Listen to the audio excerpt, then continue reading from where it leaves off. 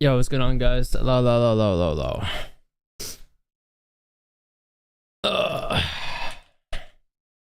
How's everybody doing? Y'all doing good? Are you all doing good?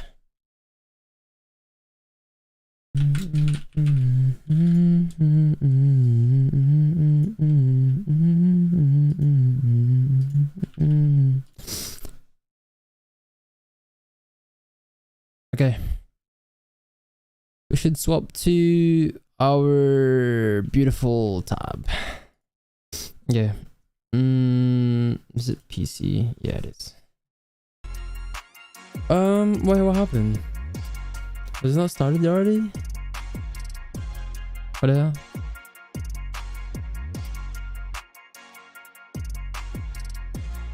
That was good. Exile, how you doing, man?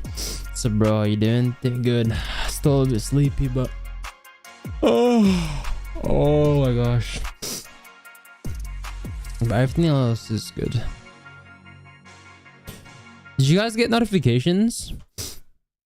Yeah, chat, like up the stream. Okay, here we go. It's starting. Season with players from around the world. Who do you think is gonna win, chat? I don't know. And now, after 4 I stages really have of no regional idea action who's gonna win, and to be 2 honest. grueling days of international competition, we have our top TBH, 3 I have teams. no clue who's gonna win. First up, representing the Latin America region, it is Inco Gaming.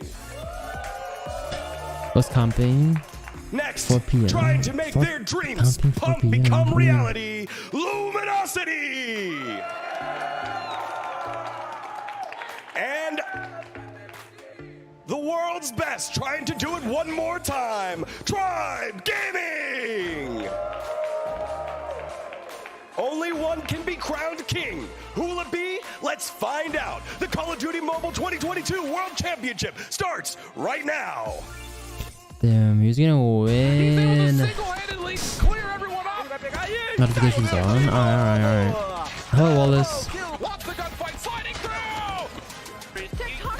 Yo, all the skaters, stop, bro. Like, I'm bored.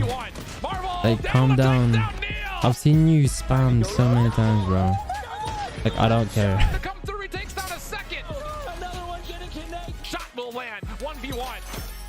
This is looking like the end of our grand final. Okay, chat, let's go. Let's watch this. On Luminosity players low-key short. For real, bro. They're tiny. They're so small. Hello, everyone, and welcome Who to you guys Raleigh, are North rooting Carolina for? Championship Sunday. It's the Call of Duty Mobile World Championship Yo, Finals. who thinks gonna and it has win? been a Oh. long road to get here, filled Honestly, with upsets, Luminosity, surprises, and dominance they by look, these 3 they look squads. really. Hello, everyone. I'm Daniel Digon Gonzalez, and welcome here to the Convention Center here at Raleigh. Sorry, I'm they look joined by really Beat strong at Bobby, the moment. and Bobby, y'all, TBH. it has been a long time coming to get our LAN event to crown the best in the world, but now we're on the precipice of doing so. Every single one of these teams has earned the TBH. spot that they're in. Whether you look at the undefeateds in Luminosity and Inco, they've dominated all the way through. You look at Tribe Gaming, yeah, Luminosity they got W. knocked down to the lower bracket, but they have absolutely steamrolled their way back into the top 3. Neither one of these teams, none of these teams have played against each other so far in the competition. We really Wanna don't get have tired? anything Yeah, to go bro, off of I'm coming tired. into this one. It's really interesting to I'm see tired. how there's 2 NA teams, and it's really great I'm gonna how get this some particular region just insane showed everyone sleep after how this. dominant they are, but this one team just shut everyone down. It's just incredible My piece- how shout out- Inco shout just to shut Eden everyone Gamer, up when man. it comes Hello. to doubts, when it comes to their mind, and now it looks like they're in for the run and in for the trophy. Well, let's take a look at the journey they took by taking a peek at the championship bracket brought to you by Look at Republic that. of So Gamers. Luminosity, And it started off Inco. with the big surprise in quarterfinals number 3. So I'm Tribe guessing Gaming losing final a first, nail-biter to right? the Chinese Upper #1 bracket seed, they were gonna Wolves see. So 3-2, Inco versus and that really Luminosity, set the stage for and after everything else. that we're gonna see Well, Tribe Gaming versus whoever in a little bit loses of a pickle that as game. they are part of the elimination Am I right, bracket, but chat? it was a Or am I right? beautiful run nonetheless. Daddy We're starting Bob- things off Daddy with their Bobby game in Bob. Stamina Esports 3-0, Watching Omega from 3-0, Philippines. and Hello, Wolves looking Villarosa. like the Hello. redemption match that needed to happen for Tribe, and it looks like they dominated, especially in that key game in that search and destroy way. They had such an amazing comeback there in standoff. The big task for both Luminosity and Tribe Gaming is going to be trying to figure out how to shut down Lucasin. This guy was the #1 KD in the entire competition by about 0.5, a 1.96 coming into today. He has shredded the competition. He's going to be a big problem. Well, let's take a look at our chat. You know, Lucas from Inco, his KD was 1.96. Now, Tribe Gaming, and the nearest player to that is 1.46. They came in with such high aspirations, and that's man, check out some coffee in your sickness stream. Oh, hell no. We were worried. Yesterday it was live for 10 hours, bro. Yeah, I know. It was entertaining as hell, though. I actually fell asleep while I was watching the stream, bro. And they won that one in a close 3-1. And then I thought my stream was like on the loop, and I was like, wait, what's going on? Why is it still going? Will start off then they have had so I saw and I was like, wait, no way, they're still playing. Like Wolves were playing for like 11 hours straight. I swear to God. Bro, look at Vig. What the hell? What the hell even is that? One person that can try to stop a person like Lucasin. That could actually probably be Jez. No question about it. He was phenomenal all day yesterday. But looking at the stat sheets, there's no one really top dog throughout the day. I think Jez had some struggle games, especially when I just got past him on my sniper. Matchup up against I can try and get Damascus, it wasn't really bro. until the second time around that he really got going. You look at Tectonic, actually the top KD for the playoffs so far for that roster. Might on the grind, take a break, bro. Hell no. Too many breaks. I think that's the one thing back on the grind, bro. That you can always count on. They are all going to show up, play their role, and they're going to need to do that today if they're going to have a shot at whoever they're going to be facing in the lower bracket. Yeah, and I wanted to take a quick second to shout out Wolves, their opponents in that elimination semifinals. Because Wolves just had themselves a long slog of a day, and these matches here in the elim semifinals are some of the best Call of Duty moments. Shout out Kuya Miney from Philippines. Goodbye, info. I love you, Miney. I love you too. Imbran Argenda. They battled through, and now bro, I've been streaming a lot lately. What do you mean? I've only been streaming like 3 times. Now, next up, let's take a look at their compatriots in North America. Wait, is that one tech? Flicked him off. Let me see. They still have the opportunity to being crowned the best team in the world. Now, next up. Oh, they didn't include it. Oh yeah, dude, Mr. Zai was like Zai was insane for that they had for today. It's just so incredible. We didn't expect them to be this good at the competition, to the fact that they're going to be in the winner's bracket. Zai for Wolves, sorry. Expected that Tribe will be there, will be that representative. But di ka nag-alaro sa Codm Championship kasi hindi na nag-decide ako na hindi na ako mag-compete this year. Pero nag-compete ako every year. The two players that got dropped from that Tribe Championship roster, Band and Envy, both in the top 5 for KD heading into today. They're Band and Envy, especially Band, especially having an opportunity, bro. more than likely at some point, to go up against their former team. It should definitely be a big opportunity for those two, especially. Yeah, that clip that we just saw there, that was Band, I think, going, what, 7, 8, 9 in a row on standoff, and he was just doing whatever he wanted to Wolves, who looked pretty near unstoppable up until that point. This Luminosity roster, so fantastic to see them come online at the right time. Constantly, again, stage 4, so close. They were so close Filipino pride in the US. But couldn't get over the hump. Don't they allow Alpha on Championship? No, they don't allow it. Has been fantastic. Man, it's just so great to see how all these teams came together. And one of the matchups that I really want to do is probably the NA versus NA matchup. Whoever is going to be going in there, it's going to happen. Sure. They're insane. I'm going to revel somehow in the fact that unlocked gold for AK-47 today. A lot of the teams here, the fans are in the crowd, definitely supporting a lot of their players. But let's see if one more team coming from Latin That's right, that team. Ilan taon ka na?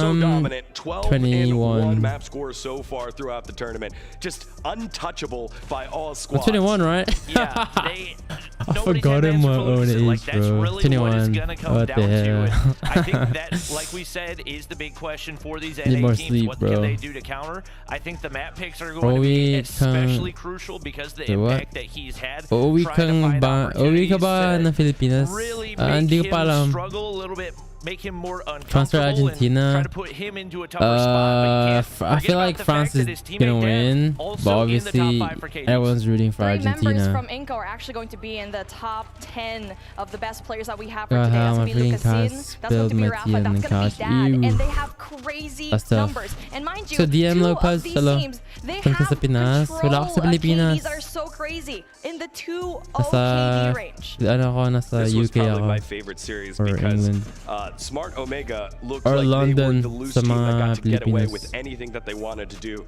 and they ran into the buzzsaw that was Inco Stalwart, and they lost that series. And Smart Omega share the same like towel? Hopefully not. Like a shell of themselves on the bottom side of the bracket. They need to stop this dude right here, Lucas. And that's what Lucas Inco is crazy. has been doing. They don't allow iPad in championships, no, because it's sponsored by a specific fighting here, and it's brand, really throwing other phone brand every year. So for example, last year it was Sony, and this year is Asus. It's that man. He's a bad man right there on the top. 1.96 KDA right at the top. God damn! I don't know if you guys can see that. A great player, not even close. It's not. Look at that shot. That's the main thing. I was trying to talk to some of the teams, like, what are you guys going to do? I was talking to Tribe, I was talking to Luminosity. What are you guys going to do to take down Lucas? Now, they weren't willing to share those strategies. They don't want that out in the public sphere. But he's no question the biggest issue for any of these teams to go up against. That's crazy. One thing that I will say, Inco haven't had to go against any of the teams that finished top 4 so far in this competition outside of when they played Wolves back in the group stages. So they haven't been truly tested so far. This Luminosity matchup definitely going to be their biggest yet. See, I actually thought that one team that could go against a good team. Didn't they go against Wolves? Like the confidence of this team just steamrolled out of control, and that's where Didn't they go against Wolves? Really shine, knowing very well the weaknesses of their team. No, and just really make it shine. No, they went against Stamina. Got ourselves our first matchup of the day. It is our championship bracket. Oh, they did finals. play against Wolves? Inco Stalwart versus Luminosity. Dude, we saw 2 players from one team and 2 players from the other team. And then to keep a 1.96 KD still, like damn. Who's had himself a heck of a tournament over at Skade.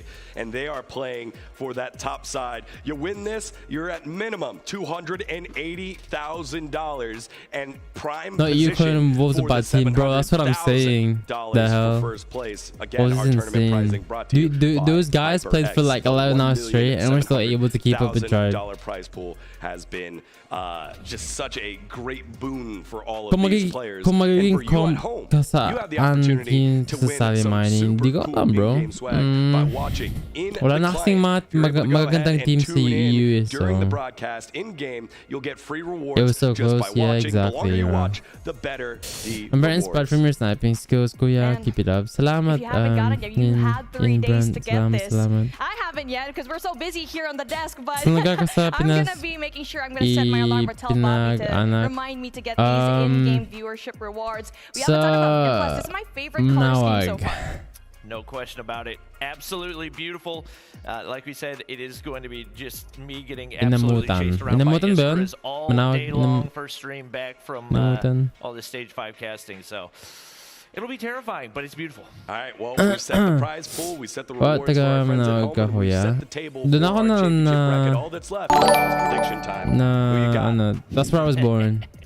I asked Beef Mommy for predictions coming into this. That's cheating.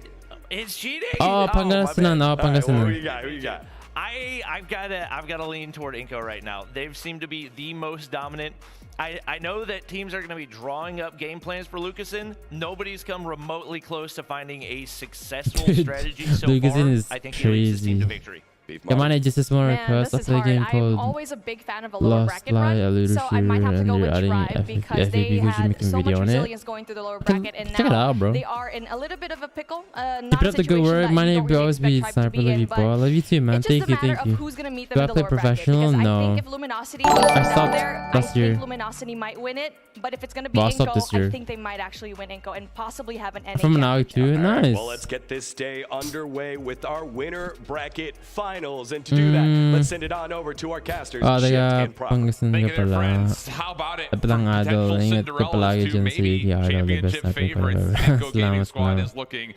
Have you been in the church here?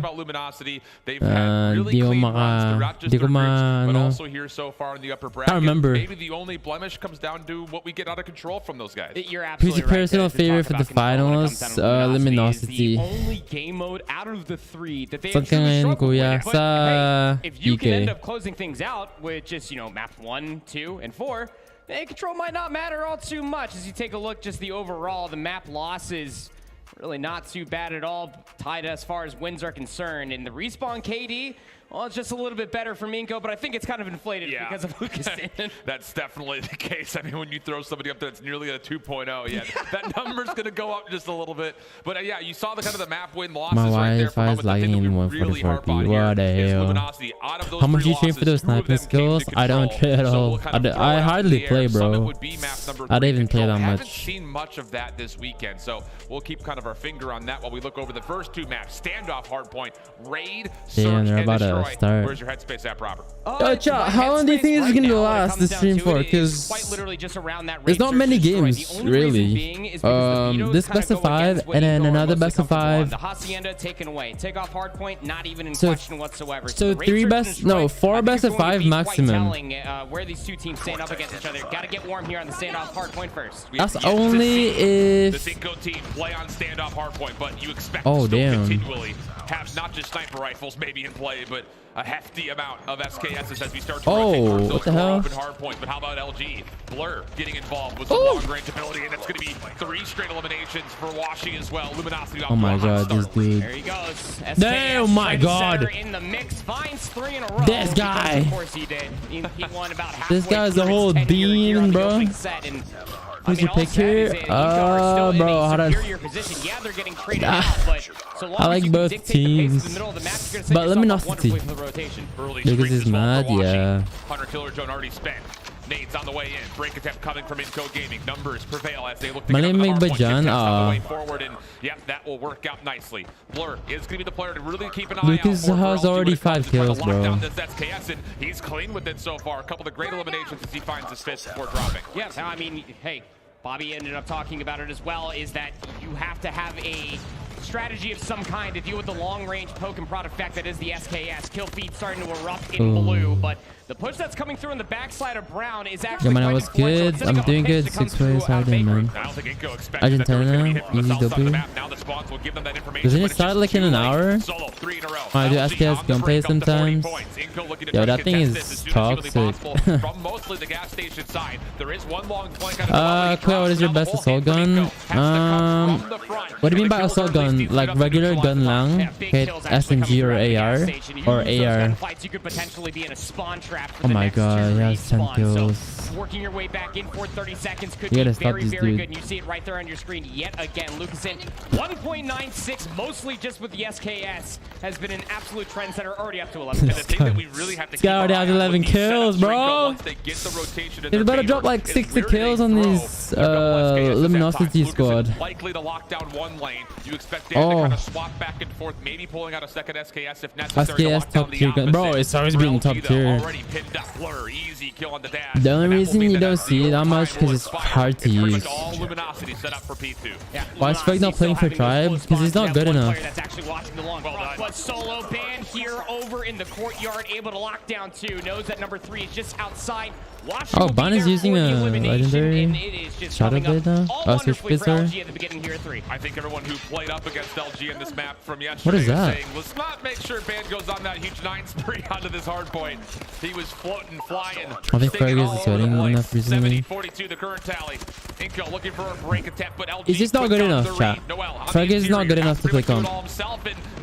Obviously, he can get at this kind of level, but obviously, like, his main priority is content creation. He's not gonna care about competing because it's such a there's not a big, it's not big, like at all. 40 to about 3. That's why. Wait, dude, luminosity is just going off. I can't lie. You still have one more player to worry about. That's going to be Washi. Big trade to come all the way through, but Lucas just needs to pop off. He already is. Trends really have been LG better on the initial 20 seconds so far, whether that's from the rotational wins for their gunfights or mostly locking and holding down to their initial setup. Same thing here. The full break right as soon as the hard point opens up from LG. Reinforcements on the way, and you can see the remake. No for a fact that Inco is going to be hitting from the left-hand side. Tread missile called in. Purifier also in the mix. Kills favor that of Luminosity, but Inco still have a chance to contest from the front. There's still a very defining reason why Luminosity are the #1 hardpoint team with a plus 118 differential, 7-0 through Worlds so far. But Inco need to showcase why they are #2. Come on, Inco! With the Holger in hand is Crozen just trying to meet them at I want the game as close as possible. Obviously, I'm rooting for the Luminosity. In their hard points until likely now they meet each other. Inco with a substantial break off of their second attempt. Now looking to lock in every bit of this scrap time. 13 seconds to fight for it. LG are still trying to put a little bit of pressure on towards this.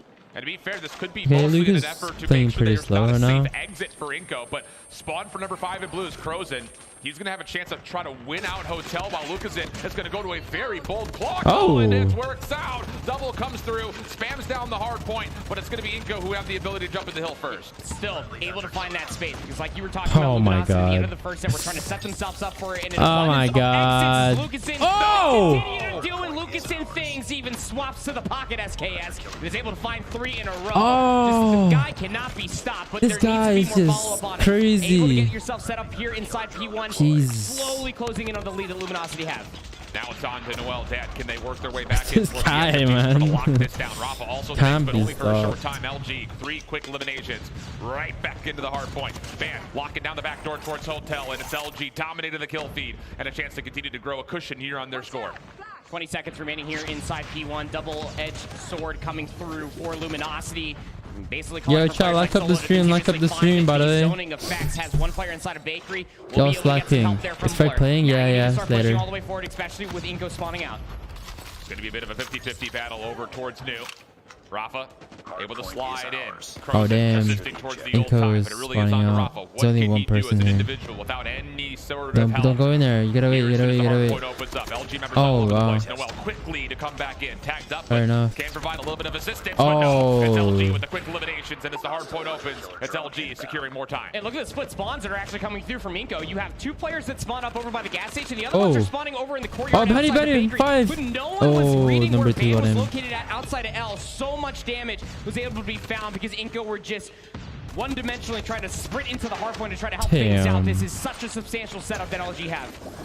Operators are used here for LG. They're trying to put this game a bit out of reach. Inco looking to contest. Oh, and it's a long-range shot from Washi. 3 from the backside of gas station, making sure no one else can contest from the south side of the map. This is crazy. Inco a bit paused up here all of a sudden.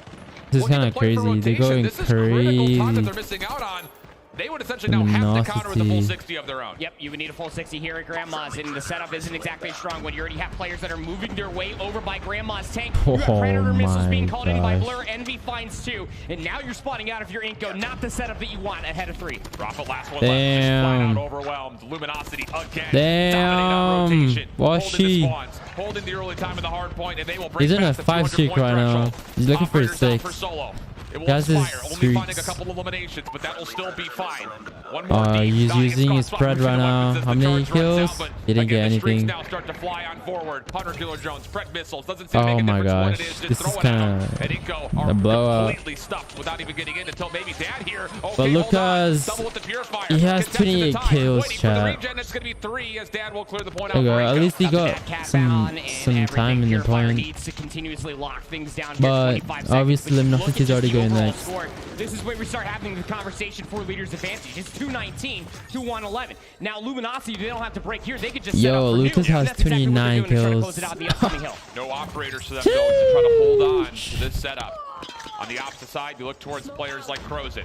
24 eliminations, a chance to possibly be the catalyst for the break with an operator ready for go for him. Now the play. Hard point expires over at Grandma's. Now we head over towards Bakery. Dad through the warehouse, looking good. This will set up a bit of a route, looking to play for spawns, but NB denies. And Luminosity, a really solid read on where this Inco hit is coming from as they get to 225. Not gonna lie, Blur is keeping up with Lucas. Sooner rather than later. Blur able to get themselves a purifier, just holding the stairs. Good read on the first player up top. Noel denied any entry from the high ground.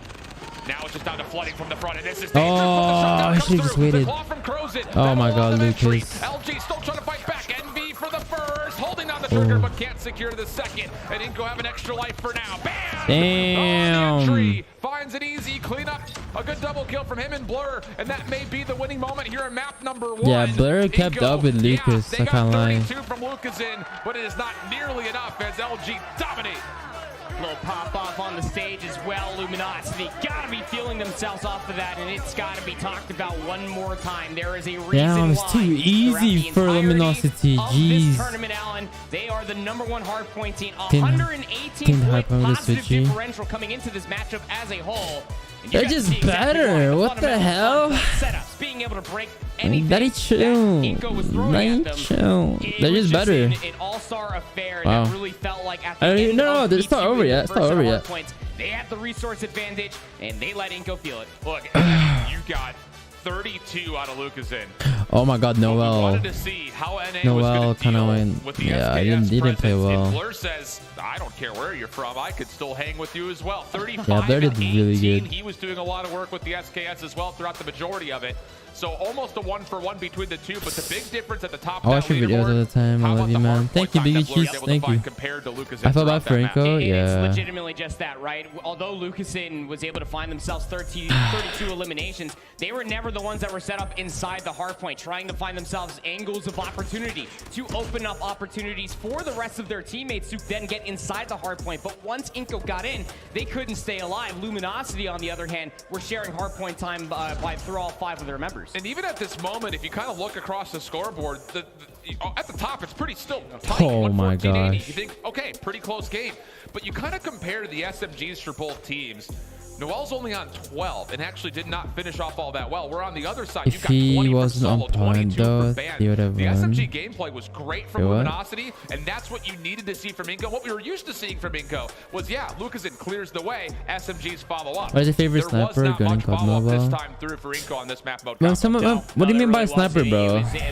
Oh, okay. Right now, I have to say and we talked about this a lot yesterday between all of us. the Lotus, I guess. Nah, DLQ, Zelo, that has to be my favorite. But I'm just trying to force myself to use the legendary Locust for now. It was just that much more exceptional coming from Luminosity here on Standoff Map 1. Yeah, that's definitely something we got to keep in mind if we get to a map 4, which I think we assume we will probably see at least one map go the way of Inco. Not that that's guaranteed, though. Nothing is guaranteed. We've learned very rapidly here at World Championships. But I will say, now looking at a raid, search, and destroy, and knowing how Luminosity likes to play their search and destroy, beautiful did they change it again? And you need it now because they will for sure if they didn't play hard OBJ, you would have It's lost just really tough to gauge, isn't it? Because I mean, now what you're looking at is essentially the #1 and #2 when it comes down to search and destroy. I mean, I guess if you're not winning your gunfights, Missouri, the only thing you can do is to play OBJ. Inco, on the other hand, just absolutely letting everybody have it, undefeated in search and destroy through the entirety of the tournament. All of that needs to be exemplified here. And when you're thinking about raid, you can actually make this feel like a very, very long map, especially when you're thinking about the smoke execute that can come over by basketball court. The double SKS setup can really shut that down. 100%. And then on top of that, just to kind of set up a bit of marination towards map number 3, neither team has seen a summit control so far this weekend. Although we do assume, based on the records and the results over the course of the last couple of days, that Inco will hold an advantage in the control compared to their counterparts on the other side of the stage of Luminosity. But this is an interesting setup for the search and destroy, because you never want to be in a position where you have to reverse sweep. Not to sit there and say that this is a must-win for Inco, because the rest of the map set does look pretty good for them, based on what they've played so far.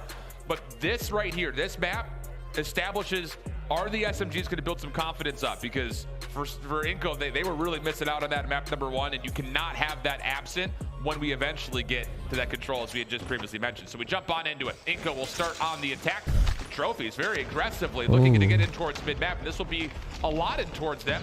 Wash is the only one to contest, has a scope out, and Noel will get first blood. That's actually kitchen control as well for the side of Inco. This is actually something that we saw Inco take as far as an adaptation is concerned in their search and destroys late last night, was that they were just bringing out more submachine guns and just really just denying so much space by way of aggression early in these rounds. A lot of people said like, oh yeah, you can use SKS. But he's going to be getting help from Band on a long route already. But all SKS users are insane snipers, so. Patience. It's a virtue after all. Band able to secure a nice free win. And how about Blur? From inside the site, completely stuck, comes away with 2. And that likely wins the round for LG, just down to Crozen. I love that. Oh, you see it. SKS in hand and all.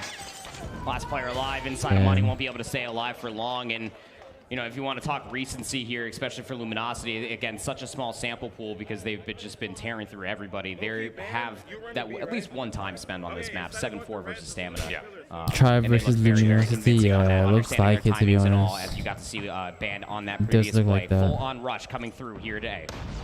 2 defenders, though, will be here. Solo working with Blur this time. Once again, the trophies go down. Rafa, shoulders being thrown. Lucasen finds the first onto Solo. Slide cancel on in, and Blur cannot hold against the 3 members of Inco that get on. That was Quick the plant also on the way. Right there, I can't lie.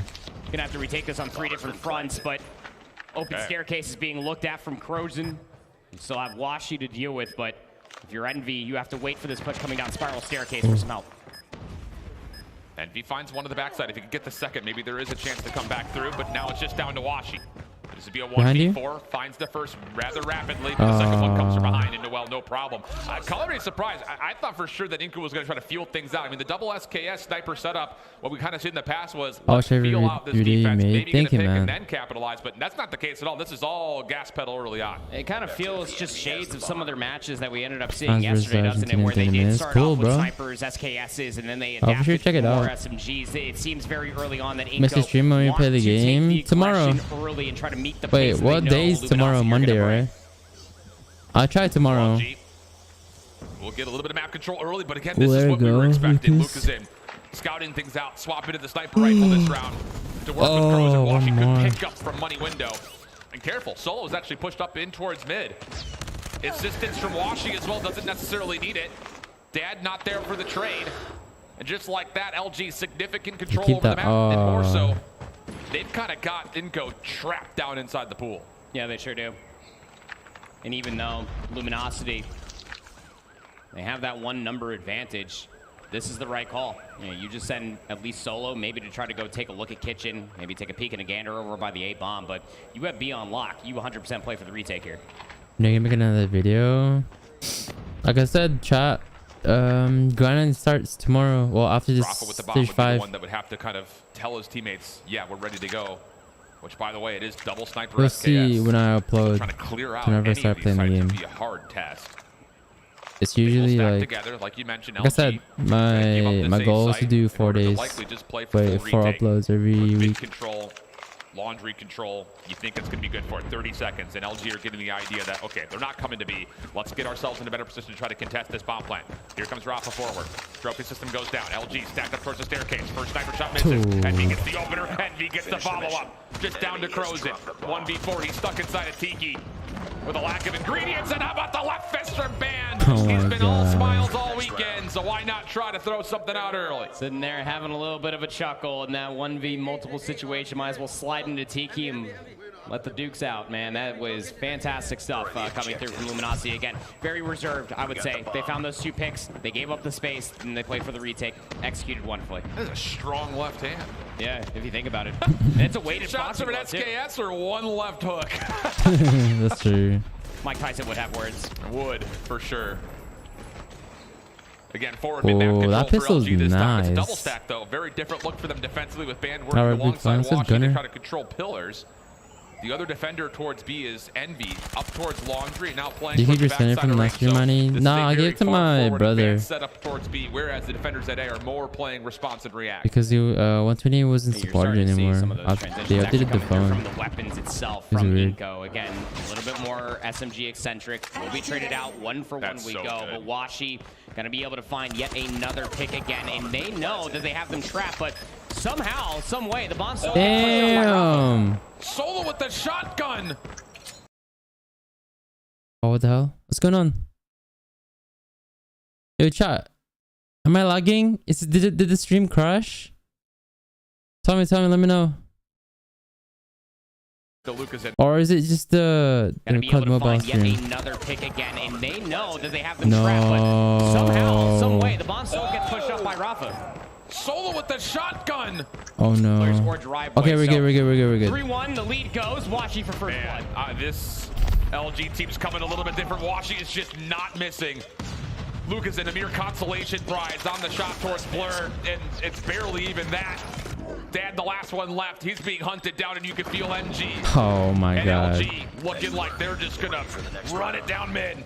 Your stream's fine. Okay. Hey, you've not casted a lot of search and destroy. You know, sometimes one of the best strategies in search and destroy when you know that you're just better than the opponent is just to gun them. I'm not saying that they should have a discrete skill difference, but as far as teamwork is concerned, LG are definitely showing better. And the thing is, when you start to find success while just running at your opponent, it completely foils any kind of a game plan that you may have had, because you have to start to hold off, respond to any forward pushes, and then set an execute play. From the stream. That okay, all told, though, bomb is going to be very rapidly planted here at A. LG quick to try to contest. Dad, money window. It's a tough gunfight versus Band. Just jumping, peeking, seeing if you can keep him at bay. Solo the first one to drop in the engagement. Onus towards LG to try to find a response. They get one from the front. Band naded. Will be pushed off just a moment, but LG still clearance through the double stairs. All this post plan is set up deep towards bedroom, hoping that Crozen's got an angle at the bomb. LG 18 seconds to go. Have to make a move, and you have to hit a snipe. Doesn't need to push it. Oh, he's pushing. Able to track down. Oh my god. Blur, last one left. Two players tight, and not enough time, you would think, to get the kill. Well played. For defuse, and that will indeed be the case. Well, the 2-4 half. Damn, one sniper, Lucas. one SKS, well 3 SMGs. I want to see more of this out of Inco, honestly. It is being able to call the bluff of LG, who all went in for that ring control. And Inco was just like, Nirvana? hey, hello. we can get aggressive too. Just immediately rush over towards A, get the free plan. LG, and the post plan was yes, just absolutely sublime, keeping this within 2. It's another moment, though, at the halfway point where you look up towards the scoreboard and you say, who's going to help out Lucasen? 7 eliminations. LG under the cover of smoke, looking to make a play towards A, but this is all a bit of a fake. No full commitment to get to the bomb on at the moment. Washi with control of Tiki. Ban trying to zone off the money window, but as he gets tagged, said he'll back off and just play this from basketball as the bomb's playing. Push up that if you're banned. They should have banned SKS. It's broken. Players inside Tiki. Gonna be watching that money window is banned as well. Make sure that the flank stays What is the best gun in COD mobile right now? I have no clue, bro. Washi and Tiki with the scope. CBR. Numbers for Inco. Crozen checking, playing lifeguard over the pool. And LG have not given up anything. Good trade comes through. Inco are now in towards the site. But how do you clear out these players that are in and around Tiki? That's the bigger question here. Blur playing down by the beach chairs. Flank out of Band, communicated for Lucas, and Rafa's also moved forward. He's cleared out Tiki. This is looking good for the retake, but now you got a hop. Blur's they got this position. The snipe has to hit. Oh, Lucas. Is there time I do not believe so. It's going to be close. No, not going to happen. Right. And LG go to 5. That retake was so quick and it was executed so well. Every single line of sight being looked at. When are you gonna do another video with your girlfriend? I have no clue, bro. I have so many questions. Jeez. Maybe 2-3 seconds to be able How many to find questions do you have?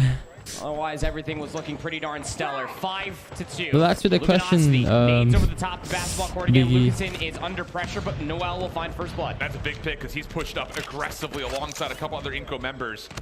But how about this little alert from Blur? Wow. Holding it towards spawn, and it works out for the double. Mid-map, though, Inco still retain numbers. 3v2 with that elimination from Dad. Another Q&A. Oh, hell no. You're my favorite YouTuber? Alright, bro. And be wisely enough waiting for Blur's help to come all the way back across the pool side. Some shots are going to be thrown out there, but I mean, Dad, Lucasen, Crozen, they're making the right call here. You just play inside jungle, inside a kitchen, you play for the retake. Yeah, LG do not have the weaponry to try to pick apart at long range. This Kilo will be fine to spray down players, but it's not an SKS, that's for sure. Dad will let you know about it. Even wants the second challenge. When it works out, collects. Okay. The Skull of Envy through the woodwork. And Inco still hanging around. Really did feel like that Blur's play all the way into the back. Come back, question mark. It's going to be the difference maker right there, especially counteracting the overall aggression that was coming through the middle of the map for Inco, but not going to be the case at all. Keeping their heads above water here, keeping it within 2. I watch other YouTube videos. Which is your favorite video? This LG team really loves it, and it seems that Inco are starting to get an idea of what they can possibly do to counter it. Lucas into flash stun, concussed up. Noel laying prone, looking for a little bit of help. First shot misses. No. That'll be enough for Washington to get elimination, and the turn back for damn. Band. Collects the double. And Inco are going to have to play retake in a 3v5 with no ground at all to work with. But Crozin may have poked a hole in this post plant with the first blood going his way onto Envy. Clean out towards muddy window. Rafa looking to make a play. No, instead, he's actually going to join his teammates. They're going to try to full flood this from that back staircase. Dangerous prospect. Band still holding, waiting for any sort of comm, any sort of point of contact. Solo's hitting a bit of a round. Crozin, oh, what a shot that is. Little slide through, Crozin gets more, but now Solo on the flank. Oh, he's going to finish off the double. And now map point for Luminosity. It was almost about to look like what it did a few rounds ago, that when Inco were able to get that retake, they knew exactly where all the positions were located at. The only difference was one player inside a cube, but one thing you can never count out is your flank coming back through kitchen. 6-3. More aggression in the middle of the map defensively, and LG have thrown a wrench into the system. Yeah. Damn. Just completely bamboozled LG on this setup. LG's only gut check call would be to try to force their way over towards B for a quick plant, but there are still nades available for Inco. How about this? Right over the top. Band does clear out some of the play through mid. Nade does not quite land, so I'd be able to stick for the plant. And as we go to a 4v4, there is a steep advantage for LG in this post plant, set up in and around ring. One-dimensional retake starting to manifest itself here for Inco. They're all essentially on the backside of Laundry. Nobody coming through mid-map. Nades over the top, trying to get over towards driveway. Band. Oh, what a nade. What? Didn't Has hit he it? been stunned? Someone's got to make a move. This is taking a lot of time if you're Inco. Initial trade comes out. They do a lot of clearance. Of course, it's Lucas in to get the double. Only one more to find. It's blurred deep. He's got a nade still, though. This could kill off time, but as he gets finished off, it will not make much of a difference. The defuse will come through. And again, Inco still fighting their way in. Yeah, required retake. My favorite video was when you first brought CP for the LK. You went from not where you want to be to P2P. Luminosity team, but hey, is it really pay to win when I have like a few legendaries with snipers? I feel like pay to win is when you have like every single like mythic legendaries and you like rely on it, you know? He's trying to change the route. I think he's hoping that he's gonna like legendary snipers, they don't really do anything. On the zig cut, but like it's different when you have like guns like mythic kilos and shit. Probably get two here. Does well to find the first. Still doable. Lots of time for LG. And you know, if you're Inco, you really can't take too much further of a step towards this offensive spawn. So they'll back down and just play their normal setup with numbers advantage. Band might be the player to watch out for, but he's going to have to get through Noel first and throws a shoulder through Zig. Very tough gunfight to find for yourself. Damage is going to be traded off, but the rest of their team is surely on the way through Zig. You have to hope that Washi hits a shot here. If you're going to cross through mid or head over towards B, Washi has to connect. That's your only way back to a 3v3 when you know for a fact Lucas and Crozin are going to have some hard scoped angles likely to defend against any of these pushes. Look at the read. The read immediately rotating all the way to the backside of Laundry, and they guess correctly. Band is pushed up towards Laundry window, though. Blur tagged up. Trophy systems go down. Luminosity and he may be able to hit a route right here. Inco up the top. Oh, Dan, great read. Band still finishes the kill, but Noel cleans things up. Distributing the assist to his teammate. And now it's just on to Washi. He's found a kilo to work with. What's also that? Has the bomb. He's going to stick for the plant to try to put the clock on his side. Noel got the sound cue, immediately slides through the staircase. We'll get that elimination. 2 rounds in a row now for Inco, starting to find their footing here on Raid Search and Destroy, and that's coming through with shutting down any aggression antics that LG are looking for in the middle of the map. They've shut down the A push successfully. LG, though, they haven't done it in a few rounds. Here it comes again. Full flood over towards I wouldn't say those legendary snipers are pay to win. This doesn't give you any advantages. Oh wow, Lucas just got and Luminosity are going to get the plant. How do you contest it to Rico? How about Crozin? Crozin's hitting his Gets the shots. numbers more to manageable positions as he gets a second to a 3v3. The long flank from Rafa. No one's watching this from LG. Rafa makes himself activated. Washi cannot connect with the quick scope. LG hey yo, hey yo. Crozin will get 4 out of 5, sending us to overtime. It was a 4-2 half in 6-6, okay. As Gritty as they come. The comeback, are going to be able to force out overtime, just shutting down Luminosity's pushes, their rotations, their reads, everything. Yeah, Rohan. That's what I'm saying, bro. Like, I'd understand if I had like of adapting with even just weaponry. the mythic Holgers, the mythic Prig. Also up to 10. I don't have any of that. Like any guns that like changes the reticle. Defensive rounds. I got 0 pay-to-win guns. I only have snipers. Still collect first blood solo drops. Don't include the other condo.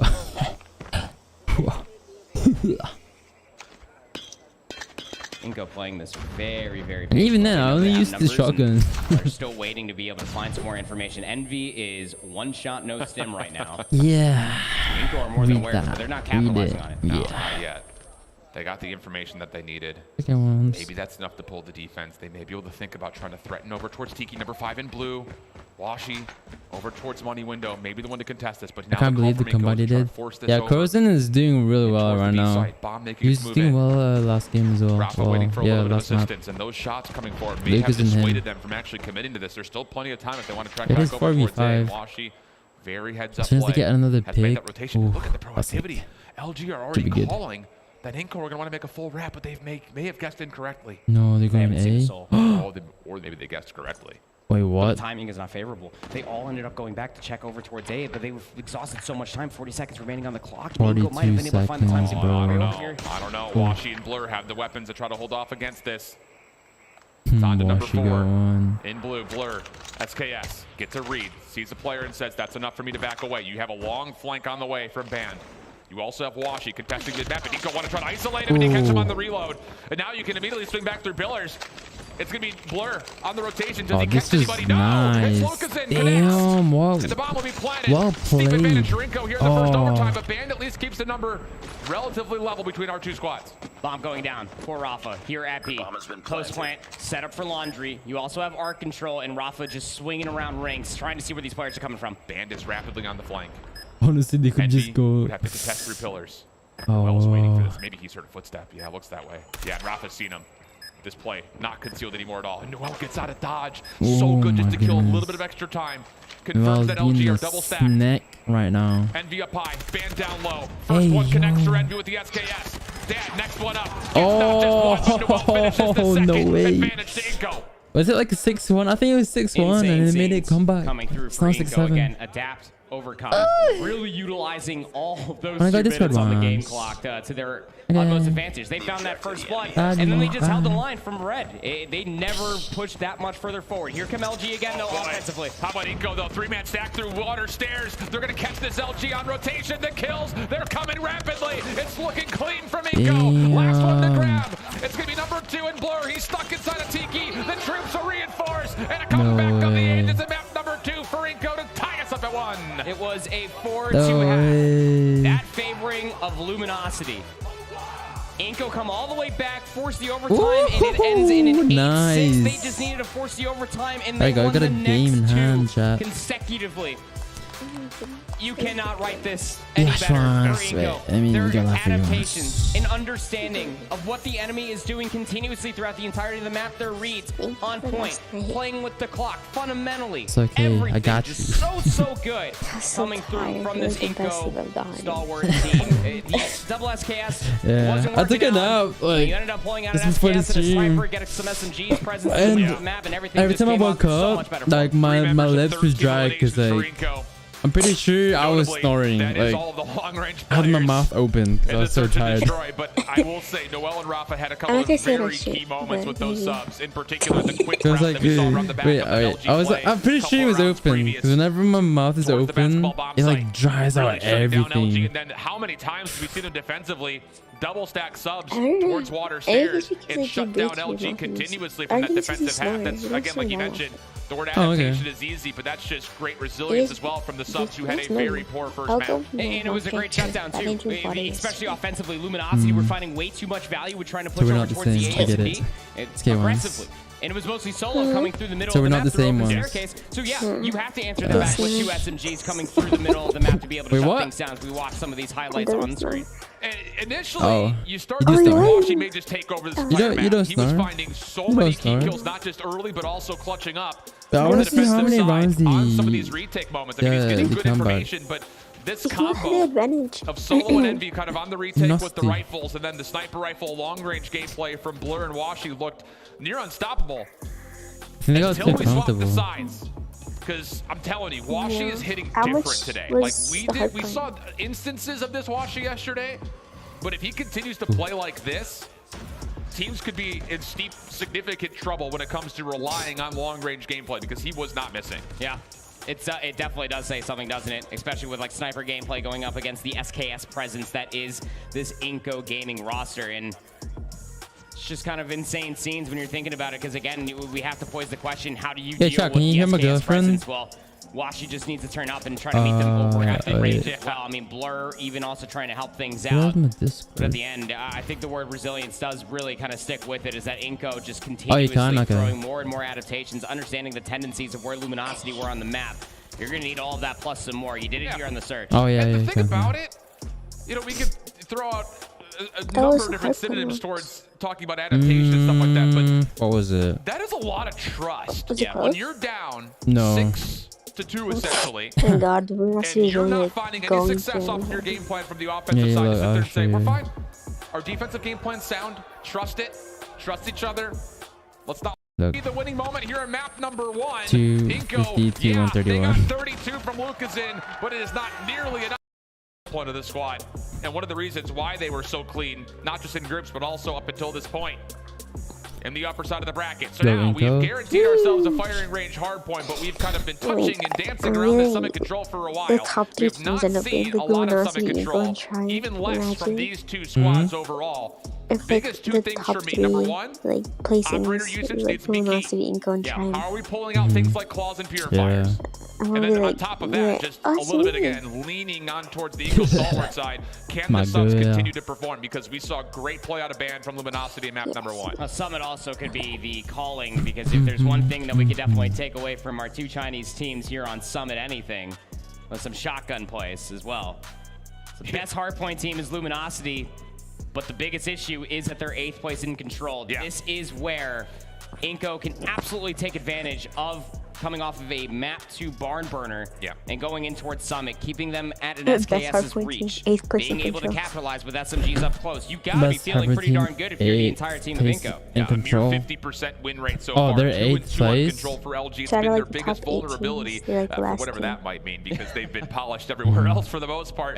But I think you look at this, if you had that information, if you're Inco, you look at how do we beat this LG team? How do we get to the World Championship Finals from the upper side of the bracket with a major advantage? You have to think that map 3 should be ours. So that has to be kind of step number 1, which is weird to say because it's actually step number 3. But you win the control.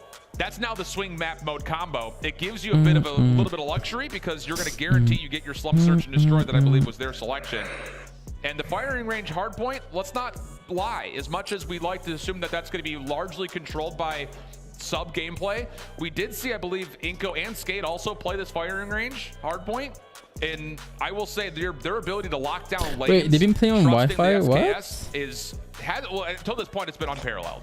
Oh, absolutely. I mean, it almost feels like the firing range was quite literally made for this Inco team. Please be Ethernet and not Wi-Fi today. SKS. What? America, so it's not a LAN event. You can end up also controlling all of Banana with an SKS, if you really think about it. I don't think that they've actually played firing hardpoint, but we have seen them on firing range at one point or another. I want to say either through scrims or some other time. I definitely do remember they could have honestly been Skate. I don't know. I mean, I've been seeing a lot of SKS gameplay out of these LATAM guys. Blurs together real fast. But I want to go back and I want to highlight something that we were starting to talk about as far as Inco are concerned, because it's something that you and I were talking about when they were going up against Omega, and that is their teamwork and their trust. And it was also alluded to in some of the highlight videos that we do have in interviews as well, and even talking to these guys as well. The trust and communication for these guys is just so clear especially when you're sitting there dissecting the mini-map as well, just watching how they're moving with one another, how they're communicating with one another. It's just, you have to have that trust, especially here so late in a top 3 situation here at Worlds. 100% agree with you.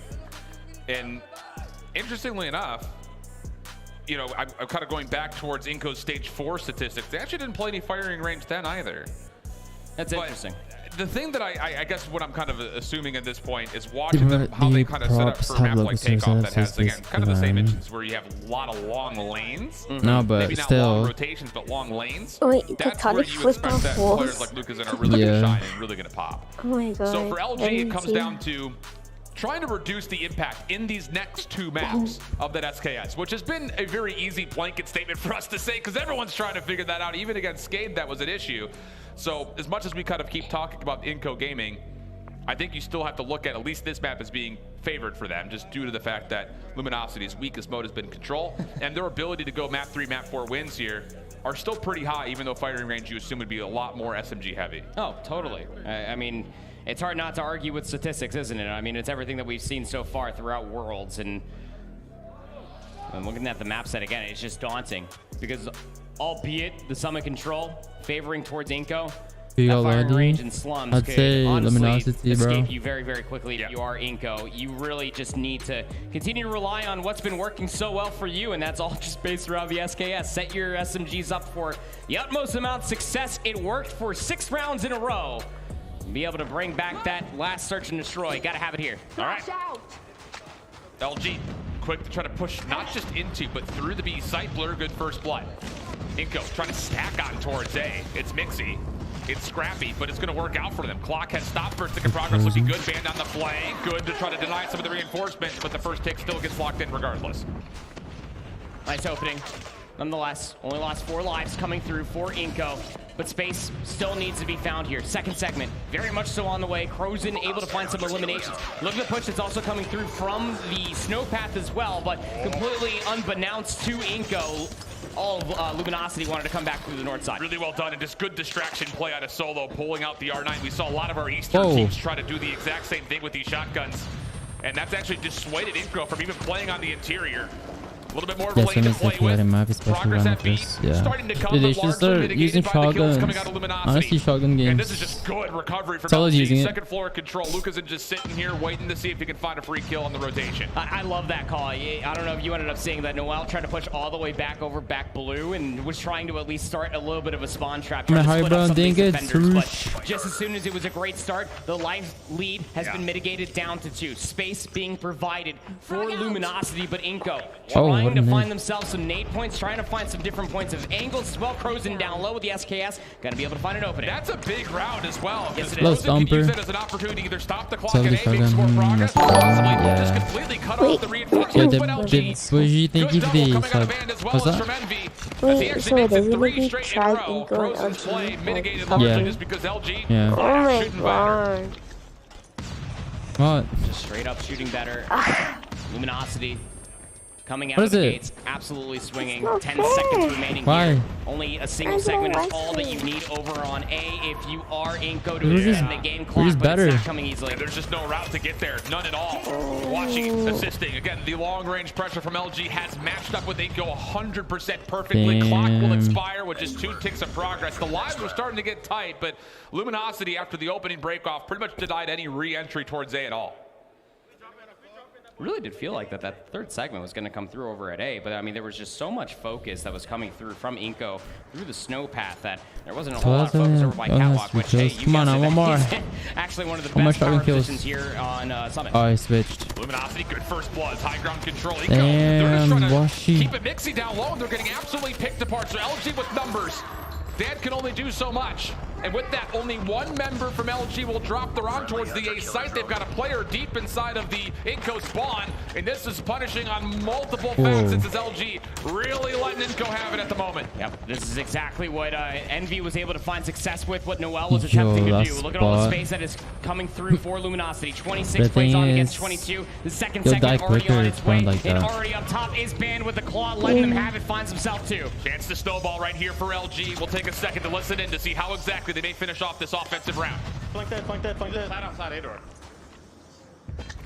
30 bucks. on, come on. It's good. Stay on that beat. Don't give One green. Green, one shot green. The vortex, dude. There's two green. Hey, help us cap. I'm flash. They're all green. They're all green. All of them are green. Hey, help us cap. Come on now. Fucking. One more green. Good fucking shit. Don't peek blur. I got flash. Alright, he's gonna push right here. I'm gonna double flash main. Damn, look at the kills. One shot. Two. Yeah. One more. Swashy, one more. I died. One more. Look alive. Not the most polite comms you've ever heard, but it ended up working out pretty well. 16 playing up against 8. They nearly got it done on the second attempt. Again, that snowball, gravity vortex, claws, purifiers nearly allowed them to just string together both zones. You don't have to be nice. It's top 3. You just got to get it done by all means necessary. Second segment already completed here at B. 13 playing up against 8. Just under 2 minutes as well. But Codm able to at least take down Watchy. Look at all the space that Inko have been able to find. This is looking solid, Rafa. Purifier out. Continues to pack a punch over through the LG spawn, but it is a 10 versus 5. And LG are looking at that as their win condition now, not give anything away. The counter stack from Inko. Purifier is out. Dad on the way in. If you can line up a couple, it'd be massive. Is he wearing a Nova hat? But Luca's in following behind it. The trade favors that of Inko. Need to clean the rest of this up, and as NV drops, it's down to Rafa. Gets the double. A 5v3. And Noel is scaling them out through spawn. Oh, he has a purifier. Does he use it or not? Plenty of time. It's risky. No reason to get crazy. If he uses it by now, by the time of the third round, depending on how it goes, he'll probably have it back. And you don't have Watchy. Watchy's the one with 2 streaks plus an operator. Noel playing down low. Codm is here as well. Able to slide himself another 2-piece. Now you got a 2v2 situation here, and it is just all 1v1. Rafa against Blur for the round. 47 seconds and Blur is trying to call his bluff by playing the low ground with the R9.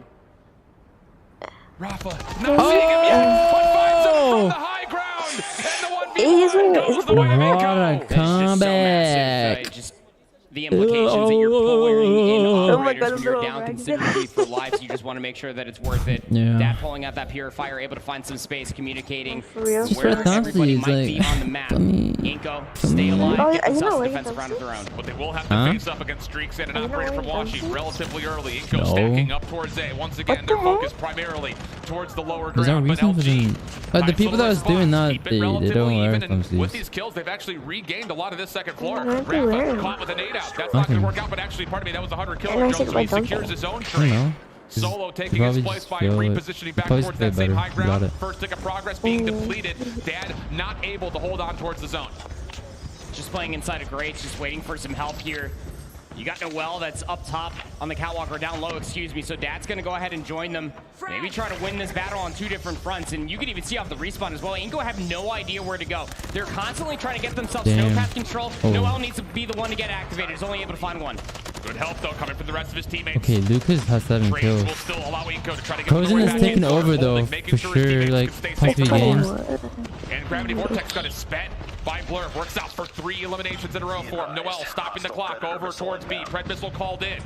That'll find Codm as Noel continues to kind of go back and forth between the B zone and the lower portions of this A connector. LG in the meantime, though, still picking up our kills. 23 playing up against 16. And Luminosity had to feel like this is going to be a pretty comfortable defensive win for them. You came back from a life deficit defensively. So just do it on an offense forehead. 20 seconds remaining here, 22 playing up against 14. Not a whole lot of space. Why is that? Because, I mean, Luminosity are just cycling players out. They're not trying to push into their spawn at all. They're playing this very, very well defensively. Clean stuff. Have only dropped 8 total lives in the span of what has been a very, very quick defense. Convincing, I'd say. Yeah, that'll work. Only losing 8 lives along the way. No segments of progression given up whatsoever. You barely had to dip into any one of their resources as well. And I mean, Inko, they were already playing on their back foot nonetheless. You're coming into this one with 3 operators, a pocket full of streaks, pocket full of posies maybe. I don't even know what the saying might even be. All I can tell you is that Lucasen is struggling. 7 eliminations for both them and Noel. Rafa's the one that's been stepping up, and Codm's going to open this up with the claw to try to get themselves an early numbers advantage. Immediately shut down. Luminosity have met them with 2 claws of their own. Playing really together. Yeah. I'm blur can use SK. It's same dude. Same player.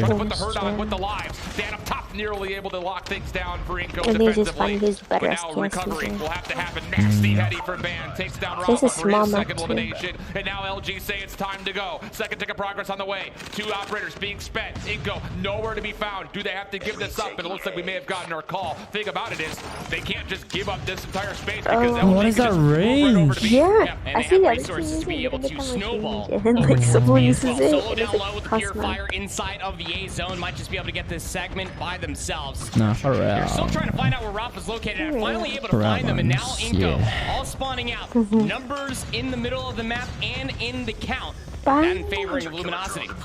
Hunter Killer trying to clear over the space. LG following up behind Damn. that. Solo. Double form. Pred missile called in. This is really putting a hurt onto Inko's life count. 22 playing up against 12, and LG stopping the clock even further at 1:57 still left.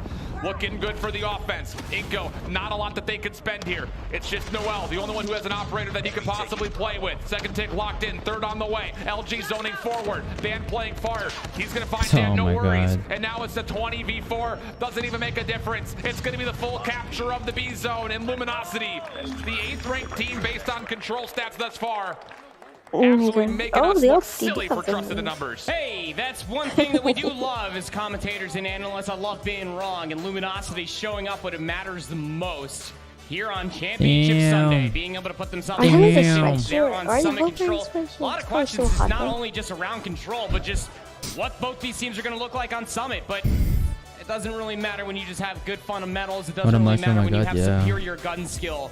That's Luminosity's argument as they take a 1-map lead in the series. Yeah, and the Summit pick looks like it may be one that Inko will have to consider. At this point, If they're all I'm going not to leave the good mistaken, I amount want to of say they money. got rid of Hacienda True. of all maps. As Lucas in only 10 eliminations. Crozen tried to step up, but for My the God, majority of that map, double pause Lucas it. had a switchblade in hand.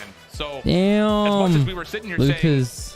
the SKS may be championship condition for Inko, you take away takeoff, maybe that's the counter. I mean, I hate to make it sound so simple, but at the moment, it's looking like that may pay off. Yeah.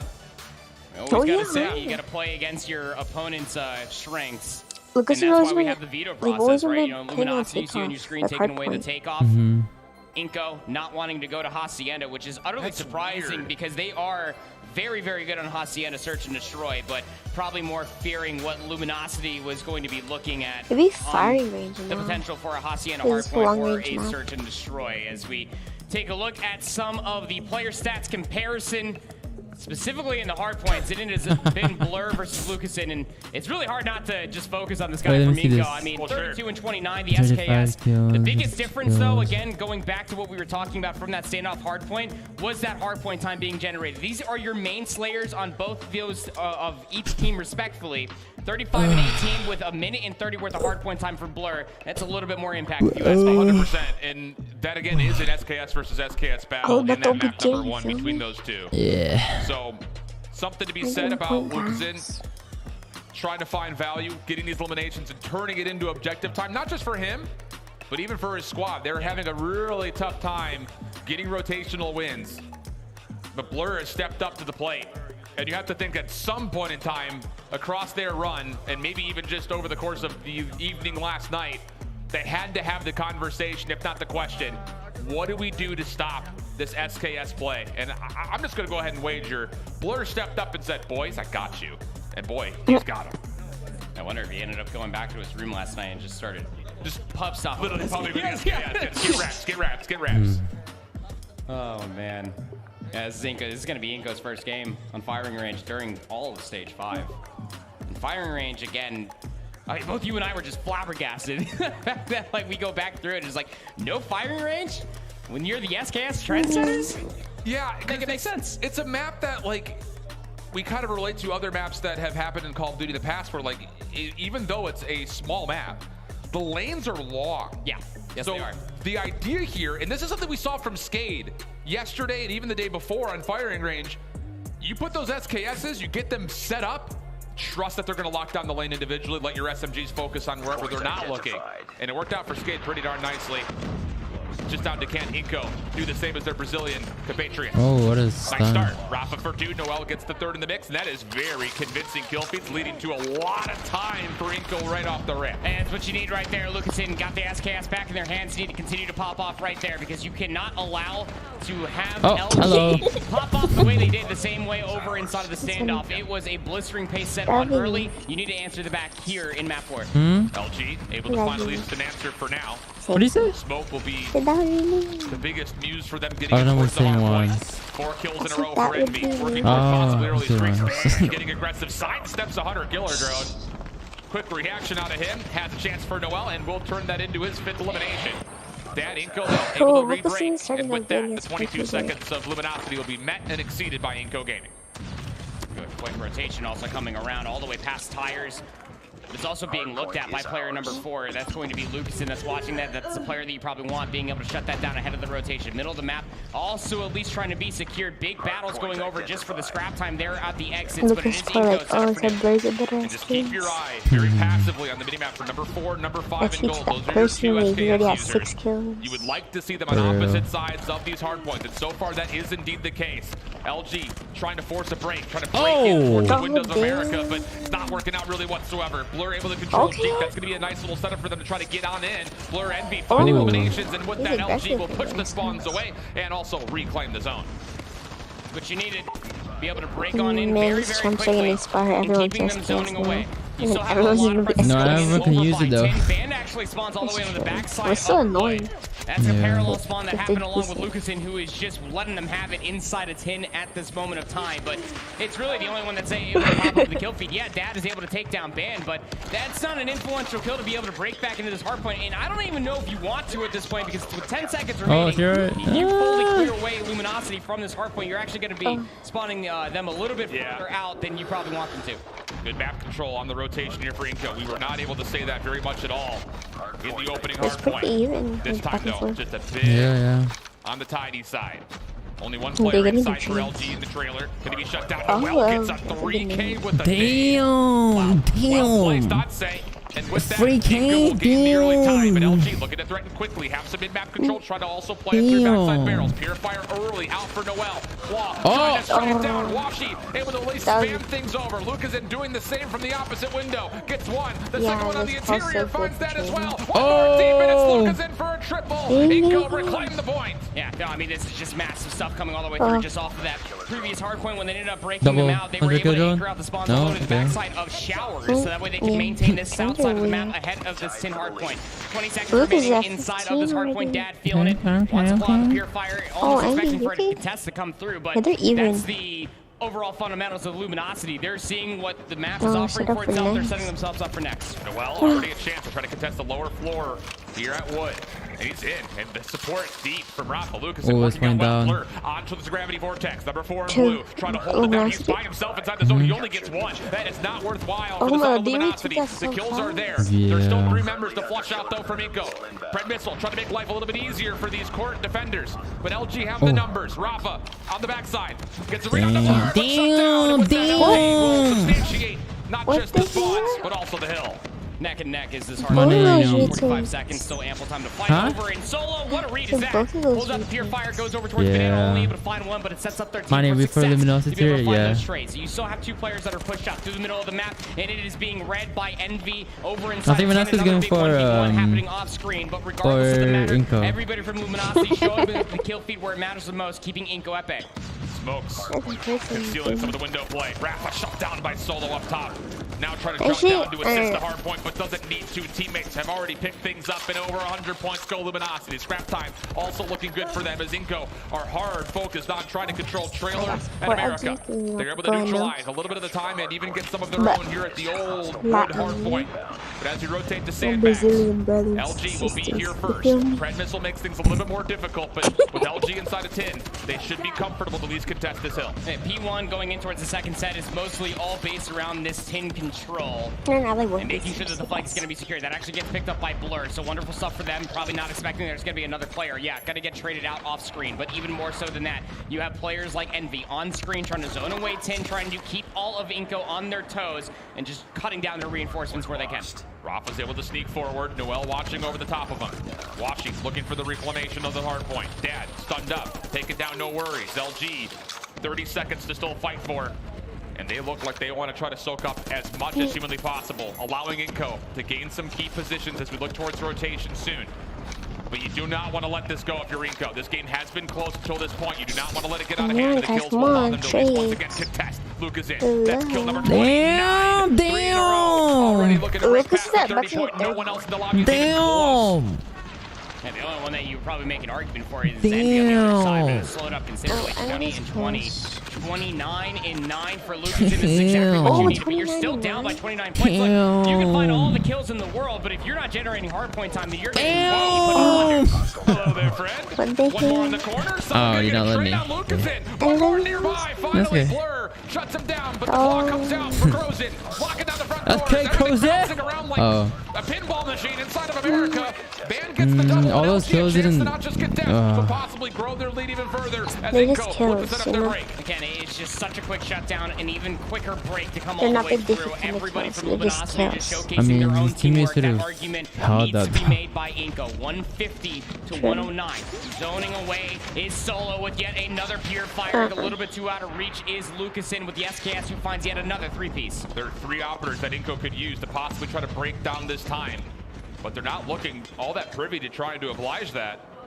Sitting back, very uncharacteristically so. LG are kind of picking apart this. And this is what Inco's saying. We want to try to control trailer spawns, but there's still so much time at all that those spawns really aren't even open yet. So now to 175 to LG. Really, a chance to win the series and go to the World Championship final right here. P3, P2. And if they find a way to lock down trailer, this game could be out of reach for Inco. One operator. Oh my god. Doesn't even need it. Able to find themselves 3 in a row. Purifier also in the hands of Blur. You gotta have it here if you're Noel. Lucasin. Both have operators in their back pocket. You need this break yesterday. Yeah, this is a GG, to be honest. This is just a critical mistake from Inco, you have to think. Noel, Purifier in. Able to take down one. That will get the zone back into their favor, but only 30 seconds to fight for. A long laundry list of things that have to happen. Noel responding to the play from Solo, who single-handedly breaks. Rafa on the way in. Just enough assistance from Inco to shut down the potential final play from LG. Red Missile called out for the rotation. And we'll find one off spot. Rafa challenge denies as the double goes his way, and Inco are sticking around. Envy for one last challenge, but it's only for about 7 seconds. It's still a whole hard point difference. 201 to 130. You have to find yourself a full 60 just to bring yourself back into the game. And good luck with that going in towards Wood. Wall bangable, to say the least. Lucas and Noel, though, able to find 2 to open things up, but you still have Ban, Solo, Blur, lurking members able to find these straight picks. And is Lucasin ever going to use this operator? He still hasn't pulled it out yet. I get it, you got 42 eliminations, but at some point in time, you have to sacrifice the SKS in favor of locking down the hard point. LG with the numbers. Lucasin pulls out the clock and get absolutely nothing. Immediately shut down. Nice. He has to do something as well. Still in the hard point, struggling to lock down. Because he's usually cutting off like rotations and everything. An opportunity for Solo to try to work on it. He gets 2 with the Purifier before falling, but Inco still retained the point. Oh, Band up top and Wood able to get behind enemy lines, pulls out a claw as well, slides on forward, is able to find himself 3, and now trying to zone away inside of Banana. 225 to 147, Envy Blur not slowing down. This has just been too cautious from the side of Inco. Still 3 operators in their hands. Most of them have not been used. He started off so well too. Rafa gonna pull out the claw for himself. Gets at least the first. But, I mean, this is at a point that is really not going to allow for the claws to do too much. You've got to face up against Predator missiles, and Luminosity have full control mid-map, looking to put this map away. That has an operator. Frozen has one as well. Lucasin's going to pull out a claw again, able to find themselves at least some damage, but still not enough quite yet. Noel needs to capitalize on this one. Snap on a Blur up top. Don't peek that. Don't peek that. You can only give up 9 seconds. Lucasin trying to lock down time. LG, though, with the numbers, trying to break back forward. Putting it away here. Just need 8 more seconds. Blur, good elimination, tries to step in through the smoke, denied. Inko not gonna let them get away with it for free. Numbers now persist. Luminosity looking to break once more. They've got high ground control. Washi jumping down, little Batman move from the high ground. Not able to turn to find the follow-up elimination, but his teammates are here. Is this a winning moment for LG to get to the World Championship Finals? It sure looks good for it. Inko trying to deny, trying to contest for the kill. They go back and forth, still back and forth. Pinstripe oh my God, Lucas. But it's Lucas in. He gets to 49 eliminations. But is it enough? Get in. Yes. Contest for this long enough. And LG have members that get the last 2 seconds. Oh, Band's pushing up. He's They already got so next though. Yeah, Yikes. 2 seconds are all that required, and Inko are nowhere to be found. Luminosity, off the back end of their hardpoint prowess, are able to punch their ticket to the World Championship Finals. Brandon every opponent. Been here, done that. Like finals again. Damn. The most uncharacteristic thing that we've seen out of Inko yet this tournament. For real. Do you claim it to the fact that they have They're in not played Fire Range finals. They're in Hardpoint in a grand while? finals. It's gonna be against Tribe. Yeah, it's gonna be Tribe versus Luminosity. I don't need an operator. As expected. It's hard to put a finger on any of it. It's almost a combination of it also, but that is a massive mistake in a couple of key moments for Inko, not using operators to try to lock down spawns, or more so beyond that. Everyone's Trying to find a way to win these rotations because they're finding enough kills as we would normally assume. Like, they take back like these teams that thought they were gonna be top. It really was. And there were so many different moments of time where both you and I mean, I know everybody can't see us at home, but I mean, we're sitting here pointing just at the top of the screen continuously, just when they had the setup initially, that an operator here or there would have been What do you mean? Look at Lucas. He has 56. Lucas drops 49 come on. and 29 for the L. Just so much space being provided through the entirety of that first and second but like set. the whole team, But Luminosity just LG's like teamwork a minute or and more. sheer grit and tenacity. No, but the thing is, like, he'll get the kills, but 38 and 28, 34 and when he 29, dies, those were your lurking members that's it. continuously along with They all die. thorn in the side of Inko. Yeah. There's going to be Yeah, some he's very like a quick big conversations protector. that are going to have to happen for Inko because that is not the same Inko team that we saw over the last couple of days. At Hardpoint, 250, 131 on standoff, and then a 250, 175 on firing range. Ooh, that is not common. But it's why we talked about Luminosity coming into this. Again, they are the #1 hardpoint team. They have the stats to prove it. Even walking into this match, they had a positive 118 differential like, for everyone everybody that they ended up playing. And it's one of those things that you can just lean on, right? You know, the search and destroy we thought was going to be a little bit different. But so satisfying to very, very fast with how quickly they were able to adapt and overcome shut down all the Grena And the same could be said about Luminosity's control. They talk so much. Different adaptations coming all the way through Maybe that like both Grena teams, ranked is us harder casters, because you're like, we're not exactly ready for it, but it's a like, I'm not hating on like the Grena teams, just Congratulations to them. their Yep, fans quick are turnaround going into so the grand finals. The toxic. new problem starts to surface for I our mean, other it's two like there's teams so that would many have to of try them. to It's so find a way annoying. to get revenge Cygnus against this fans, LG like, team. Oh my God. We've got Dika on the stage for live Yeah. reaction from Luminosity after their win. Everyone's watching you play like on stage. All right, thank you very much. I'm on stage with Luminosity's Blur. Congratulations on making it to the grand finals. The series against Inko Star And I rolled made over it, my water bottle. the My top water two bottle teams. opened. What was it like for you in No this worries. set? Because you guys made it look easy. Explode water. Well, it's not really that easy. It's a bunch of Oh my God. SKS. It's hard to deal with. They're really nasty, and we just gotta try our hardest, you know. So one of the Oh my God, that a lot laugh. of Did you people hear had that? is stage 4. You guys, while Wait, we'll you go were back part of later. Undreamed, behind Tribe. Now, what's changed here in stage 5 on LAN international experience, and you guys are now the top dogs? Well, stage 4, like every game is a learning experience. We make a lot of mistakes, and what we worked on the most will be like teamwork and communication and all that. We just try our best every time. I mean, your best has been pretty damn good. Right now, you are at the lowest second place. That is a lot of money. Again, congratulations on making it. So now Inko Stalwart and Tribe have to play against each other. Who would you rather see in the finals? If I'm honest, I want to see Tribe.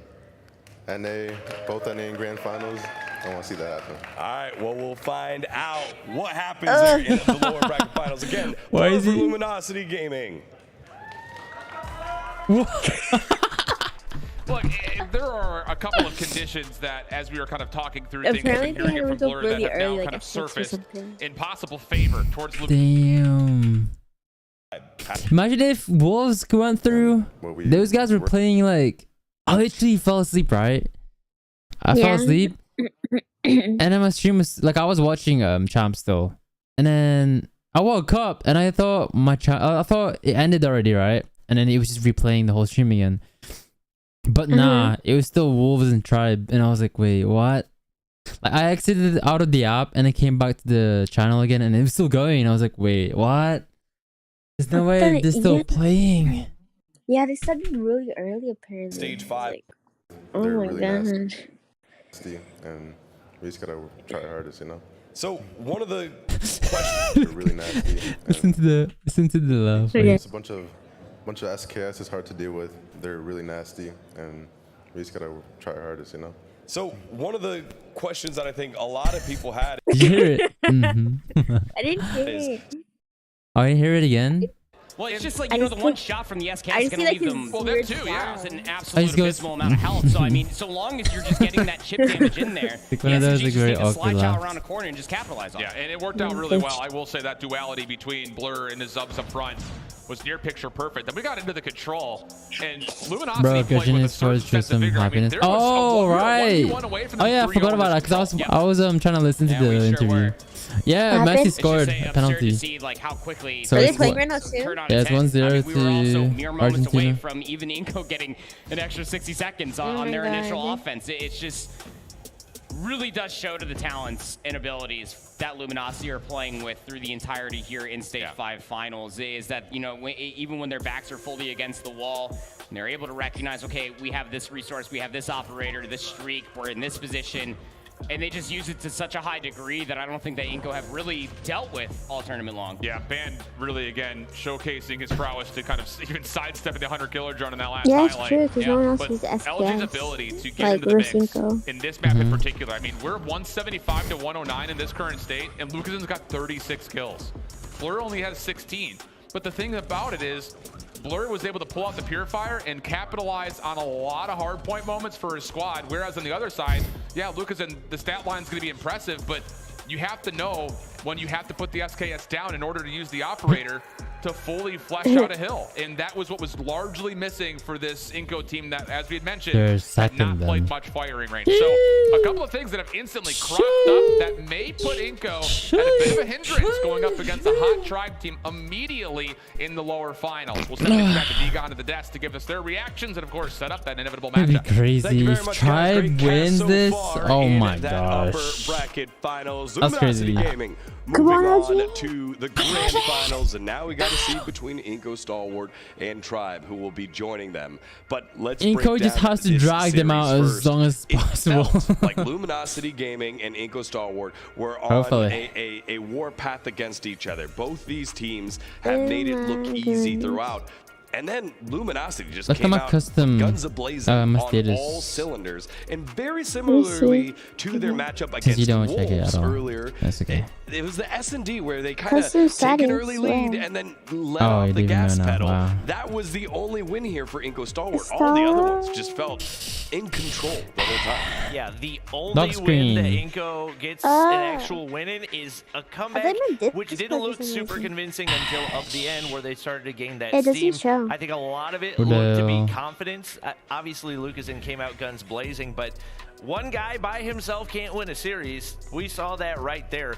I think the map picks played a really big role in this one. I was surprised by how many smaller maps we saw, and I assumed that most of them were picked by Luminosity in an attempt to kind of counter Inco the SKSs, but apparently Standoff was the map pick for Inco, and they got countered pretty hard right there. And speaking of, like, that's why we thought it was Luminosity's pick. So now LG meets the winner of the next game in the finals. Because yes. Luminosity had not good numbers when it So comes whoever to that wins game, against for Summit, Inco that versus was their Tribe, best case scenario. And for Luminosity to get that Inco's pick, I felt like that was kind of detrimental for their team. Yeah, and remember, they almost 3-0'd it. They were up 16 to 8 Why you say anything? in control on Summit before we got to see Inko Stalwart show some life and claw their way back into that one. But it was almost a clean sweep here. You know, I was asking earlier, Blur, I said, hey, you guys made it look easy. He's like, it wasn't easy. I'm like, I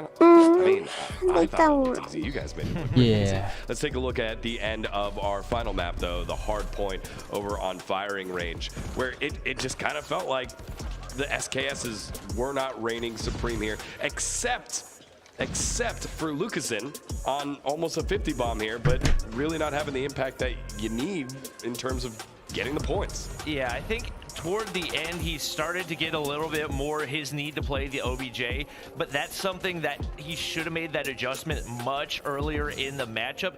But the thing is, it doesn't matter. Why are you blaming on him? He's like, one of those players that regardless of the situation, he's doing his role, like, to kill. He seemed really committed to that long range role. Obviously, not one player can do everything, but like, also flexibility and adaptability played a really big role in why Luminosity was going to be able to get the win. Luminosity just found a way to counter every single one. How do you beat an whatever, SKS? but 3 answers. Smoke. he was already keeping so many people away from the point. And choose maps that actually suit the role of your team and just kind of think cut out those CS2 has a really long major. sight Oh, lines. where? And yes, in that hard point matchup, I feel like for Lucas to get a lot of those skills, yes, but why is your background so clean and smooth? What do you mean, bro? What do you mean by this hard point matchup? What do you mean by that? Where was the support? You know, where was finally found out on how to turn console. What do you mean? It's always been on. Didn't have the same impact. Lucasen, although a little slow on that, there's something wrong with your did YouTube. Eventually warm up and had that nearly 50 bomb on firing range to close it out. Yeah, but there wasn't that secondary fragger that we've seen Inko Stalwart have in their success. Let's take a look at our champs bracket. Okay, you know what? It's all filled out on the bottom side now. It's 10 times 2. Gaming and Inko Stalwart in our lower bracket finals, and Luminosity sitting, waiting in the grand finals. It is a one-map advantage for Luminosity as well in the grand final. So a little bonus there for making it all the way on through. Yeah, obviously big advantage for coming out of the winner's bracket. That's something we've seen happen before, though. We'll get a These CS two mobile. teams, No Tribe clue. Gaming and Luminosity, CS met up in stage CS 3 had this Blast year. Premier. Oh, they already had it? One game away from closing it out, get reverse swept. I think they want revenge for that one up against Tribe Gaming, and I'm hoping that they get it, because with the way things are going right now, it kind of seems like we're on a path to an NA final.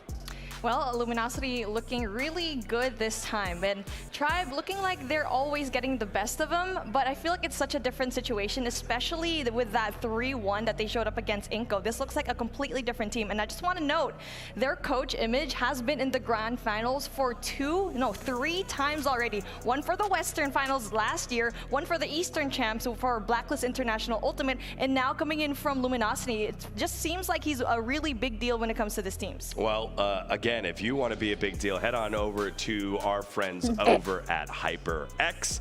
Now, HyperX is running a special holiday sale this season where you can get up to 50% off HyperX products with free shipping through the end of this December. Head on over to the description in the YouTube link down below. All right, let me see. All right, let me see this. Go ahead and gear up for the holiday season.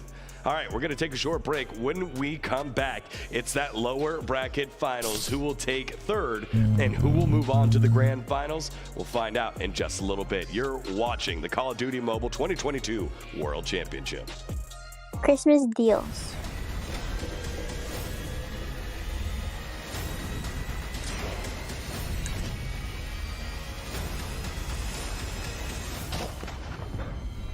Oh, damn. Okay, we have 4 minutes. Might as well. Alright, chat. We're gonna get some deals. The SoloCast USB microphone. Okay. The HyperX Quadcast S USB microphone. Ooh. HyperX Fury S. Ooh. HyperX Pulse. Is this the new 4000? What was it? The new... No, it isn't. Never mind, it isn't. There was a new mouse. It's like really fast mouse. Maybe keyboards. Bruh. Look at this. I want this. Cloud Stinger. Sheesh. Sui. Hey, do you actually want that? Huh? Do you actually want that? Yeah. Oh, I don't have a PS4. I do. Those are cheaper than the ones you do have. Are you being sarcastic? Stop. Slow ones. I was like, I just want cheaper ones than the ones he has. Yeah. 4K hertz mouse is from Gwolves. Gwolves? Oh, okay.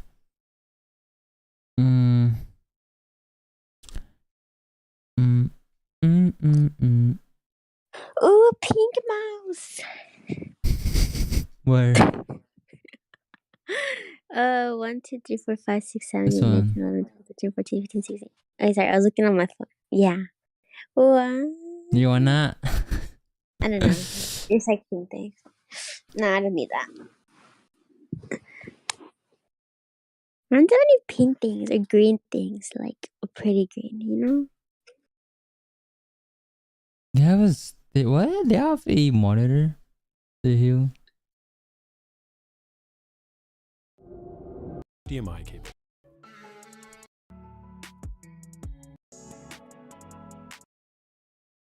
Pull.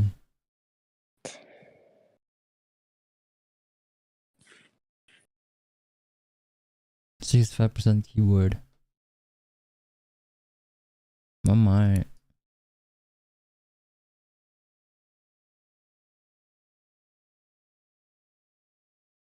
Yeah, I want a new keyboard. Want me to send you the one here? Want me to send you the one here? No. Okay, that's yours. You can have it. What the hell? It's very, what do you call it? Clickety clackety. Oh, you don't like it? Okay. I do like it. Let's go. Let's see the Corona shot. Yes.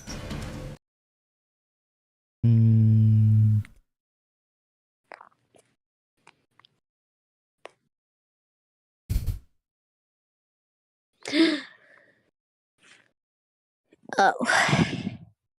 What? A minute left, chat. A minute left. At work, during our break, we got cookies and we could decorate the cookies. Yeah. Do you want to see my cookie I decorated? Okay. Miney, if you want the best, another best, monitor review and 80% of the video in this assembly. I have the LG, bro. I have the LG. Which monitor is it? The LG 4K. It's the best one, you know?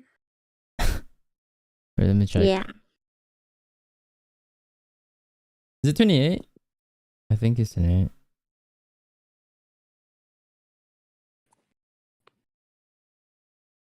And get up early from work and then have a 3-day break. Let's go.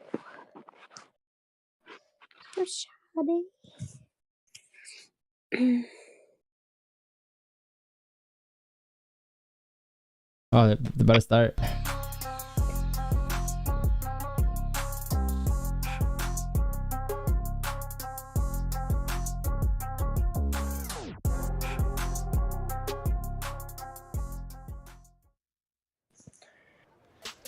Hello everyone and welcome back to Raleigh, North Carolina for Championship Sunday of the Call of Duty Mobile 2022 World Championships.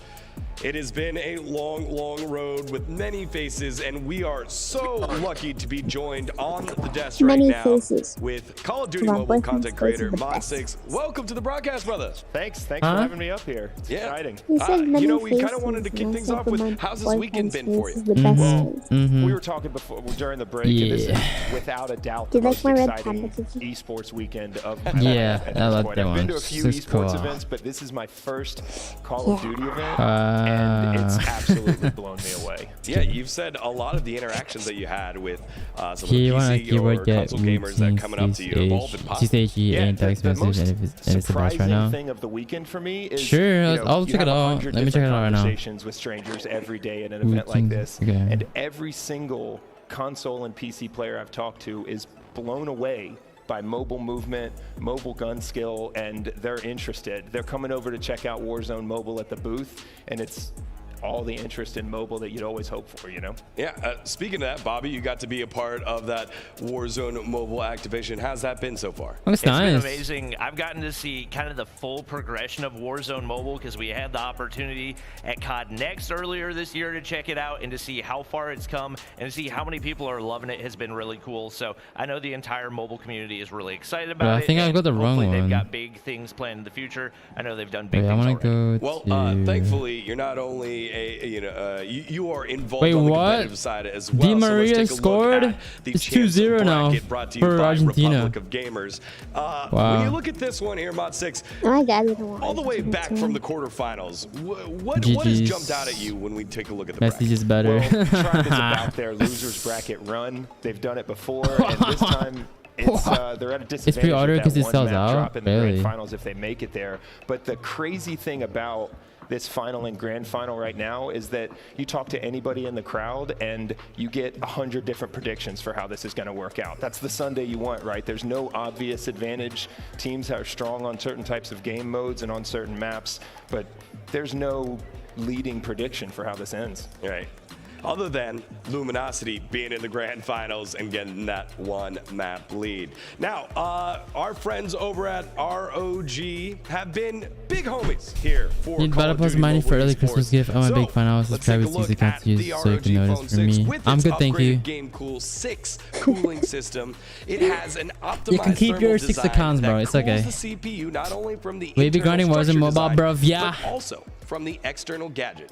The new yes sir but Codm I'll be doing more Codm. Thank you all weekend long to our ROG Phone 6 friends. Thank you for supporting Call of Duty Mobile. Let's dive into our lower bracket finals matchup. And we'll start with Tribe Gaming. Now, Tribe, they got to sit back. They got to watch the series against Inco Stalwart and Luminosity. But as you said earlier, they've had to make this miracle lower bracket every time they do that everything. Oh my gosh. Well, Tribe is a team that's strong on hardpoint consistently. Newbies. It's exciting to watch. They make stop begging, breaks, please. But to make an aggressive break, you've got to rotate around the map, and they bag again. I'll ban you. Let me know. The SKS of Lucasson and the absolute lockdown that they have over long range areas of the map. And yeah, chat, don't make accounts to subscribe to me. Don't do that. I would say it doesn't help. Absolutely correct on that one. I think it'll be interesting because they don't match up quite as well as Luminosity does. Obviously, you have Blur, who's an SKS primary, and there's a couple players on Tribe that can do that, but they're not nearly as experienced with the SKS as Blur is. So we'll see what they end up doing. I know they've been running through a couple different players using it over the last couple months. They haven't stuck with one. It's going to be Tribe and Inco. Wait, no. The difficult part about Tribe's run here is the fact that Inco already knew their mistakes coming in from Luminosity and will probably make better decisions when it comes to those map choices.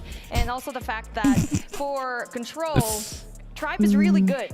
But in Hardpoint, we did say that they're going to be a really good team, but unfortunately, Wolves actually cracked the code when it comes to beating Tribe in their best game mode, and Inco possibly had that code for themselves. All right, on the opposite side, Inco Stalwart really never felt like they got in this series against Luminosity. Yes, in the S&D, they were able to pull this one back, but it just felt like they're on the back foot this whole time. I'm hoping that they're able to go ahead and reset the mental and bounce back, but what do you think they need to do here to get this victory over Tribe? Bro, don't laugh at him. He just wanted to be... Bro, I'm not laughing at him. I'm laughing at the stream. I'm already over that. Like, why is he finally going to win a World Cup? He hasn't won a World Cup yet? Break with 1 or 2 and that patience to be able to break with 3, secure the point. Do you even know? The diffuse and S&D. Yeah. That's going to be a huge factor. Mod 6, I'm a everyone, look at this. Just a natural on the desk breaking down this series matchup. But to get us into our lower bracket finals, let's send it on over to shift and proper. I know you're a soccer fan. Weekend, brother. That's a good breakdown. Yeah, I love it. Always good to see him. Also, I'm going to need to give it to you later, Mod 6, to figure out what exactly you've done to manicure that beard to such great lengths and such very... I am inspired by that beard. It's very nice. Like, very nice. Messi and Ronaldo are both bad. Both. There, we were sitting here kind of going back and forth, debating. When there's a whole argument. We haven't seen the series layout yet. But once we do... They're both bad. I was going to say, if you're Inco stalwart, you got to get rid of either Summit or Fire Range is fine. But for Tribe Gaming, getting rid of the Hacienda, that makes a little bit more sense. I'm glad, though, that Inco didn't follow up with the same videos that they did with LG, getting rid of Hacienda, because I think they had actually played... Is there some events or blah blah that I can get CP? There to be a lot of them with the side of Inco. Yeah, it's called a job. For what it's worth, I was totally right in guessing the vetoes. Anyway, starting things off, take off map number 1 on hardpoint. This was the one consideration that if you're gonna get rid of Hacienda, if you're Tribe, you have to be ready for this map mode combination. Yeah, have to have it.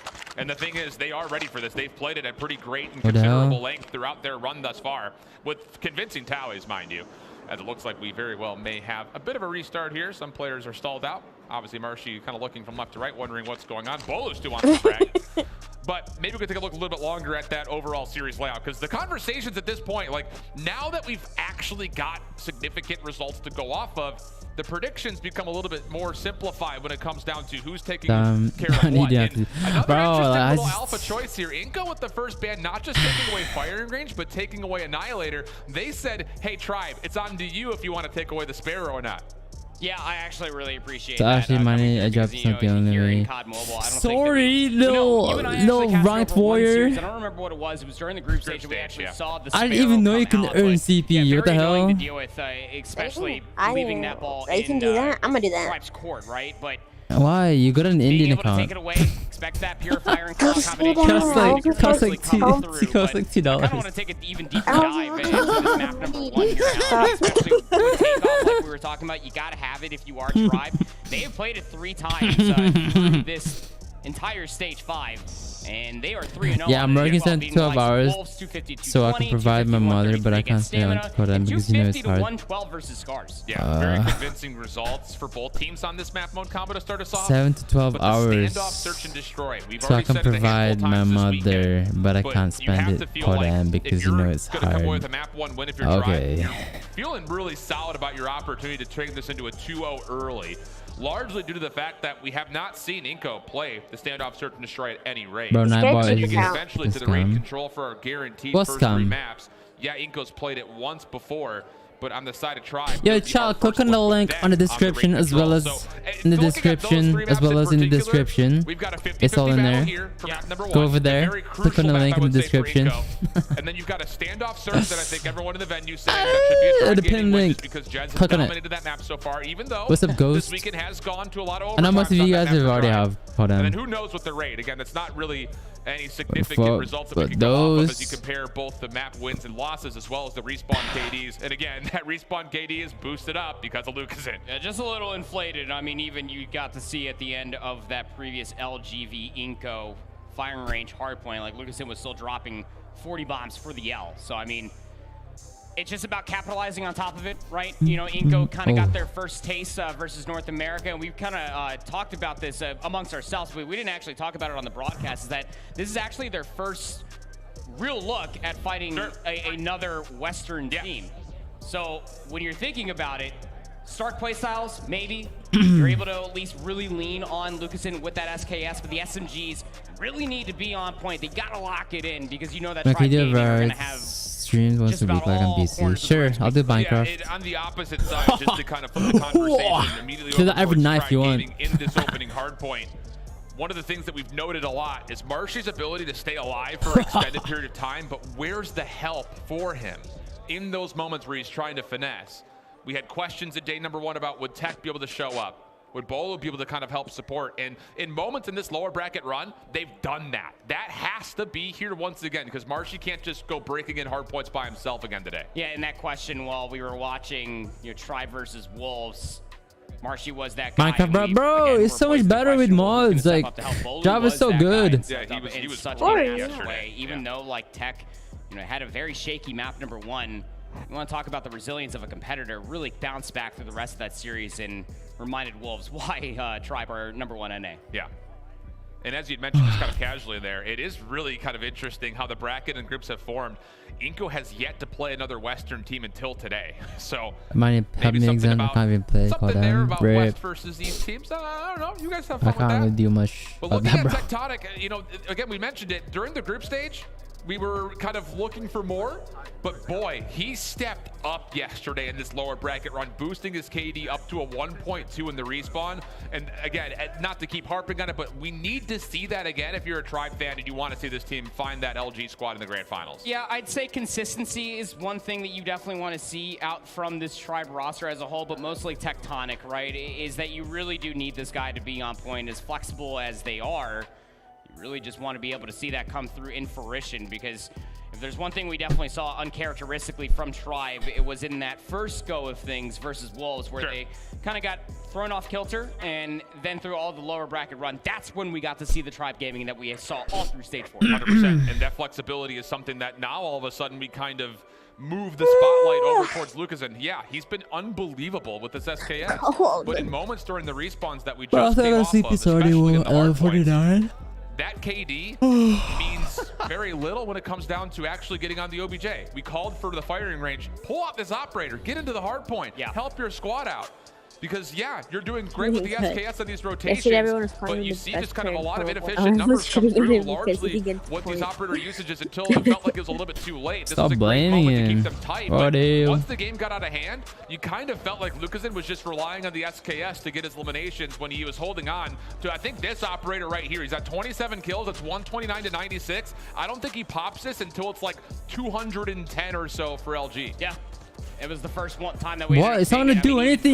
What is he gonna do? He's gonna pop it. It's still the same. SKS, but there was no follow-up beyond that. And even though Lucasen, pulled out the claw, was able to find some damage, some elimination, sure, it's whatever. The game's out of hand. Like it's already gone. Yeah. It's already way too late when you're going up against this Luminosity squad that are so willingly and also able to constantly pull out their operators, utilize their resources in any means necessary to be able to put themselves inside the hard point and generate time. And interestingly enough, and I could go ahead and I think make this wager here. Yeah. He was a 1.96 coming into today. Both hard points were great for him when he had the SKS in hand, but that summit control, Lucasen was absent. That KD today has slipped down to a 1.5, which is still incredible. That's so, it's so why really am I coming across like, God, this guy's so bad? I mean, it's still so good. But that summit control, I have to imagine, is why that KD has But imagine if Tribe loses, like, bruh. Positive.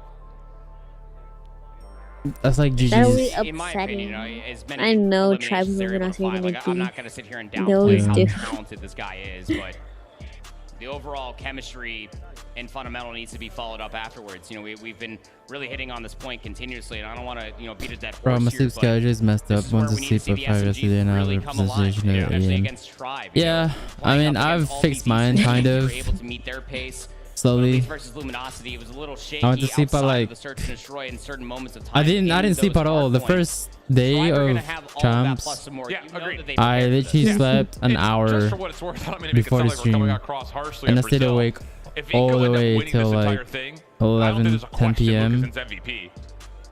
And then I woke up at like 4 a.m. And then, which was yesterday. I stayed up till like, no, I went to sleep early, 11 p.m. and then woke up at like, in a selfless fashion. I can't remember. Yeah, I'm getting a lot of kills, but when needed, when but today, I went to sleep at like so maybe 11 p.m., 12, regardless, one more look back and woke up at 3. We've already talked about a lot of these maps and I couldn't sleep. Combination. So now I'm just gonna stay up until like 8, 9, no matter which side you're looking at. And just wake up early. Like that's a better thing to do, to be honest. And then if we get to the fourth, I agree. So I could like sleep early, maybe, but then wake up really early, so that at least I'm like sleepy earlier. We're really relying on these SKS to be able to open up the floodgate for the SMGs. Rafa's going to find the first blood here as well, but not a whole lot less to speak of. You're not really upsetting the spawn for Shrine, not quite yet. Jazz up top, lots of damage, lots of spam. What was that? For the backside of spawns. It's going to work out. Only 9 seconds given away for Inco Gaming. Not a lot of eliminations for really anybody at the moment, but Tech, importantly to note, he is popping up that SKS, looking good with it so far. Kind of like people were saying on the desk, there are 3 ways to kind of go about the SKS gameplay for Inco. Either say, that looks like fun, I'll give my hand at it, try to match it 1 for 1, smoke it out, take him out of the picture, or the third is just completely overwhelm the hard point, force them to have to make tough decisions. Bolu from behind, trying clean on the kills. Disconnect again? 25 points and looking good for the scrap time. Number 3 is disconnected. No. Tactic as well, as we starting to look like some players are not moving across the map. Noel was one of those players all the way to the backside of the double ring, and yeah, looking like there is some conversations happening up on stage as well. So, I mean, even through the opening break, as little information as we were able to get, I definitely got to tip it to the SMGs for at least wanting to get in on the hard point. At the very least, is Triber just kind of running around and soaking up some hard point time. Jez still doing Jez things, and yeah, I think that Inco just generally need to rely on just their opening breakoffs to continuously find space. And here's the thing, if anyone's familiar with competitive COD Mobile, you keep playing until admins say stop. We have not gotten that word yet. So at the moment, Tribe is just soaking up free time. This could get dangerous again. We've seen this before in multiple facets. No way. So Tribe, 75-9. You can see Vague saying, all right, we're just going to keep going. And what is going on? What? No way. Rules. I mean, all 10 players are very much so still in this lobby. And yep, Vague throwing his hands up, relaxing, having a little bit of a smile. Well, Jet's just going to go ahead and walk around. Why not just post some prize fighter gloves and yeah, the good old 1-2 on 3. Looking good. This will win the rotation. They're playing. Members starting to make a move, starting to shoot back. It is why I cleared at the point. Look, we've seen this before. Bruh. And now you're dealing with a 100-point deficit as Inco are finally starting to come out and starting to play. And you've got streaks, you've got operators. This could get really ugly really quickly. You don't stop playing until they can tell you. Put this game out of reach right off the rip. Like you literally were like, that's exactly what's going to end up happening, especially with all the hard point time that got generated. Tribe very much so still set up. Marshy will find 2 with the sub. Jez fully streaked out of their mind. 14 eliminations. Vague also calling in a hunter killer drone on top of Jez's predator missile, and oh, the kill feed is just not done glowing up Tribe's favor. Yeah, this is dangerous prospects here. Not just from number 1, but if you mentally just get booned off of this. I mean, Tribe's ready to fight. They're saying, let's go. Let's make it happen.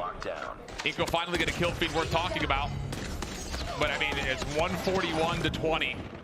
And we'll see kind of what happens as we go through. But as we continue to mention, the word was play on. Decisions may be made later on. But watching Minnie's flat Raider getting sad. Oh, she's coming back today. Starting to look that way, isn't it, Alan? I mean, the simple fact remains is that Tribe, ever since being knocked down to the lower bracket by Wolves yesterday, have been on the absolute war path you'd had to expect for them to come out of the gates absolutely swinging. They will take this. You should go for a nuke, to be honest. Inco just looked like they're lost at this moment. Not really able to regain mentally. This? Again, we don't have any idea as far as what may have happened or what may not have happened, but all we can commentate on is the fact that this is all Tribe. 160-23. Inco having a real tough time even finding eliminations as they started to kind of get back in towards the mix again. And again, hard to expect it considering the fact that everything was tooled up when it comes to operators and specialists. But finally, Inco going to get some of their own, maybe a chance to start to put something together here. Going in towards the second set of rotations here. Yeah, newbies, stop. I'm going to time you out. 166 to about 36. Scrap time gets Justin, you can watch the thing at the same time now. Look at the rotation going over back through the middle of the map. Actually, I'm going to run my game so I can watch on my iPad and get the skins. So we reset. Inco. Are they good ones? On the unfavored side, approaching over towards this midfield. No, I don't know what it looks like. Tribe back and forth from the kill feed, but with the high ground, have an opportunity to slay out around the hill. And that'll be enough for Marshy to have a chance. Be allowed in championship. What? Forward, just watching the crosses, making sure nobody contests from this outside area. Inco. Genzo really couple of response skills coming through, but again, a lot to be done here, not just on this hill, but of course in the overall state of the game. And this Tribe comes right back out of this spawn, finding clean eliminations. Lucas in for a double, nearly able to do it all himself, but Tribe superior with the numbers, get to 180. 180 counting on up. There's still a lot of time here left on P1. You also got to take a look at the spawns. Inco essentially have the better side of the map, but the way the Tribe are set up on the north side of the map, they are also setting up a nice little coordinated pinch, basically trying to funnel in Inco for that launch site Senior itself, male. but when it's all said and done, you still cannot allow Tribe to soak up all this time off of P1. That'll be conceded. The back 10 seconds. Grand finals will transit in game B, the main lobby. 5 operators though for Inco. They are trying to get themselves in towards P2. But it's 200 to 40. I don't see it. This would have to be the most stellar operator usage we've ever seen for them to pull this back. You need a full 60 here, need to win the rotation to new, and then beyond that, we can start talking about further win conditions that would have to come out to make this comeback possible. I don't see it. Tribe, operators again of their own, using that to try to break from the front. High ground control goes their way. Noel, surprised by Bolu, and it's a full Tribe kill feed. The break is in, and Tribe can win here. Looking pretty poised to do so, Alan. You got close spawns coming in. 5 and 3 in blue is Crozen. Chat, how do you watch the game? Being popped on How do you watch the game in the game? There with the claw. Up to 12 eliminations. Just holding How do you down watch this champs? entire flank side, not So I can get the skins. Win condition is still in play here for Tribe on this second P2 hardpoint. Inco looking to try to find a way to break on in and contest for as long as they can. Kills still showing up in favor of Tribe. Vague letting them know about it. No contest at the moment. Inco tagged up by nades. Able to get through. Can they still find a way to extend this one more hard point? Because you can still win here if you're Tribe. Bolu letting them have it. And that will be 250 to 45 at the moment. And again, just because I know all of you out there are probably wondering what's happened. We don't know. All we know is the word was play on, and Tribe sure did that. How does that even happen? Bro, for real. I've been set to stop playing, so we kept on playing on through the rotations. And when you get told to keep playing, you gotta keep going on as strong as possible. And hey, Did you figure it out? Wait, there's an in-game stream for rewards. Yeah, but where? I'm asking where. Where do you go? You just walk around, you find 3 eliminations, you get the resource advantage. And right next to your credits. You win by 205. We've seen this before. We've 100% seen this before. Back during the Modern Warfare 2019 year, it happened on like a Hackney Dom, where a team was in the middle of an event, and one team kept playing, the other team put their controllers down. Results stood. You know, it's one of those things that comes with it. And it's not a new rule by any stretch of the imagination. So we'll wait to give a confirmation one way or the other for you, friends. As, of course, the referees Argentina's winning. I love you. To communicate exactly how things have unfolded. And not a lot for us to really take away from football that, stream, Miney. I can't. But no, I mean, we'll kind of see what goes from here. But I will say, if this result does stand, the result for Inco becomes very difficult because it's a standoff search and destroy, which is one of Tribe's most preferred search maps. Yep. And then who knows what happens when they eventually would have to get through at least a summit hardpoint again. Yep. 3-0 standoff search and destroy for Tribe. This is 100% for them as we take a look at the stats. 35 and 10 for Jazz. He was also just running around a lot. Those were boxing gloves. Yeah. He was vibing. Yeah. It's again, you brought up a great point that when this and if this stands, the mental for Inco needs to be an immediate. You have to regain. Yeah, exclamation point regain, please. You were able to do it, especially against Luminosity. Sure. You know, they were certainly down, but never out after losing that standoff hardpoint map 1. But then going into the raid search and destroy, they immediately clapped back after being down 4-2 on the half. Indeed, indeed.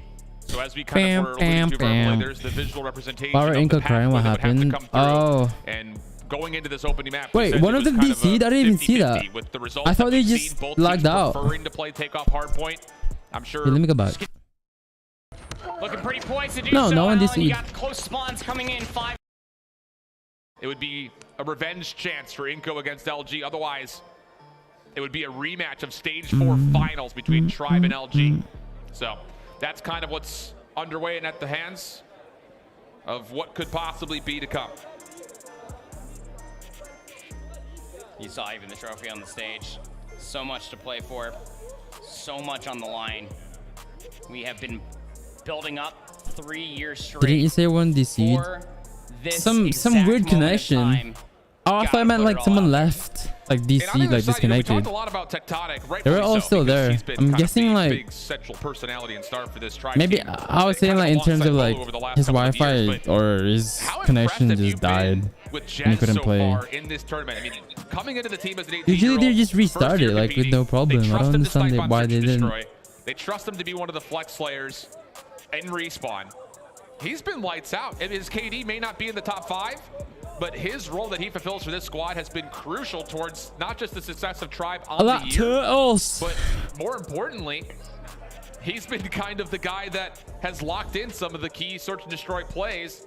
As we look back over towards Jez yesterday, it was weird to see the Annihilator pop, but yeah, I mean, this shows why you just don't want someone like Jez to have this. Also, just making sure that they hold on to the shot when it's utmost necessary to pull the trigger.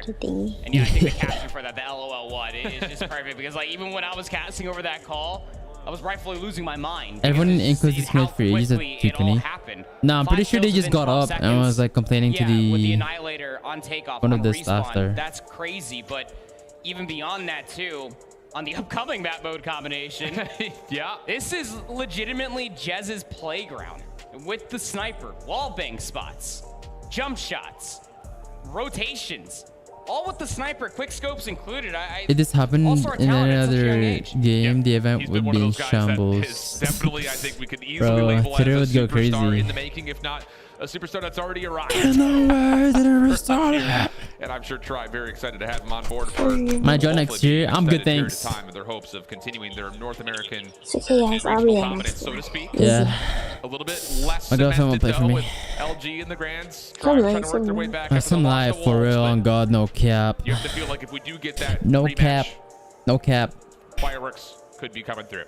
Oh, they were complaining weird. Though, what's exactly coming through, not really, so we'll like. Step away for now. Don't go too far though. We could be back very rapidly for either a map 1 replay or a map 2 continuation of this lower finals. No way. 5 minutes? Damn! Nah, I mean the event is weird. Oh. I just think it could have been like done a little bit better. What is this? What?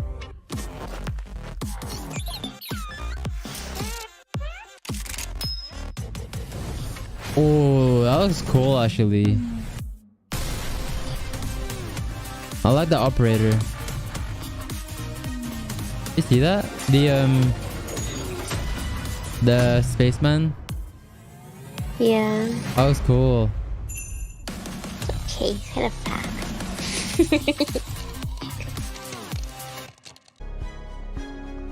The whole battle pass is space thing though.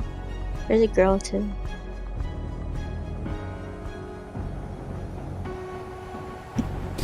How are you a Codm partner? You don't even know the new battle pass.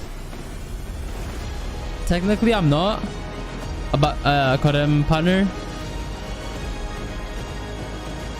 There's the actual Codm partners, and there's people. I don't even know what you call me, to be honest. I'm not doing watch parties. I'm not a partner. One and only ad. Cerny. Why does it say hashtag Codm partner in the title then? I mean, just for this stream, I am. Not an actual like Codm partner. Just for the stream. Bro, do you like football? Yes. I've not played in a long time now. It's called Miney. What's your real name, Miney? Will you be applying end of February? What's February? What's happening in February?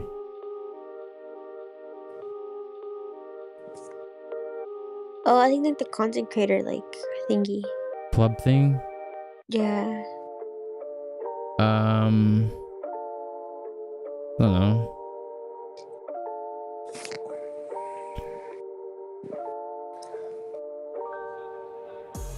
Welcome back, everybody, to the Call of Duty Mobile World Championships. The trophy on display. Our final 3 teams looking to duke things out.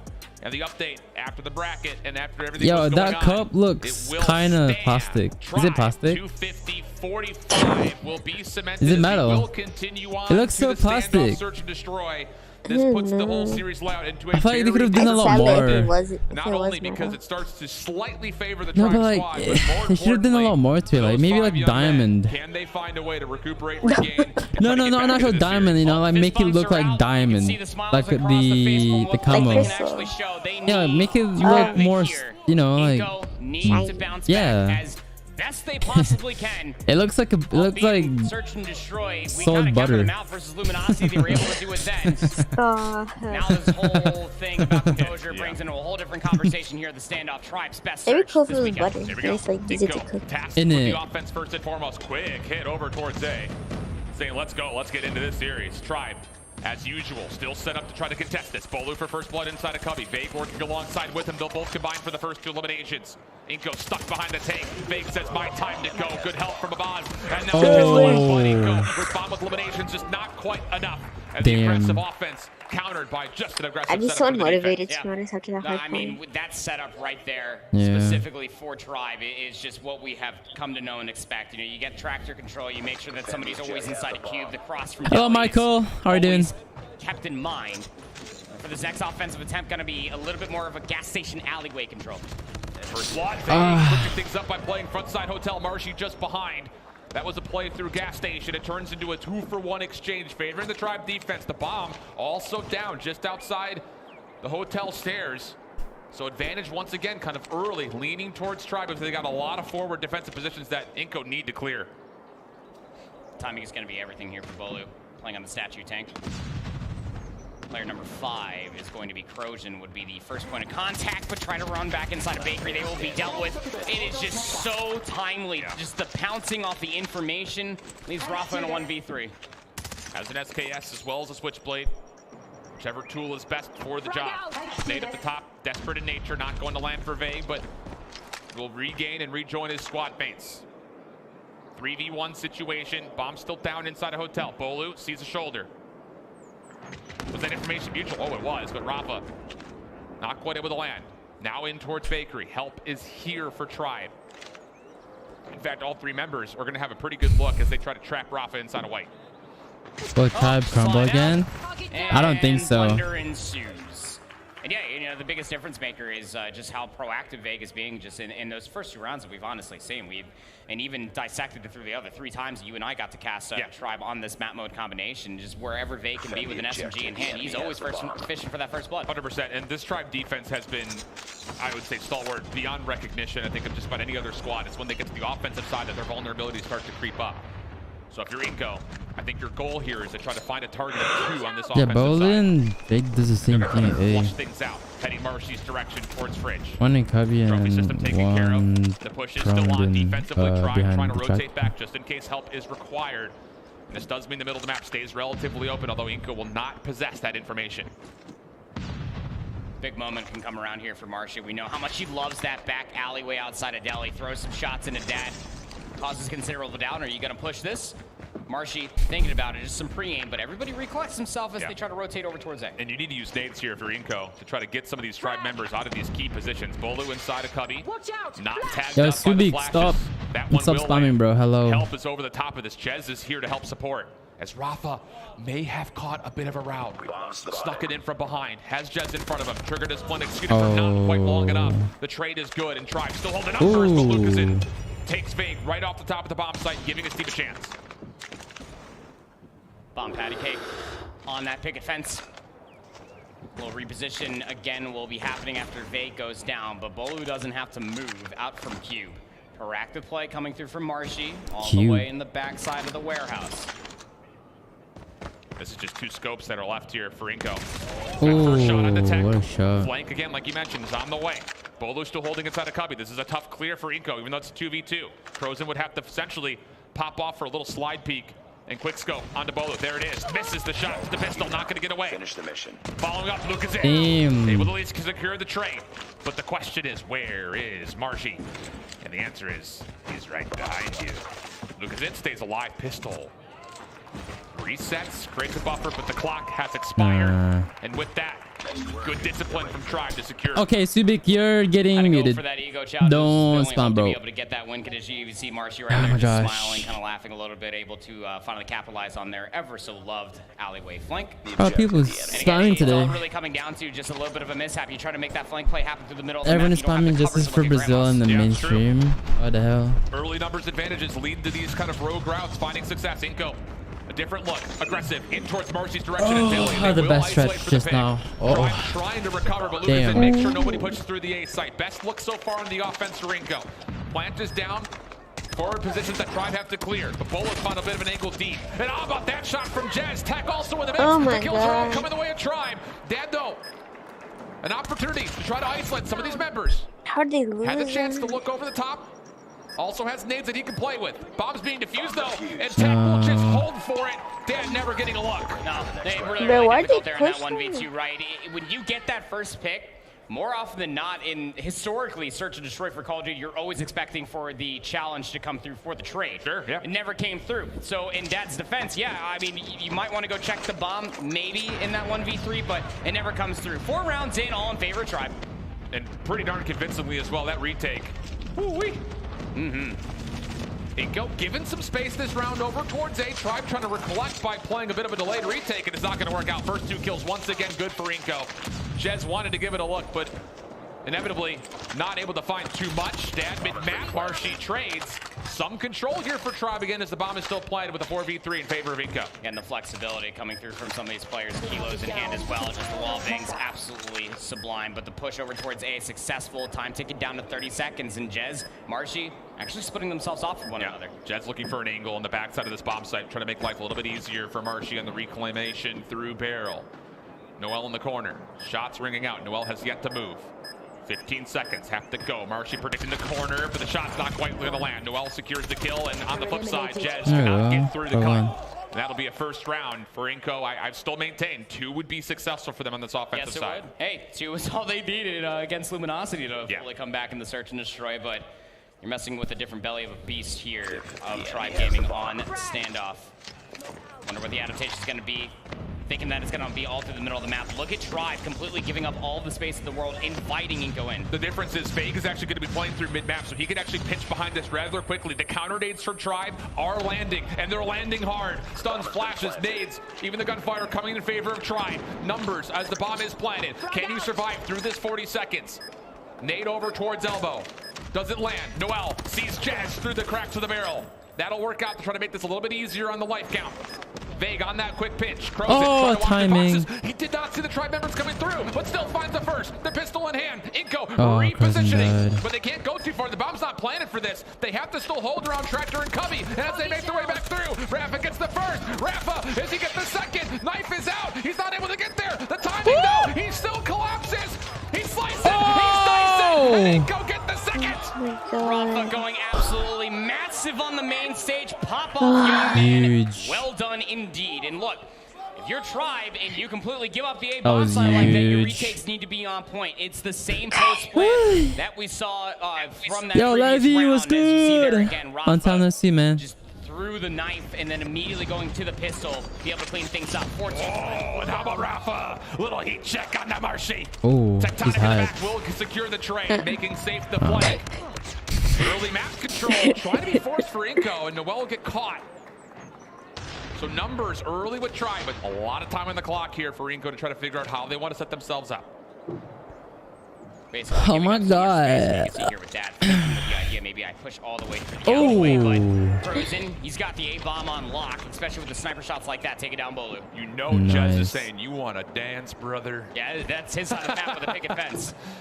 So Jez will move over towards that corner at boxes, seeing if he can catch any information off Crozen.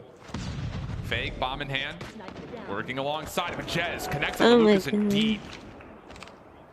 Dad on the long route, coming forward. Crozen, stunned up, flashed. Vague, taking space. On top of that, you do have a little bit of assistance through the middle of the map. Gets a couple of shots into Crozen, who does stay alive. The trade good as Dad comes back through to capitalize on the isolation in mid-map. 2v2. Post plant has one on statue. Crozen gonna be able to take down. Nah, I feel like Jez will push this. Gonna be coming from.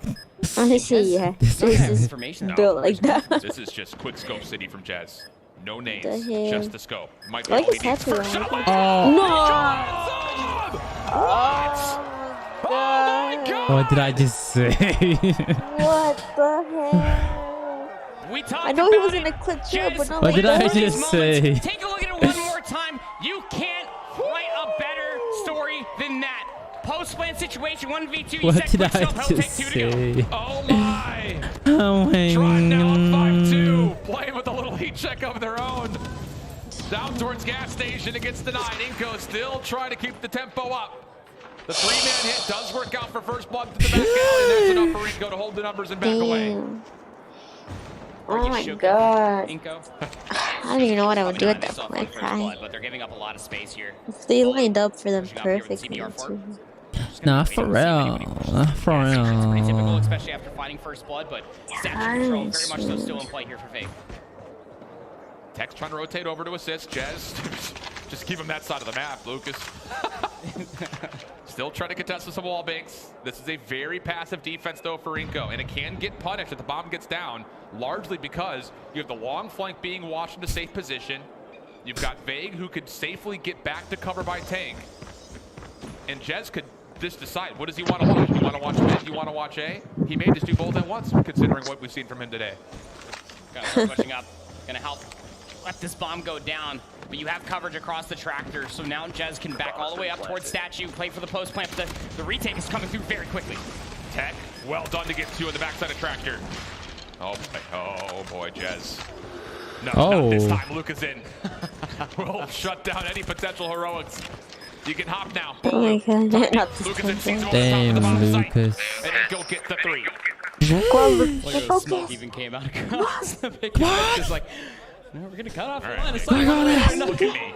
Yes. I don't even know if you would Let's go. to have the smoke in front of his face. All of a sudden, it was a wall being spotted. I'm cold. The I want accounting of Starbucks. one picket fence at a time. Getting themselves on the board for defense. Our Inco so far this time, they're not going to give up that much space. Got a full flood coming. Why don't you eat first? Yeah, they're pushing through. All these nades go over towards boxes. Noel gets forward. Tribe have given away a lot of space. They may not 100% know that this position has been kept. My lifestyle. So for Tribe, looking largely at a play-through hotel.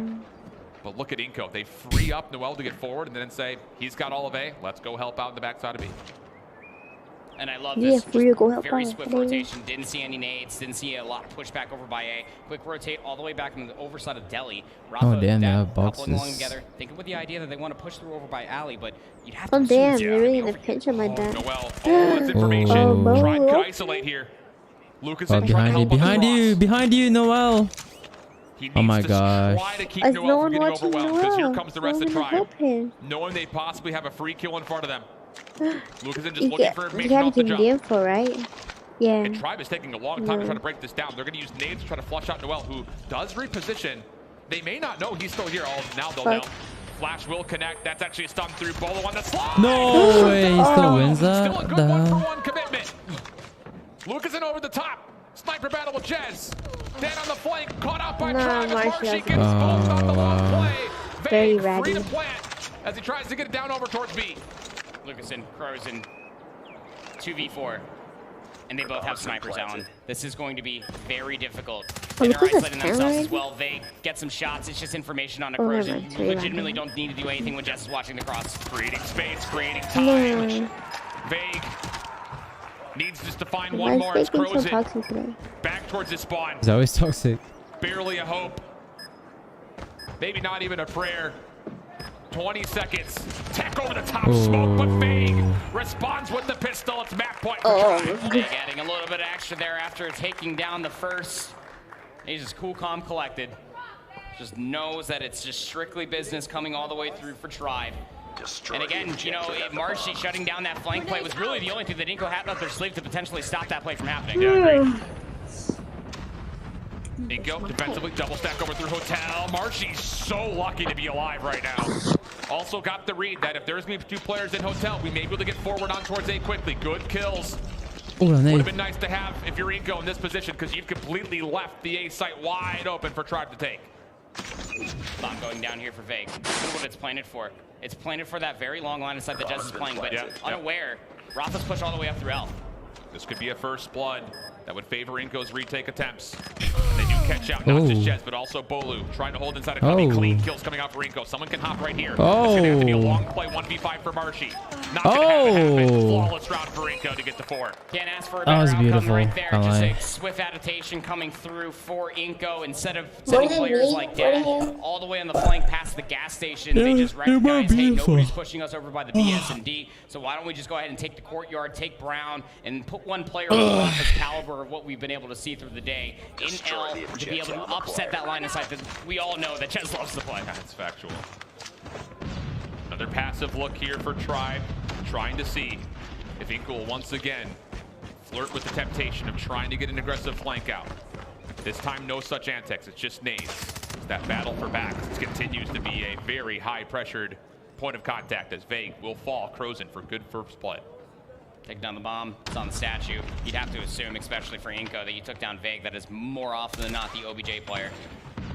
This play for pick, offense to defense, has worked out that in favor of Inko. They don't have to do anything. They're still playing for the retake. Got 2 players all the way in the backside of the ASD. Retake was just better. Still a little bit of getting locked in for this defense. Shoulders being thrown over towards back alley. Oh, Jez. Does he see either of these 2 players that are quick on the contest, either in deli or on the jump up? Bomb collected. Jez also gets an SMG to work with. Once again, Inko not providing any information whatsoever. Stun queued up. Watch out. That will bounce over the top, not connect with anything. Trying to force motion out of the defense. Very little can be provided. But Rafa has just given Marshy a chance to even up the numbers. Isolation likely to come through here towards Hotel. Marshy hoping that he's not been hurt as of yet. Sees the prediction. The free fire comes out. Marshy gets the kill. Here comes Inko though, quickly over towards gas station. Nice trades. And as Lucasson takes down Tech, the defense needs to make a decision here. Do you play for this flank or are you trying to stop the plant? You really can't do both at once. And as Jez gets the first pick, he's got freedom to try to plant. Bomb going down. Look at the space that Bo is playing right in that corner. When the retake typically comes through for Inko, they're going to come flying from that side of the map. That said, though, Jez is not able to back out of the bomb site, so he's going to stack with Bolu. Playing long as number 5 in Marshy, but he just has an SMG. Inko laboriously trying to make their way in. Point of contact through elbow. Tribe takes it just off the screen. Dad tagged up. Doesn't want a challenge. Good free fire, though, from Lucasson with the pistol. Need to get their way in. Still double stacked his Tribe. On the way out of Cubby. Not going to work out. It's Marshy to watch the retreat. And the standoff search goes the way of Tribe. Almost what we would expect to have happen. That is now 4-0 through the entirety of this competition. That Tribe have come into standoff search and destroy and have walked away with a W. And honestly speaking, there's just consistencies to speak of, right? I mean, you got Marshy, whether it's offense or defensively, just loves that alleyway on the backside of Delhi as well as the gas station. You saw plenty of opportunities for Inko to maybe try to shut it down, such as like Dad trying to put themselves in a position to do it. But I mean, Jez, just doing Jez things. It's absurd when you really think about it. When the space is being capitalized on by Vague, it just allows Jez to be the free spirit that he is, just all the way across that statue side, past AS&D. I'm going to have nightmares about that collateral. And in the face of defeat, Rafa gets 11, but Lucasson drops 14. Biggest problem is offensively, even though they got 3 plants off in the 6 rounds they played, very rarely were they able to fully lock down the post plants. Not what you want to see. And then the opposite side, Vague gets 4 total plants off. Jez gets 1 of his own, and only 2 retakes were successful for Inko. So defensively, not quite up to par for what we saw from Tribe, because we kind of left that first half saying, hey, 2 rounds for Inko on the offense was going to be fine, you would think. At least they stay competitive. Yeah. It's, again, you know, you ask and you shall receive. You got those 2 offensive rounds, and at least be able to bounce back a little bit on defense. But the one thing that was consistent was the legwork from Tribe. And you'll see that coming through from these highlights itself, is that everybody gets activated from Tribe at one way or another. They're always making sure that in their positional advantages, they are at least capitalizing off of it, whether it's communication or just team shots. This is the Tribe gaming that we've come to know and love through so many different stages, and especially here on this weekend. And the thing that really impresses me about how Tribe plays standoff is their ability to read a defense after only seeing maybe 1 or 2 players and saying, all right, if they're here, that means we can go there. And they're really quick to make that call and then execute off of that. It was what was really successful for them on their way to a Western Finals victory last year. Same thing could be said about their way to a Stage 4 North American victory.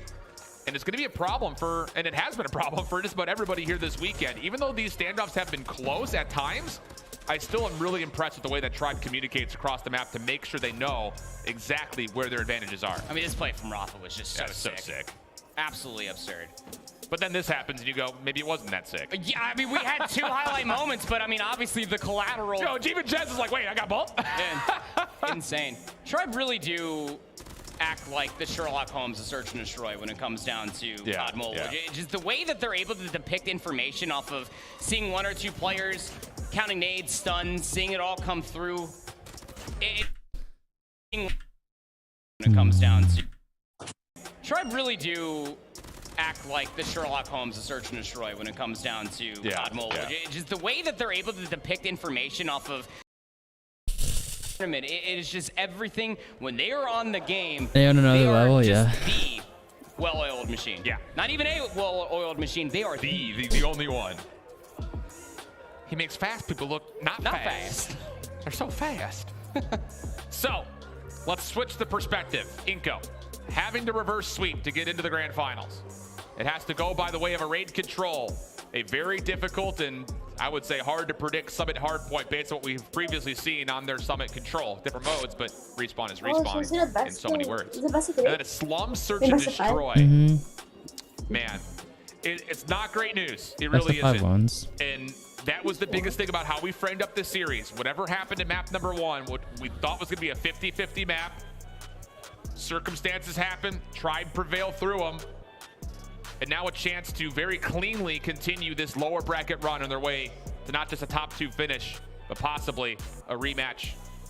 And maybe, again, dictating superiority over COD Mobile. One saving grace coming into this is that Inco, throughout the weekend, they played it once. Why does Tech look so and they were able to beat Smart Omega 3-0. Tribe, on the other hand, like we were talking about when we were taking a look at the best of 5 maps, that they haven't played raid control at all. They've mostly been playing Slum, they've been focusing on him. Like, they also have that 1 win on firing range control as well. So it'll be interesting to see. Again, raid as a map desperately needs to be called for SMG presence galore. Well, with all that said, hey, this has been an extremely tight series, and more than that, an extremely tight overall tournament across pretty much all of our regions. We've been excited to see how Latin America has showed up in a major way, not just from this Inco team, but also from Skade. East, not nearly as expected, but that all said, these final 3 teams have more than deserved their chance to be here and a shot at, again, the lion's share of that 1.7 total million. But just as kind of a recap over this entire series and more clarification on map number 1, statement from the Activision team is, per the rules, teams are supposed to keep playing in case of lag. Inco experienced lag at the outset of a game and stopped playing without the admin's discretion. Admin had directed players to keep playing so that the lag could be diagnosed. The admin needed to verify whether the lag was intermittent or consistent. When both teams continued to play, the admins observed that both teams were on a consistent network environment without consistent lag, so therefore the match results have stood for that 250 to 45. We've seen this happen before, and that's the thing, is knowing that was going to be possibly a case. I mean, it's not something that these players are completely unfamiliar with. Tribe make the gut check call saying, hey, we're going to keep playing on. And unfortunately for Inco, the result does not go their way, and now a massive advantage for Tribe as we continue to kind of reevaluate over the overall series. Well, I mean, we even talked about it while map 1 was happening. Like, this is COD Mobile rule set in a nutshell. You keep going until somebody says stop. Yeah. And until somebody says stop, I mean, Tribe were already about like 114 up. And again, you know, that's just what we do here in COD Mobile Esports. You just have to continue to play on until the admins are able to come to that diagnosis. So, find ourselves here, 2-0 lead for Tribe off of that take off hardpoint and in a blistering standoff search and destroy. It's almost what we came to expect to a certain degree, but to reverse sweep Tribe Gaming, especially coming into a raid. Again, I gotta echo the point, your SMGs need to be on fire. And the other part about this is we consider the biggest strength towards Inko, and it's Lucas with an SKS. Yeah. How do you get him into the best position possible on both sides of the control points, whether it's defensively or offensively, the only good thing about sure his subs have a easier quality of life getting into those tight spaces where they're the most for Argentina. So you expect to see things like long-range play from cast window, long-range play from no one's gonna or the opposite side in towards our or towards top bedroom, maybe try to win mid-map. Those are all very key positions that you hope that Lucas can keep doing what he does best, and his subs can follow up, take away that space, and hopefully find advantages further deep. It's just how consistently they put in those specific positions, because we have seen Lucas in, albeit again, you know, I'm not gonna knock on the guy. He's you're kidding. Nasty, yeah. So you got to be looking at him to be able to continuously play that selfless role, the tectonic role, right? To where you're always putting themselves in those longer lines of sight to make sure that the SMGs at least have the lay of the land, rather than what Lucasen can get away with and has continuously through a lot of different matches this weekend, was getting in your face of the SKS. As comfortable as that may be, you need to be able to showcase what your role actually entails for a map like Raid. 100%. It can't be one-dimensional. No, even though you're great at it, this is a game that we've seen, and we've talked about this a lot. Yeah. Where this is no longer a we're just better so we win type of game. Everyone's dynamic, everyone's flexible, and the overall level of competitive COD Mobile has escalated significantly from last year to this year. But a raid control, again, it's a must-win from here on out for Inko. Need the reverse sweep to get back into the grand finals for a chance at $700,000. Otherwise, Tribe will make it an all-North American affair, in which Bobby, I'm sure, was already farming impressions for. He's probably got the drafts already built out. Here we go. Raid control. Oh, yeah. Probably got at least 5 tweets ready for that. But here we go. Offense first. He's coming through for Inko. Definitely love to see it come through convincingly, but 2-for-1 goes the trade, evening things out. Tech, Jazz, Bolu all showing up with the kill feed. Noel still here at ring, though. Reinforcements defensively, very rapidly, though, on the way. Noel avoiding a large majority of the utility on the way. Can you find the kills, though? Counter utility for Inko looking solid. First tick of progress is good. Defensive numbers still persisting, though. A Tribe gets 3 straight. Lucas is up top, in towards R. Yes, gets the double. But with that said, the second tick of progress was not locked, and it's further being depleted. Look at the positioning as well throughout the entirety of the map. Like, Tech is just chilling bottom bed, waiting for any flank to be coming all the way through. A lot of focus inside of kitchen. It's just one of Rafa who turns. He's going to be able to find one. Almost had Marshy locked down, but was dead to rights either way. But taking a look at the B zone, it's completely chalked by Tribe. Whether you love it or hate it, it's the right call. You give up the 3 seconds, you hold on to lives. No, I think that's the right call on both sides. Rafa just a nuisance in the back, pulling Tribe defenders back at the same rate for Tribe. You just don't want him to exist in kitchen when you have to rotate over towards A. So it's kind of a give and take situation for both squads. 21 playing 20, tons of time on the clock. Just comes down to how do you want to try to get across and find an exit from this B zone if you're Inko. They're opting to go towards mid. Fake, here to meet them. Long range shots, decent. Did not expect to play through pillars, though, and Inko will gain that mid location in the gardens. Tech still hasn't moved, by the way. Yeah, Trees just hanging out. Bottom bed. Yeah. Mid-map push actually starting to ensue. Crozen's all the way in the backside looking at jungle as well. There's a lot of work to do for Noel inside of kitchen. Is able to find one. You gotta think, look, Tech is fine. If anyone gets onto the A zone, he's gonna have a really solid look back there to just pick him apart. That Inko looking to put some pressure on towards the lives, though. 6 life advantage, thirdly occurring for Inko. More to possibly come, but as Dad drops, the rest of Inko will full commit. Once again, just saying, all right, we still got plenty of time to put you down to within single-digit life counts. Tribe's response is solid, though. And with that, we go 13v10. Tech now getting activated as he backs up, helping out the play-through pool. And it's only 43 seconds on the clock, and all of a sudden, Inko, they have their own little bit of an obstacle to try to hurdle, but Tech could only come away with 1. Big trade from Rafa to finally get Tech out from that positioning. Was able to go on 5 in a row though. That was their first life. Mind you, but regardless, everything stabilizes. But it's favoring Inko. You had 2 lives as far as the advantage is concerned. You can play for the trades here, but you got to get onto the A zone and stall the clock. Yeah, this defensive setup for Tribe is forcing Inko to have to all hit through Tiki. They are on. Oh my God. Clock will stop. 2 life advantage for Inko. Vague from the window, waiting for the smoke to dissipate. Now has clear sight over what's on the zone itself. Tech, Bolu, combining. Marshy trying to recontest. 8v5. Second tick of progress on the way. Flank play from Vague. Shut down. Lucas in. Turns his attention up towards money window. Good for the double. He's in a 7. Now towards basketball. Last hope for Tribe Really? to come through. Yeah. Trades. Could be win condition. Could just jump onto the zone as well. Whichever's more convenient for you. Marshy trying to clean up the flank. Boxing gloves out. Right punch combo. Marshy's down to limited amounts of time and cannot get back to contest. Inko on the board first.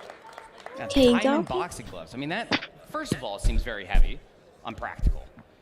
And also just would hurt, too. But regardless, yeah, I mean, backs against the wall. Really did feel like that the spacing through the middle of the map was going to favor that of Tribe. But finding the right picks, being able to get inside of Tiki, like you were saying, it was one-dimensional, it was required, and they come through the offensive round. Inko predicting their defense needs to be moved over towards B. They have guessed incorrectly. Tribe are on towards A, but this is why. Luke is in, calls out the Pred missile. Makes life a little bit easier on the defense for the retake, finding the first kill. Throws in, backside, SKS. First tick locked in, second on the way very rapidly as the stack is largely here. Marshy one tap in the corner. Oh man, thought for sure he was dead to rights. I think the same was thought by Crozin, and Bolu keeps his life. Secures the second tick. Dead off the backside. Double for him, but the knife comes through. More boxing match happening over the course of the poolside stairs. Trying to find a way to regain. The boxing gloves, man. Do you even want to? The answer seems to be no to both questions asked. Ultimate nap always turns into the nap that EA Cup from wondering what happened. Oh my god, don't trust me. I've been taking like an hour nap, 20-minute like dangerous naps before my streams. This is a lot of space being provided through the middle of the map. Yes, you lost the A zone, but the lives are starting to But the thing is, like, whenever I have to do something, I always wake up. That is surprisingly true. Noel could make the same play if he so chose to. Even if I don't get any sleep, I'd always wake up. If I got 9 to do, then I'm gonna go sleep. Underkiller drone will likely be what is used to try to get on first, but it was destroyed almost instantaneously. I've been trying to fix my sleep schedule, right? Like last night, I went to sleep at 11, woke up at 3, couldn't go back to sleep, so I've been awake since then. One last spear fire here. It's going to be in the hands of Vague, trying to push up over to driveway. Great help there from Tech. First segment already done. Second, marginally on its way, but trades are going to be good enough to at least keep Tribe at bay. Inko need to make a decision here. They've got 3 operators they may have to spend to try to lock down this defense. And a 2-0 count would be massive for their efforts, but here comes the stack from Tribe. Second tick rapidly on the way. Likely to be secured. Inko, what do you do? How do you get in? Oh, how about that? An easy elimination from Lucas in. Third tick though, already halfway done. You gotta find the kills. You gotta get on the contest. Tribe still finding kills. Lucas getting big again. Finding great value will clear off every Tribe offensive member while also depleting the third tick fully. You gotta push him, Lucas. 10v7. Lucas still finding trades with the claw will finally be exhausted. Underkiller is also being invested by Lucas and also has a Pred missile. Should they want to use it? 2 more operators to speak of, but it might not matter because Noel's pushing all the way up past the hot tub and is able to keep them further at bay. Sub 1 minute now. Don't get greedy. 56. Noel could just be a pest back here. These shoulder peaks are insane though. Only a little bit of chip damage. Noel still just adding everyone does it. Gets this life count down to within 1 and look at all the SKS's controlling stats. What's that? Shoulder peaks. Yeah, when you peek like corners like really quickly, you go left and right, left right. This 1v1 could open up space. Could maybe determine the round. Oh my god, 5v5, 5v4. Try finding a little bit of success from the front. Jez could still play this. First ball kills, but Cruzin eliminates the threat. 4v4. Is Lucas still alive? Okay. Tribe at the flood. Smoke comes through. They're going to use that to make their this way out. Guy is so consistent. It's crazy. Oh my god. Why push it out? 3v3. Clock stops at 5. Lucas no way. In the corner. No, Lucas. Tribe still a chance. 1v2. Marshy gets the first. Oh my god, Marshy. Can he get the regen? Crozin goes to the collie sticks. Regen's in. He has to put time. Marshy, 1v1. Are you serious? Bruh, all I had to do was play. He just threw. He just threw. Still probably thought he was either weak, thought he could cut down the space. Marshy kind of having a little smile over it as well, just knowing exactly what they did. You gave up the space. Oh my God. It's okay to remain contested. There it is from his POV. Marshy just locking things down again. Didn't even need the reload here with the CBR. Gets the information as well. Reload. Snaps as well. Put the Kali 6 away, young man. Marshy shows up when it matters most. Huge 1v3. If you give him another like millisecond, that Kali 6 is gonna launch. Kind of scary. Wants a challenge. Takes down the first. Predicts the second. No, turned away. And Inko will get oh my God, they've already got it. What? Yeah. There it goes. 2 minutes and 20 seconds. Casual stuff. 5v3 trade. The opening break is concerned, but playing for these exits are massive. Look at it also how you have defensive members for Tribe all the way up towards driveway. And if you're Inko, that kind of gives you a little consideration. You got to be careful where you go. Trades back and forth. Okay. Down to even lives. Bolu trying to contest bottom side bedroom. Denied. Inko still a couple of streaks. 100 kilodrome can be spent for dad. Operators even across the board at the moment. But some mid-map focus starting to come through for Inko. Tribe would have to respond to this. Shots on the way in. Just pre-fires for now. Now nades to follow. Dad pulling out the operator, trying to clear out Kitchen. Good nades to support this.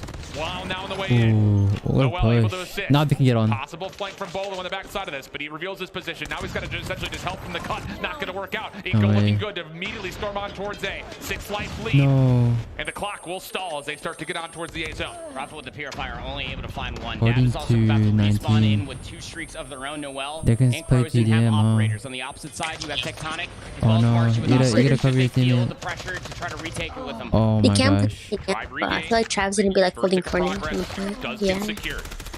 Win condition could be met just by trying to play this like a TDM. Rafa delaying, trying to find a way to finesse onto Bolu, but ultimately unsuccessful. Vague, stun, doesn't make a difference. Still finds one. That's going to create some extra time for the defense to drain from this clock. Use a hunter killer, bro. 14. Under 1 minute. Winning conditions quite literally all over the place, and the way that Tribe have to continue to play out, the rest of this defense is on their side of the map. You can't really try to overextend because there's going to be so many players to make them maybe no spin switch. Now flooding forward, Tech focused up towards money window, but the kills come out of Bolu. That will clear out the majority of Kitchen, and now you can start to zone forward. 6v10, 40 seconds on the clock. Oh, Jazz could go big here. Yeah, still risky. No, Jazz, little rat. Sidesteps around, finds Crozen for free.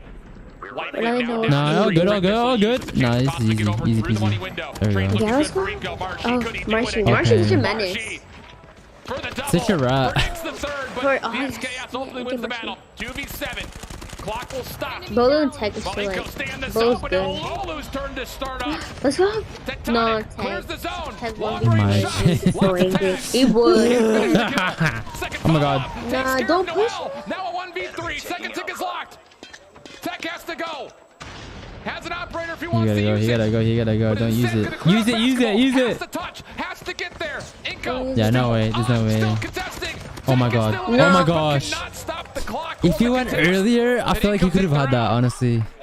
That's the scary part. Yeah. You just don't want to fly out from the wheelbarrow cutout, but even more so is what makes it a little bit more of a head scratcher is even just trying to slide it. It's 2-2. You're still gonna lose it, but you had for information on that France second player of your Tech. and Argentina. Why you shouldn't have just tried to slide Mbappe just scored. Wait, what? Regardless, he scored a penalty. He scored a penalty and then scored a normal goal. What the hell? Once again, Inko trying to control over towards B. It's Tribe focus early over towards the A zone, but with Kitchen controlled by Inko. They will have a chance to try to pick apart at this. First tick in. Taking A. Second tick rapidly on the way. Marshy gonna call out the purifier, trying to control money window. This may have to be a concession out of Inko. I don't know how you get through this and not cost yourself a ton of lives. They are gonna give it a kind of one half go here. As Lucas and Rafa able to find a couple eliminations, but ultimately the third tick looks pretty inevitable. And now Tech has got a claw. He's trying to put some pain in towards the spots. Yeah, the zone gets captured, and now all of a sudden Inko are kind of stuck just outside of Kitchen. Tribe could get on and start making significant progress on B. Oh my God. That's exactly what Jets is gonna do. Tech will find 3 with that claw. Why are they so really don't like what I just saw from Ingo trying to at least get that third segment back in their possession because that's what we're saying. Middle of the map, off the respawns, and you already have that first segment. Second, surely on the way. Come on, Lucas. Go big, Lucas. Ingo trying to force a regain. Working out well. Come on, Codm. Okay, Lucas. Trying to get something done with the claw, but it's shut down. Tech right behind him. Also, turned No, away. Codm and Lucas, they're insane. Both of these guys. Yeah. Actually, all of them. Stabilizing. At least for now. You still have a Predator missile in the back pocket. Lucas and Noel, Dad, they got some operators. Blow up that car. It's really just like one big standout player so far. It's straight tech on that flex so far, but still lives evened up. For real. So much time still left to be able to find either 15 eliminations or these segments. Map control starting to trend in favor of Tribe as well. Especially if they can find Crozen, but not Crozen on the backside. Finding a double.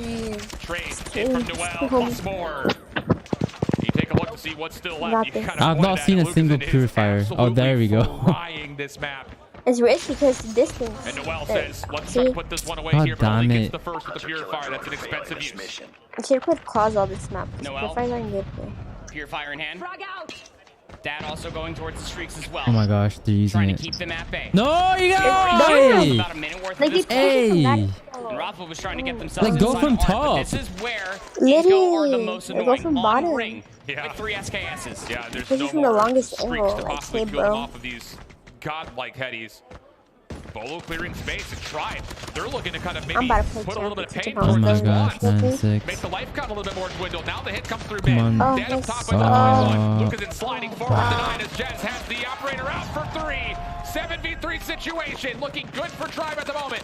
Crozen trying to force this one forward. Trying to put it away here. Noel working with them. The double comes out. But Bolo responds. A 1v5 would be necessary from Dad. First in the corner by the tree. Not going to come through. Dude, they fucked up with the operators. Oh my gosh. Would have been better to stay in point. It's just all offenses. It's raid, so it is, I wouldn't say easier out of the majority of the maps, but you can absolutely capitalize a whole lot faster through the middle of the map. Look at the way that it all kind of panned out for us, though. On defense, it will end up being Tribe Gaming, but the way that Inco are rolling out first, they want ring, they want B zone. Oh, they've gained it. 3-member stack. First tick of progress should be good. Inco throwing support nades to the backside as Tribe look like they're largely going to concede. Maybe the entirety of the point. They're playing for pillars control, but as they lose Laundry, there may not be any kind of approach towards this. And yeah, I think with that elimination, Tribe will kind of lick their wounds and set up an aggressive line of scrimmage to defend A. A casual 4-1 start here in favor of Inco. One player on the flank, though. That's actually going to be Marshy, because of course it is. The guy exists on the flank, I swear, but only able to find at least one big spawn battle coming all the way through versus Marshy. Lucas will take them down. Battle on the backside of the jungle, 8 out of 10 of these gunfights. And now we're knotted up 25 apiece.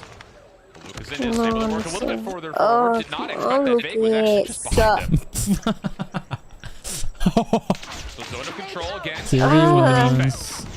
We make winners through Laundry. Tribe taking even further amounts of ground. But as Bolo drops, Bedrooms now repossessed. Inco using this as their setup. 30 on the clock. Tribe have 3 operators. They choose to use them. Long range battle. Lucas wins those more often than not. You see why? Bolo with the claw. Thinking that there's still going to be a hit over through kitchen. He would be wrong in this prediction. No, it's not. It's going to go to waste. Hurry, don't use it, don't use it, don't use it. Run out. Lucas is caught by Tiki. Easy first. Predicts the right, doesn't see it. Puts down the claw in favor of the SMG. Wow, he got like 1 kill off that. But once again, the defense prevails. It's time to reload their operators. Nah, okay, Rafa. Your freaking operators useless right now. Trying to pick up off that space that was being provided. Okay, Noel, get that purifier almost ready. But don't put it in there. The map control very much so still here. Bolu will pick up Laundry, making sure that nobody's full flanking. But the way that it's set up on the pinch, you got 1 player in Tiki, 1 underneath the bed. Wall out, purifier trying to deny Marshy is shut down. Huge. Trades back and forth. Huge. Forced out of his position as he's trying to value his life in their bedroom. Back and forth we go, but it's Tribe on top of the trade. 17 now playing up against 12. And things start to get pressed for Inco. Last chance saloon. Trying to avoid the 3-0. Trying to find a way to earn a revenge shot against LG. But Big says not on my watch. Now back up top. Whoa, the boxing gloves are out, but he goes to the drop shot. 17v6. Is it going to be an all North American affair? Here at the World Championships, it's looking likely. 16v3.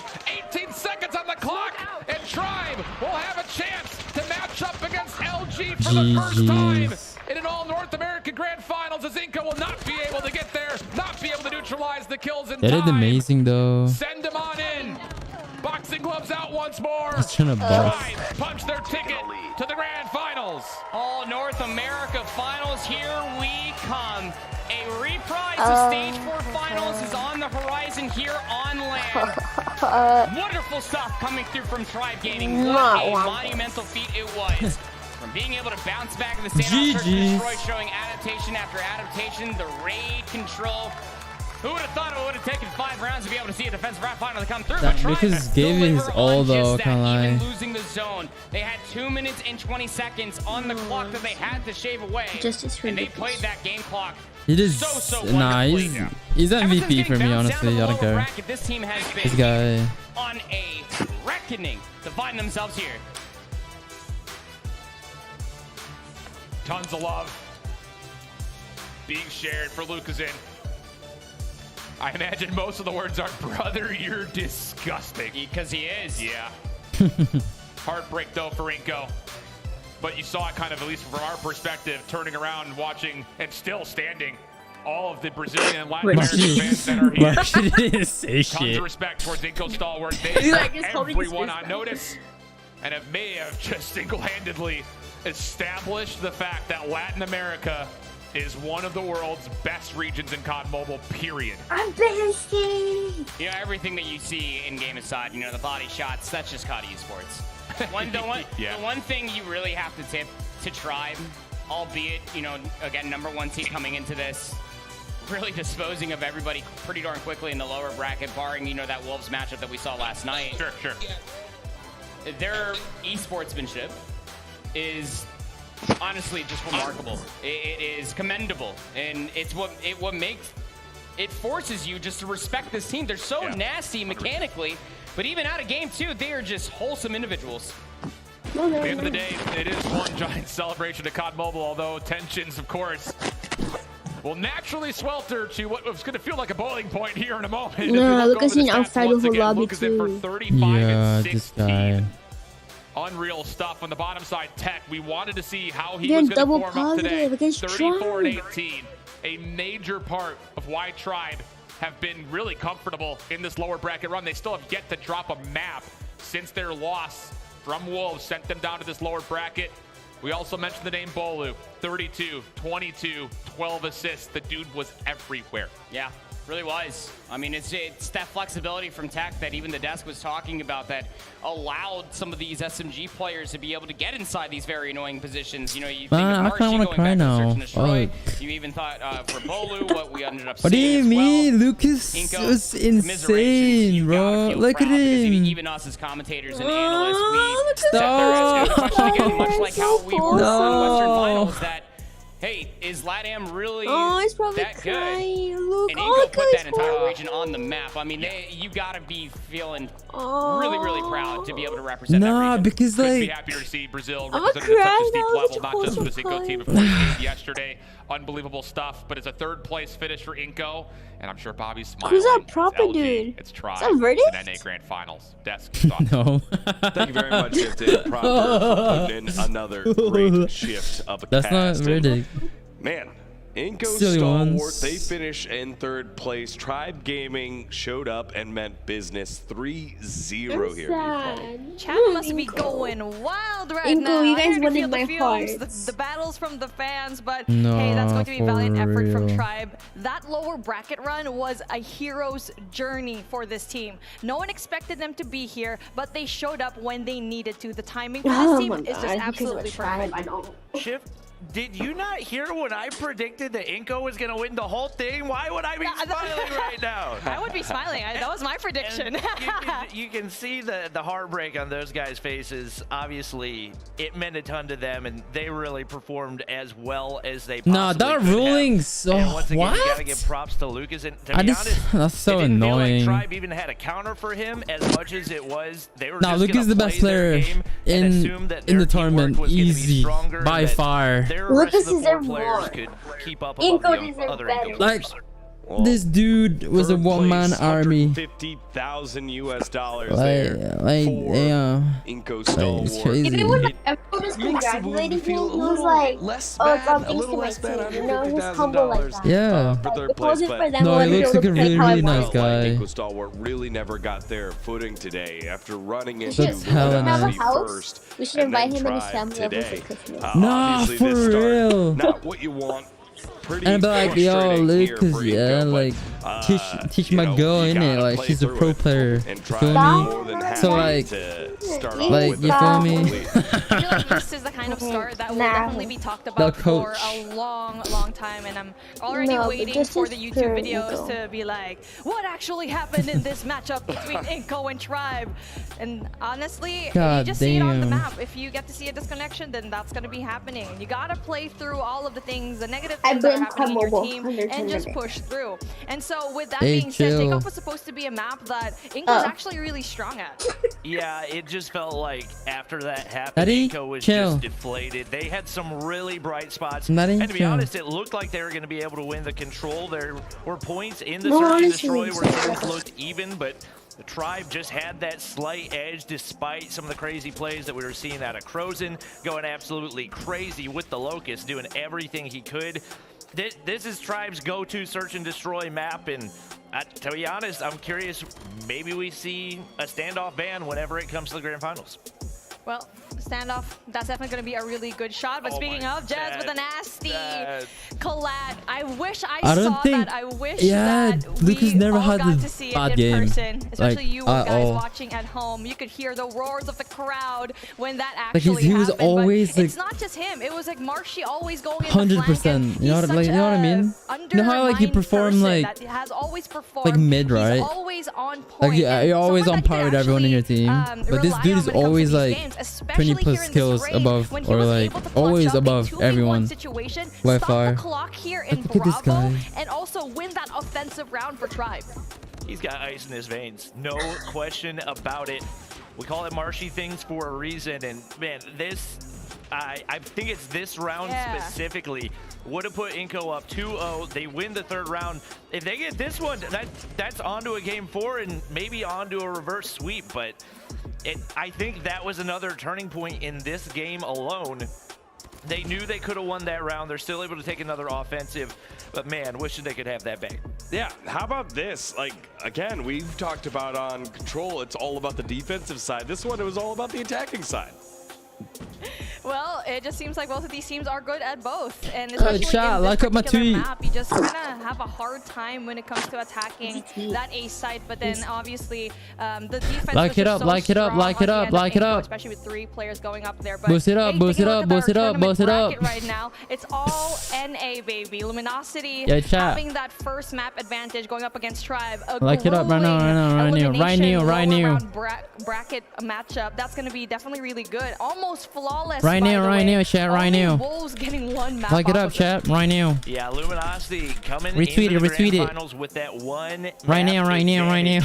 Gonna be huge, obviously. Decision making a big factor for them. We talked. Basically, I put Lucas still my MVP, chat. Come on now. Basically, his he deserves it. World Final because he was there with both Blacklist in the East and also Tribe in the West last year, and looking to prove that he's able to make a really big difference for any team that he coaches. Well, if you're trying to make a big difference in your game, get your hands on the ROG Phone 6. Tribe Gaming pays down Qualcomm Snapdragon 8+ Gen 1 CPU that boosts performance and speed to take your mobile gaming experience to a whole new level.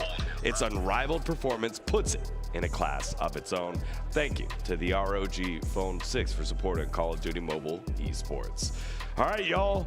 It has been a long journey, but now we've got ourselves 2. Tribe Gaming, Luminosity. Only one can be crowned king, and we will do that after we take a short break. You're watching the Call of Duty Mobile 2022 World Championship. Oh my god, damn. Dude, this guy is insane. Best player I've ever seen. Most consistent player I've ever seen. Came out of nowhere.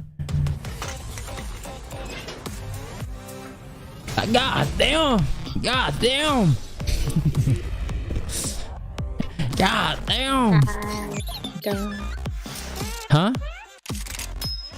What did you say? Sad. It's okay once.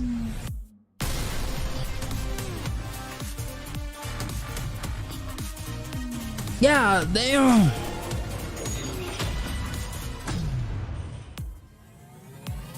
This is.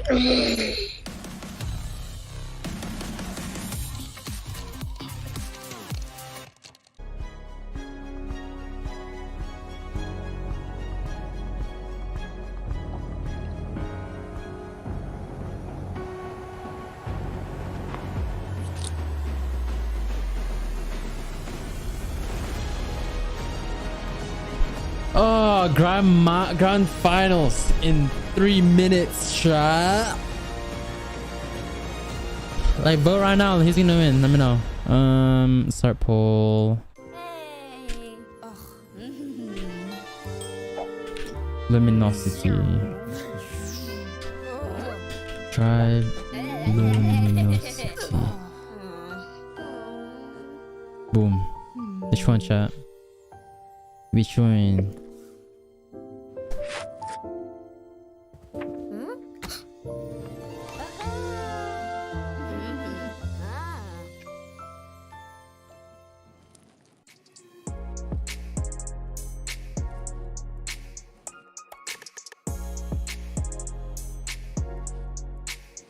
I need to get dressed.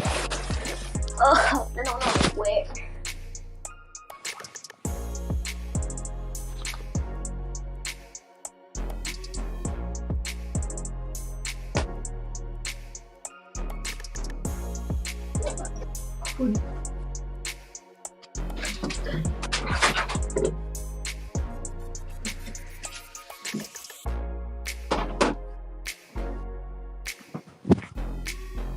Mbappe is gonna be like one of the goats now. Not gonna lie. He's been one of the goats. What do you mean?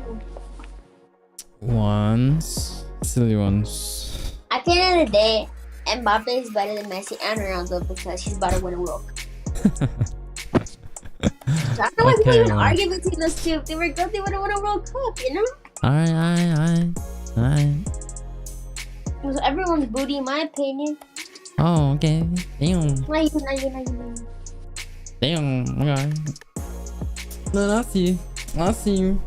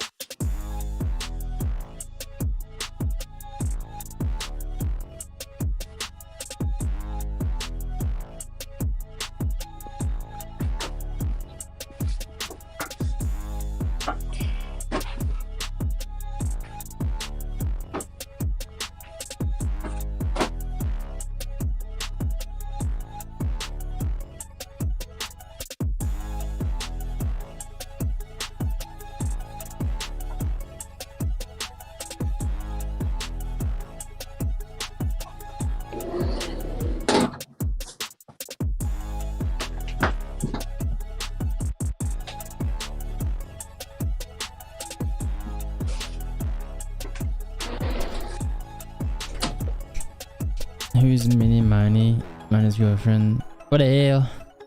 What the hell? And now he's spamming Miney gay. This guy's weird. What the hell? Okay, Andy, what if he was? So what the hell? Yeah, for real. For the final time, welcome back to Raleigh, for North real, Carolina for the 2022 Call of Duty Mobile World Championships. So what if I was, huh? Let me know. A weekend. but the top 2 teams reside in North America. And yet again, it'll be another chapter in the story that is Luminosity versus Tribe Gaming. Proper, Shift, Degon here. Guys, what a story that these 2 teams have had before, and they do it yet again. Man, Luminosity versus Tribe. I'll tell you, both of these teams look like they're absolutely hitting final form. I mean, they open up the day, Luminosity, Inco. Some resilience out of Inco, but Luminosity's respawn looks so good. And on the bottom side, it's pretty much a flawless run from Tribe from losers round 1. They're really looking super tight at the moment, and that's a terrifying prospect, I think, for anyone who's the amount of games Tribe has played. Oh my god! Just seem to bring out some of the best of everybody that we have seen compete up against, specifically with Tribe. You know, after they ended up losing out that winner side matchup versus Wolves, they popped out of the lower bracket. Barely even, they come out almost unscathed, losing that one map versus the Wolves, and now they find themselves here. Yeah, the miracle elimination run, we could say it, but should they have been there? Should they have not? You know, is there a mental advantage for Luminosity with the fact that they get the map, but also that Tribe had to go down on the bottom side? Remember, it was supposed to be the Tribe Luminosity semifinals in the upper side of the bracket, and ended up being Wolves in that spot. Yeah, it's hard to say if it's like a mental advantage at all. Obviously, it's actually a physical advantage. They literally get a map here coming out of the winner's bracket, so you do have that going for you. But you still, I think, more mentally, if you're Luminosity, you're thinking back to stage 4, where you were so close to knocking off Tribe not once, but twice, but came up short both times, not able to do it. Yeah, well, again, they just gotta end it here, otherwise mental block that either one of those guys are gonna have to get through. And if you want to get through any block, get your hands on the ROG Phone 6 to achieve low latency gaming and ultra responsive input with less chance of accidental touches. We hate those accidental touches. Hate them. The ROG Phone 6 now boasts a 165 hertz refresh rate and a 720 hertz touch sampling rate for a super smooth, seamless gaming experience, thanks to our friends over at the ROG Phone 6. And we have ourselves the World Championship bundle available now in-game for purchase for a limited time only. Look at all that stuff there, bro. Dude, I just want that charm, honestly. It's so colorful, and I know you know this, but I'm colorblind, and that to me is just an anomaly that I have no idea what's going on, but it's popping out of a spray can, and it looks amazing. Dude, I love the graffiti look just across the entire event. The fact that we're getting it like as cosmetics for the weapons, you're getting it on top of the character. Not gonna lie, I kind of want to buy that character. It's cool. Looks super awesome. Yeah, this is a really cool the Death Angel Alice Champion Soldier. Pretty sure it's a bundle. Division, but this one in particular is gonna be I get it. To get your hands on. Bursting with inspiration. Cause I'm built like that. Feel me once. That's a name. I love that one. Ugly. All right. One more time. Let's take a look at the prize pool so that we can put it into words again. The difference between first and second. The $1.7 million prize pool is now down to just our first and second place. It is $700,000 for first and $280,000 for second. So both teams have 280. That's crazy. Brought to you by so first let me see. That's a lot of money, and it's even like a pretty steep drop off when you go from first place down to second place. So I mean, that pressure, that extra bit of money on the line, you're almost gonna feel it really just kind of hiss through the air here in the arena. I mean, I thought for a second you were about to pull like a Dr. Evil impersonation. 1.7 million. I'm like, we just all did that in sync. Come on, this desk is lit. Come on. That's going in the rollout at the end. All right, well, it seems like we are almost ready to go now. Tribe, Luminosity, Proper, you don't like doing predictions. So that's right. What I will ask you to do is tell me, how do Luminosity win this? Wow. It's like asking me a prediction without asking me a prediction. I think that the best way that Luminosity are going to be able to do this is continue to be very unpredictable and to continue to adapt and overcome. Their pace differential and understanding what they have to be doing from each map individually has been at an all-time high through the entirety of the weekend. Shift, how did Tribe win this? Look, their search and destroy has been really clean. And when they had played last time, Standoff was in the rotation not once but twice. Tribe took both. So I think if you're looking at this from the guise of how does LG stop Tribe, I think it's to shut down Jez, which is kind of like the counter of what you asked in a certain sense, but he's been unstoppable in Search, and I think Search is the way to get into the series quickly and possibly find an advantage. Well, for more thoughts on this matchup, let's send it on over to our casters for the finals. It's Beef Mommy. Oh my God, it's about to start! I am so excited to be here and casting the Call of Duty Mobile first ever World Championship Grand Finals, joined as always by the wonderful Beef Mommy. What was happening right there? $1.7 billion. Hey, I got shit. Okay. I see you. I see you smiling over there in the desk. I got you, man. But yeah, I mean, everything down the line, a lot of money. It's a huge jump from $700,000 down to that second spot. It's a really hard point to be at because you know that Luminosity already has that one score up in this best out of 7. Tribe, as resilient as they are, it's just going to be really difficult to overcome that one hurdle. Yeah, it's still kind of difficult to tell how these two matched up against Inco to try to gauge what expectations should be. So, for example, right, if the R Tribe wanted like 30%, right, from winnings, of Luminosity, while they weren't able to do the same for Tribe. It became second. But there were they would all get like situations, different mechanics. 6 players for them, right? 6 players. And this Tribe, they have Sloppy, right? For subs. They played things so relatively closely. let's just say they all split it like equally. How Tribe and Luminosity have faced up it would against be each other in the past. 32K each. Stage 3, Stage 4, it's those two at the top both times. Luminosity, yeah. But if they win it, oh my God, wait.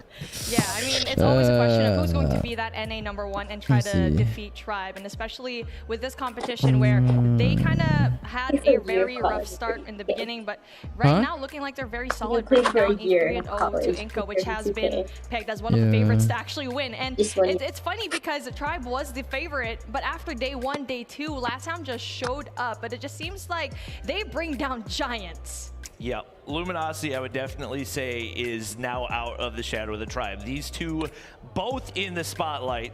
And as you can see, Luminosity's been frying all tournament long, even up against Wolves, who #1 knocked down Tribe, and #2 still gave Tribe a lot of trouble in the lower bracket.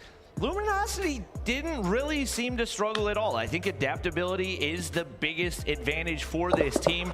And obviously, you got to look at one guy, Band, who has been frying all tournament long. We talk about him being a major warrior, stepping up when his team needs him most. And you can tell he's just so chill, so calm, so collected. He's just excited to be here. Their comms are just so good. Their game up against Inco, the pace was fast, so beautiful. As you can hear, the words that they actually said was really beautiful. But before we actually go and talk about this team, we got D-Gon taking a look at it, introducing Luminosity.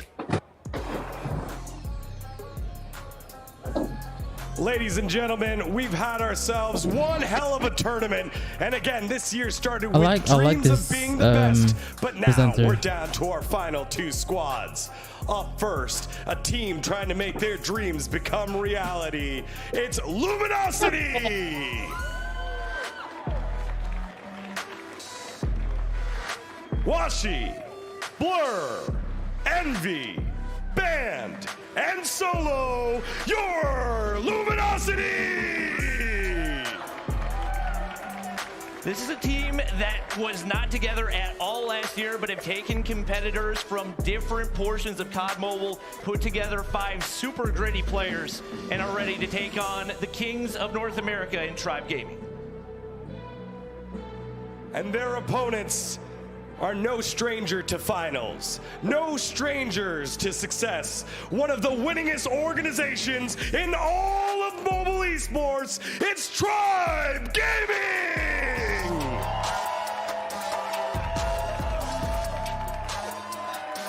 Marshy, Vague, Tectonic, Bolu, and Jez, Tribe Gaming! Will they keep the victory 3 years in a row? 2020, 2021, Will 2022 be the same? They brought down 3 teams, Omega, Wolves, but if they win, it's 81k. And now they face their toughest opponent yet. Damn. A rivalry that knows no boundaries. These two squads have played against each other time and time again. But this time, it's for 81k. the World Championship. What? Only one can be crowned king. Who will Oh, sorry, win? chat. Let's find out. Beef Mommy, Bobby, take it away. I don't know. I was not in frame. Oh, this is 3 years in the making. This is a lot of money. $1.7 million, like you mentioned, $700K to the winner. If my math's correct, a $420,000 drop off if you don't take that first place prize. Gotta think all the hours, all the blood, sweat, and tears going into this matchup. I'm excited to see the map pool because still not entirely sure what to expect. Yeah, I mean, it all comes down I don't to know who's gonna win. And Luminosity. Where they're gonna have to play. I'm going for Luminosity. Reason why that you should be weak in a certain map, because at this point of the competition, you need to be strong every single one of it in every single game mode. But kind of like what we saw in that first game that we had today, Inco versus Luminosity, where it was such a huge factor when it comes to Luminosity's win. Tribe Gaming, what do you think is gonna happen here when it comes to the map selection? I mean, I think if you're Tribe, one of your biggest objectives is trying to get to that map number 6, the standoff search and destroy, where they are undefeated on the weekend. You got to feel like that's a really good chance for them to lock in a win. But on the downside, for Tribe, we do see a Hacienda hardpoint. That was the exact map that we saw Wolves defeat them on, their first hardpoint loss in the entire tournament. And it is the same map where we saw Luminosity take down Wolves. So that puts them in a really tough spot. They're already at a 1-map disadvantage. They've got to come out guns blazing on this takeoff map where they just defeated Inco Gaming pretty easily. And yeah, it really is important, especially in the momentum of your matchup, especially in that first game in hardpoint takeoff, where we saw that Inco kind of faltered, especially we're kind of really shaken up. So that first game really matters to set the tone between these two giants that we saw and performed really well up against a really hard team. And now coming into this, when it comes to the statistics and the numbers, we kind of just throw them out the window by the end of it. But both of these teams look so good at this takeoff map that it's really hard to tell what's going to happen. But for me, Luminosity actually did a little bit better when it comes to the util usage up against Inco. Obviously, you want to pick up as much time as you can, but you got 1 point advantage, is going to be chaining together P3 and P4. That's where these teams look to pick up their biggest chunks, controlling spawns there. Typically going to afford you the most time, and obviously operator usage going to be absolutely crucial. Cannot afford any wasted time. That split-second decision-making plays a huge role in the outcome of these games, and it's really going to come down to those little micro decisions. And we saw those micro decisions coming in from Tribe during those clutch situations in the form of Marshy in that control round in Raid. It's really important. And now, speaking of a member that's actually really good, Ban's going to be right there. And you know that he's going to be really good up against Envy as well. They've been doing a really good job at trading them 1-1. But coming in from Tribe, you know that they're going to be duos holding hands, and let's see how well they can do when it comes to those individual gunfights, because Luminosity seems like they're such a good pair. Obviously, the KDs for Tribe not going to be quite as high in the respawns heading into this one, especially just having lost more matches in general. But across the board, they've been able to win some of those hardpoint matches even when they are getting outslayed. Obviously, big players to watch on this map are the ones that typically dominate in the long range, those being Tectonic and Jez. I think Jez has really shown out through the entirety of this tournament, but every single player on this roster plays a huge role. We talked a lot yesterday about filling those specific roles, letting the Slayers slay, and the OBJs OBJ. So versus X-Tribe, right now, just getting ready to load into the game, but the anticipation wasn't Washi Tribe as well building, and you can feel it here. He was for like, yeah, he was, right? It's still going to be brought out. Knowing very well that Inco played it, or the LATAM region rather, has been playing it so, so small. Well. But I feel like for Luminosity, they did an amazing job at stopping the push. And I feel like they have different versions when it comes to stopping that kind of meta. And now for Luminosity, they are absolutely bright. They're looking like they're in the best form in their career. I don't think either of these teams really particularly likes the SKS. I think the biggest reason we saw Blur pull it out was mainly just to counter Lucas in. So if I had to guess, most of the people that we saw using SKSs in those first couple of maps will likely be switching over to the Kilo. That's been the go-to long-range assault rifle for most of the players in the North American region. People were kind of wondering, oh, is that Kilo meta going to be able to hold up in the World Championships? And it most definitely has. I mean, this proves the point. Both NA teams are going to be here, and the strongest that they've ever been in. And speaking of Tribe, looking very solid this year as well, and looking like the situation's actually going to be flipped, as Luminosity is usually the ones that has a very hard time in the beginning, but now it looks like Tribe is going to be the same, and beautiful Worm there, and definitely going to be an absolutely legendary meme all across Twitter. But again, this team is just, again, the word for them is going to be resilience because of how many matches they actually pushed through, and a lot of the time, it wasn't even close matches. They absolutely dominated it. I don't know if I'd call it a beautiful worm. It looked more like a dying worm, if you ask me, but you know, like a worm's a worm. Like a worm in water with some salt. Yeah, exactly. Well, we're loading into the lobby right now. I think Vague's another player that has honestly been pretty underrated on the weekend. Obviously, not dropping those insanely high KD numbers like Jez and Tectonic, but especially as a flex player, he's had a pretty solid KD while at the same time bringing that OBJ contribution. So he's another player to keep an eye on. Marshy, we always expect him to do Marshy things, but it's Envy opening things up. First blood, Vague in the high tower right there. Gonna be able to find one. Shots on to Band as well. A little bit shaky to start. We have yet to see anybody hop on the objective, and it's finally gonna be Marshy who hops in for a whopping 1 second. That's a lot of seconds for you, and Marshy definitely knows how to pick up the points. Now, going in there very aggressively, that's going to be player number 4 coming in from Luminosity. Blur gets those kills, still forming that SKS, looking like it's going to be really good in this map. But take a look at the other side. There's actually no response whatsoever when it comes to those long-range engagements, looking like they really just want to go for the CBRs, the Krig 6, and also probably like one. Oh, I see actually a Switchblade. So, again, if it really works for you, then go ahead, but you need to find some sort of counter up against Blur. Yep, does look like he's still going to be rocking with the SKS. Obviously, Tribe has talked before about how they don't really like the weapon. Tectonic pulled it out for a little bit up against Inko, but we didn't see it have a huge impact for them. So with the Kilo being his weapon of choice, no surprise he's sticking with it right here. A pretty even P1 as the battle for P2 ensues. Pretty even right now. Looks like Spawn's going to go the way of Tribe. Marshy playing nice and sneaky right there. Tries to hit the flip, but not going to be able to get the turn for the kill.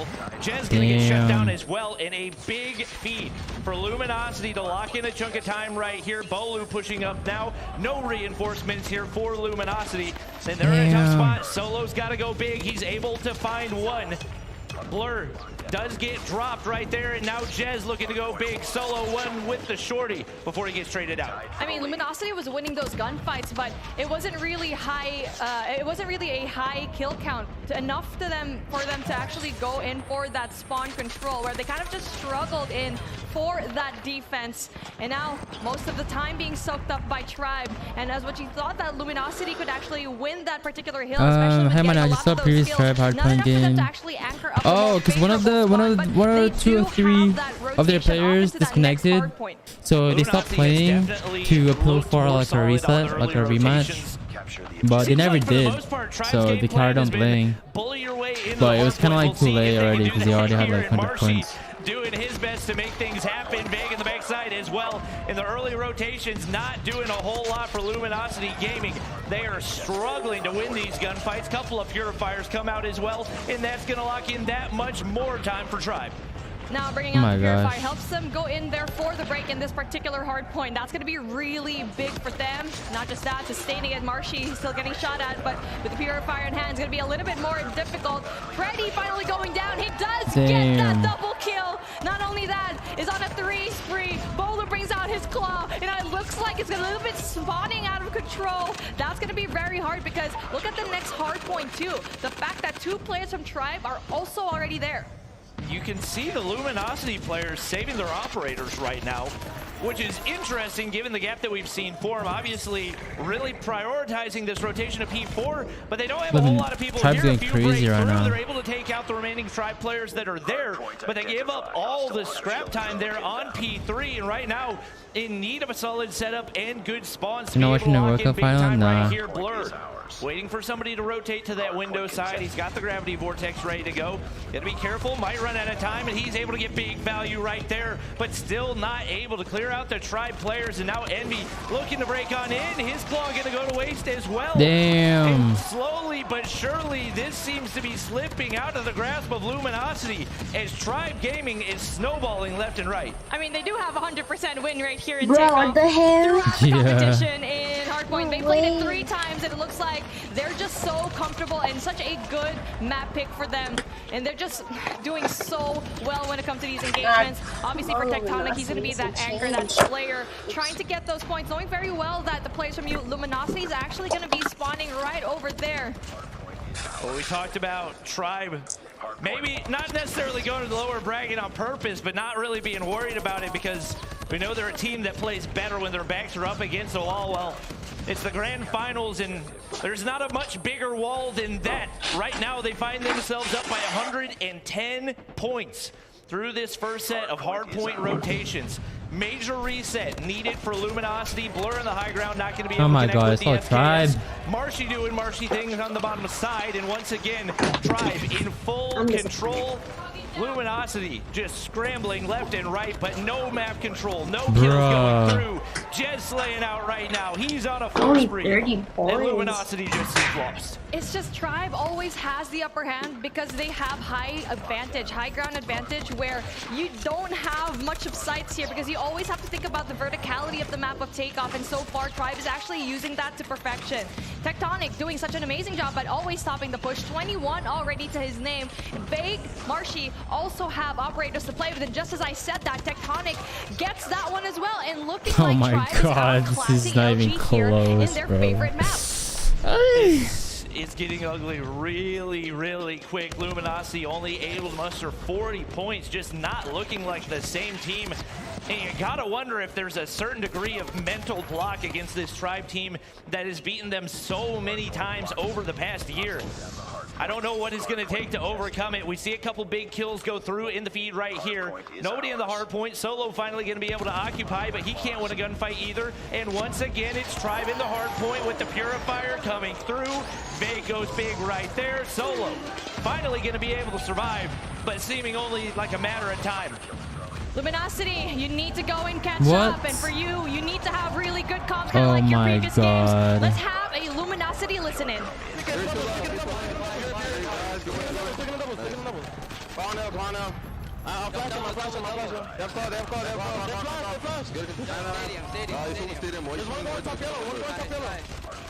We got point.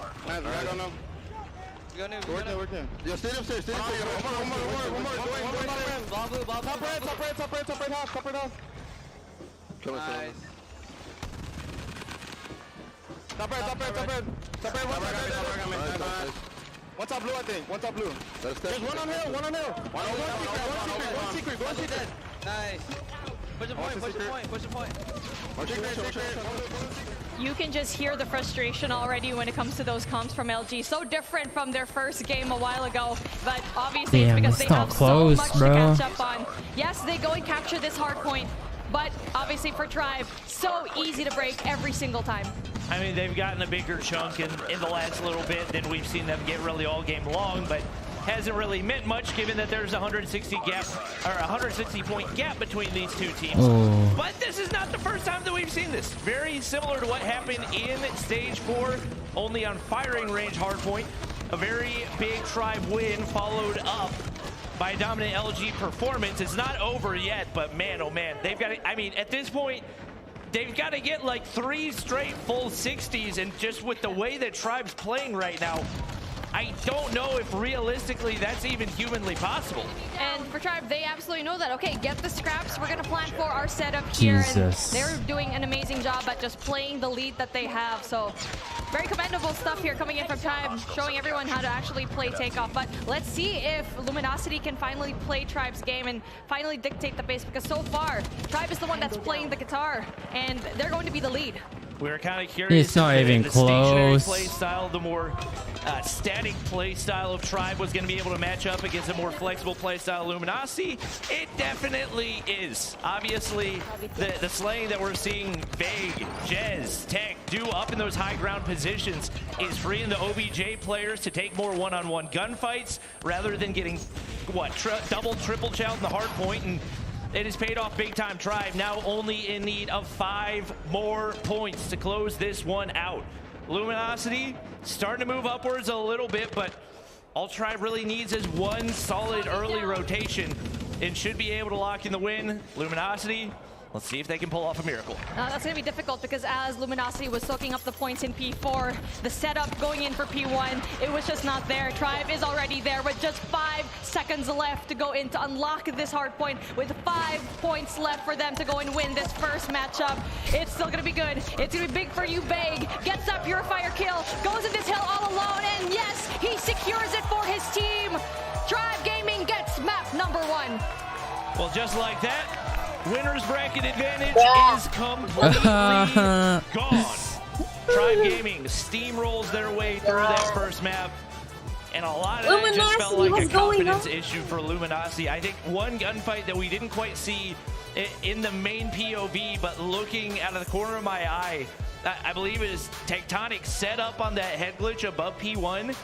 Ban sneaks up behind him and still gets turned on by Tech. I mean, just like, Ban's been phenomenal all tournament long, and it just felt like things kind of fell apart at the seams. He's still doing a really good job with 30 kills, being the top fragger for his team, but obviously the numbers of the time, especially from the hard point, not really there. 26 seconds left, not too bad, but obviously taking a look at Marshy, 38 kills plus 1:50 inside the hard point. It looks like he's getting better and better each match that they play. He did so well in that S&D, so well in that control, and now looks like, yep, he's gonna be that MVP for Tribe. We know that Washi's the OBJ player for Luminosity, and he was in a blender all game long. Obviously, when your team doesn't have map control, it's easy from an outside POV to say, oh, he went 17 and 35, he cost his team. But when your team's not getting map control and your one job is to get in that objective, there's not a whole lot you can do. You're having to solo chow 2-3 Tribe players every single time you're going into a gunfight. And you got to get more help for him. He did everything that he could to get into the hard point, but your Slayers have got to do more. You got to push out that map control. Even the early rotations didn't really pay off anything for Luminosity. You know, this is one thing that I noted up against their game against Inco, is Tribe's version of them winning it to battle them out is to, number 1, do close range, number 2, buddy system, especially in a map as big as Takeoff, where your life really counts because it's such a huge map. And not just that, the fact that they're always getting those power positions up in the 2F, up in that vertical point where obviously looking down you have more of an advantage, and the rotation coming in from Tribe is just so big as well. Yep, it was pretty close off the, and looking back, the fact that it was, I think it was like 30-30 at one point, and then just after P2, Luminosity could not get a foothold to save their lives. Steamrolled out of control. They, I think at one point it was like 40 to 160 or something. So that's basically a span where you're getting 10 and you're letting Tribe get 110, maybe even more.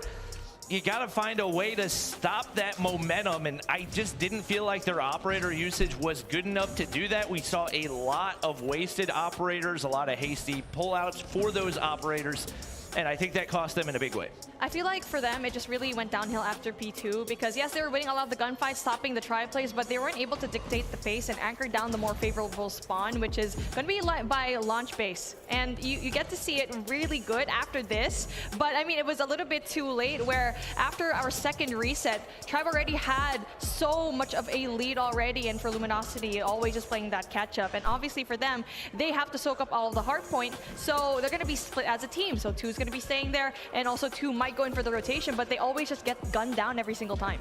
And look at what we said, they were like 30-30 at one point. It was 60 to 220.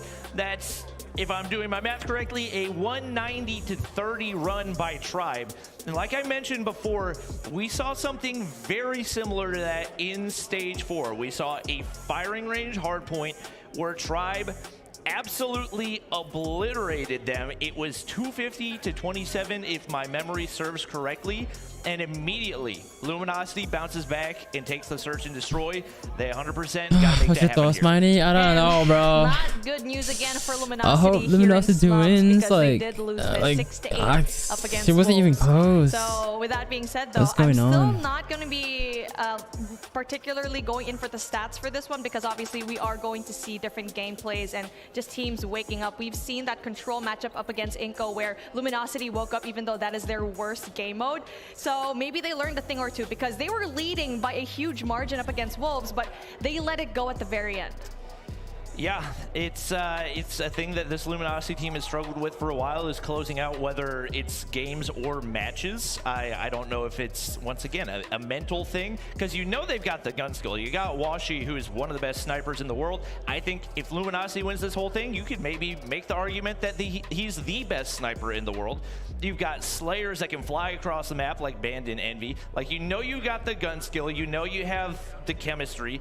I've heard from so many teams about how good their communication is, and I think even when they were frustrated in the listening that we heard, they still sounded good. They're capable of winning this. It's all going to come down to confidence. You got to close those S&D games down. They've already kind of faltered today with that first game that they had with Inco and S&D and standoff where they had a lead yet again, but dropped it. There needs to be a change of pace because Tribe is actually kind of the team where if you are going up against them and they're down, they can find a way to adapt, and I believe Luminosity can do so. We've seen it already before. They've had that raid search and destroy up against Stamina and did an absolutely phenomenal job, and especially in that control where all the odds were actually up against them, they can definitely make this work. Yep, still a lot of COD Mobile left to be played. It's a best of 7 series, and we're only getting started right here. Obviously, finishing in control if we go to a game 7. Not the most normal thing for Call of Duty in the past, but these guys are definitely prepared for it, and it looks like they are here and loading in to the lobby here on Slums Control. It is going to be Luminosity on the defensive side to start, which should be a big advantage for them if they can capitalize. Ooh. You got to play with your snipers. Blur has a monumental job to try and get the search and destroy. Lineups are going to be there. No information whatsoever. And there you go. Marshy gets down. Ban gets that first opening pick. No, he does get 2 though, but then Bolu trades him out. Definitely the better side of the trades for Luminosity. They're going to be able to make their way up, and right now, actually trying to catch Tribe off guard. Jez going to take a little bit of damage. Bomb goes down there on B. And now Jez all alone. The 1v3. And obviously Luminosity going to look to play things passive. He's got a lot of map left to clear out. And it looks like he's going to go for every corner that he can, at least on this side of the map. And it seems like Luminosity has read it perfectly right there. They get the information from Envy, and just like that, should be enough to close out the round. Solo connects onto the shots, and Luminosity takes the lead off round 1. Beautiful pick, and it was really that 2-piece that Ban did that kind of stopped the push coming in from Tribe. Obviously, just raining down utility down in bricks. That's going to be a really good start. And now for Tribe, though, knowing very well that they can, Luminosity can aggress. Let's see if they can finally get that as Ban gets 1 more. Second first blood for him. The utility usage has been so good. They get the man advantage off the start right here once again. Nades do connect, and that's going to force Tribe back on the defensive side. Bomb is in hand. Don't know if there's any trophies available, but there we go. Washi, lethal with the sniper. Arguably the best in the world right now. Now 2 Tribe players remain right here with the bomb going down. Oh, he takes another my down God, off the head nice glitch. shot. That's not an easy shot to hit. Solo reads this next one like a book, but he doesn't even need it. Right, LG gotta compose. Takes another down and a strong start they keep here getting on the Slums hyped. S&D. Jez needs to step it up when it comes to those snipes, because if you allow Once. Blur to do that and Washi as well, they're Are just you going on to your have way a very hard to time. work? And what I already mentioned early on into this matchup, Baby. Luminosity is just so good when it comes to that game. They showed it in game number 1, and now they're going to be showing it here in this S&D. No question about it. A lot of utility go through, but the ADS shots can't match up with the hipfire out at Tribe. And the SKS not going to be able to connect right there. Should be a double kill, and it is for Envy. Equalizes Tectonic, trying to chow. Envy's weak, but he's the one that's got a head glitch to work with. Jez sitting back with the sniper. He's still got Washi to deal with right now, and with the bomb going down, the pressure once again onto Tribe. Jez slowly making his way through blue right here. Tech trying to get some information. They've got some time to work with, but timing might go the way of Washi. It doesn't matter. Jez proves to be the better sniper on that one. And now Envy all alone, but he's got an SKS. And that's best case scenario for trying to take somebody off one of these long angles. Hits the wrap right here. Jez, will he stick it? He should have the time. Envy, the route's too long, and he gives away the route. Envy took too long, and now if you give Jez that pros don't fake, that was such a good situational awareness for him to kind of just predict that Envy this would is crazy, bro. I'm saying. Now, I feel like I'm not quite sure the feeling that you get when you know who you're up against. Okay, knowing this person, okay, he's not going to do close range. He's probably the type of person that will go and have a long wrap around. But you know what? That is a good opener for them as Bolu and Vague finally gets to, and Bolu gets to as well. You can feel the momentum shift. Washi going to be able to find a couple, but he's all alone against 3 remaining Tribe players. Shorty in hand, and that time Tribe able to find the first bloods. It pays off big time, and they're able to counter that utility. I mean, a lot of times just, I'm not gonna say it comes down to luck, but the placement definitely crucial. Shorty not able to connect, and he doesn't stand much of a chance. 3 players holding hands. You think back to the Ninja Defuse that Envy gives away right there, and maybe a questionable decision. You got 2 weapons that are definitely not fast on movement speed. You don't have any type of tactical or lethal that you can pull out, and definitely wishing he could have a redo on that one. Yeah, and it just seems like a little bit shaken up with that, but they need to make that comeback if needed. Jez spots one, doesn't really go in for the follow. The Vague with a really big opener, but Bolu as well gets rid of Solo. But a response coming in from Washi. He's been an absolute beam in this Bravo Hill. I mean, Alpha Hill, rather. He's doing everything that he can, but he's the last man standing once again as the momentum quickly dissipating for Luminosity. He's going to make his way through blue right here. Tech on the outside. He's not moving an inch. Audio cue might set something off right here. And that once again puts Washi in a really rough spot. If he reads it right, can't hit the shot though. Tectonic plays things fundamentally. Washi can't connect. And now 3 rounds in a row going the way of Tribe Gaming. Tribe is just reading this so well. And now I feel like it's always that opener from Luminosity Vague, has one followed up map? by Bolu. How? I don't know. If Luminosity wins this whole thing, you could maybe make the argument that the Oh yeah. I just realized. What the hell? Tectonic and Vague get to a piece. Tectonic gets a second. Will he get a third? Luminosity is just not it's a best of 7 on these early sprays. Even when they get first shot, they just seem to lose the gunfights. They're going to be able to take down one of those Tribe players, but still 3 remain. And right now, in a tough spot once again, Envy's got the bomb in hand, but Tribe able to spread across the map. You got 1 player hitting the flank. That's going to be Marshy. And this is going to be tough to read. The bomb goes down, but with that information, they're going to go ahead and set up on the inside of garage right here and see if they can cut off that flank while the sniper watches over the bomb. This is a good setup coming in from Tribe. Playing your numbers to your advantage, gaining a lot of these sight lines. But for you just have to figure out, they're probably going to be planting here for long. That's going to be good. 2 peeks though. Washi gets 1. Even things out. Jez knows very well there's 1 player there. Tries to go in for the wall bang. Doesn't really quite get the shot. And now just applying that pressure, and the bomb is going to be defused. What a beautiful defensive setup coming in from Tribe, knowing very well that they can't go past the defenses of Jez. And just maybe unfortunate positioning on that bomb plant. I don't know if Washi took the shot and missed, or if he just didn't have an angle. But it looked like it was going to be a tough play to make either way. And now Luminosity moves to the defensive side. Washi's going to find one to open. Vague finding Band on the flip side. And only a 1-for-1 trade with the way the majority of these early game trades have gone. Oh my god. Gotta think that's gonna go advantage to Tribe again, but Washi, he's the do-it-all man right now. 9 kills on the board, and double kill. The quick scopes connecting, and now all down to Tectonic. Luminosity playing this one to a T. Oh my goodness. And they are not out of this one by a long shot. Luminosity going in there a little bit more aggressively. That's going to be really good stuff from him.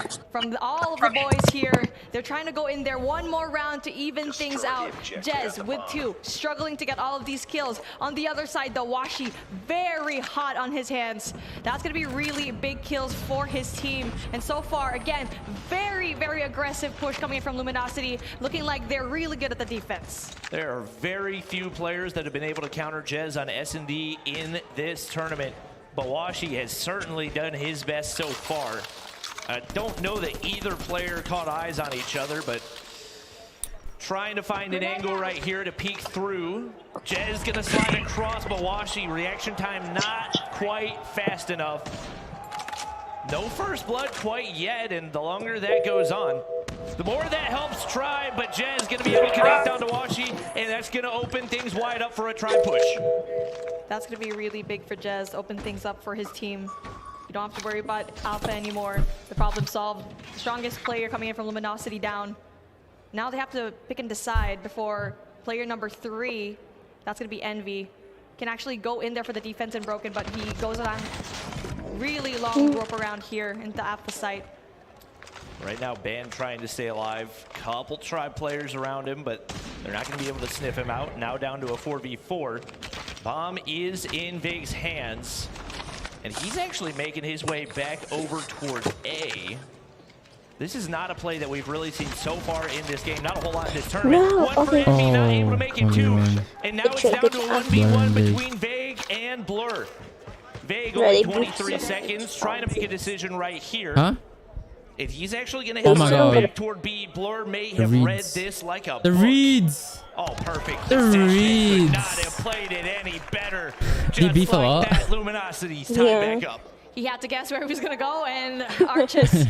I can probably, Arches, he went I can see that.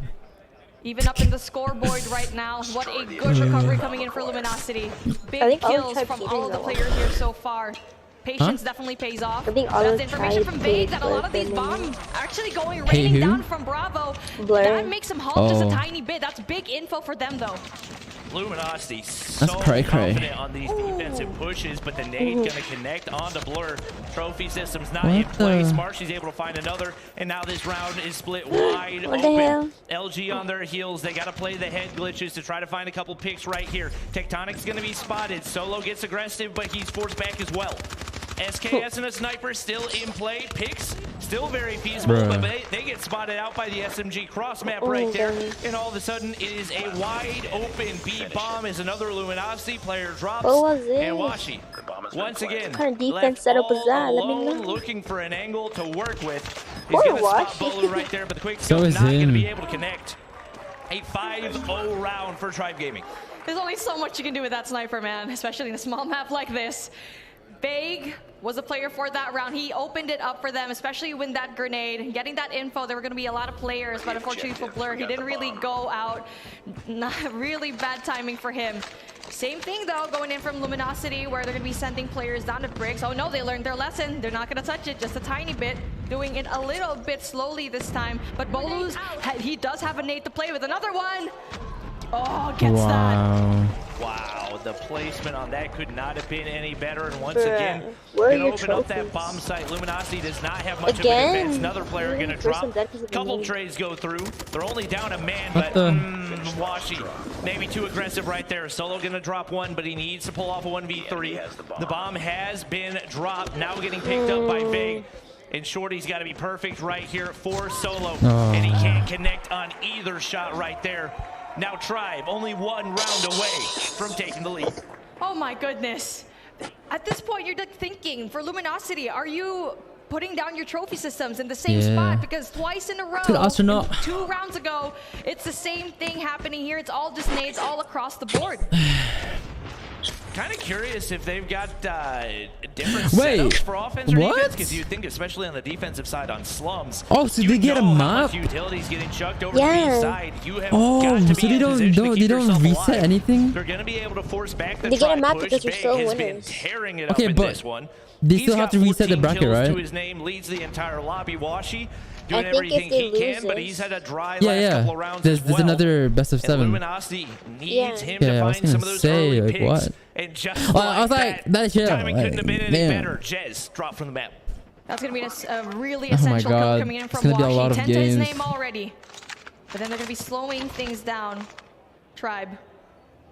Vague.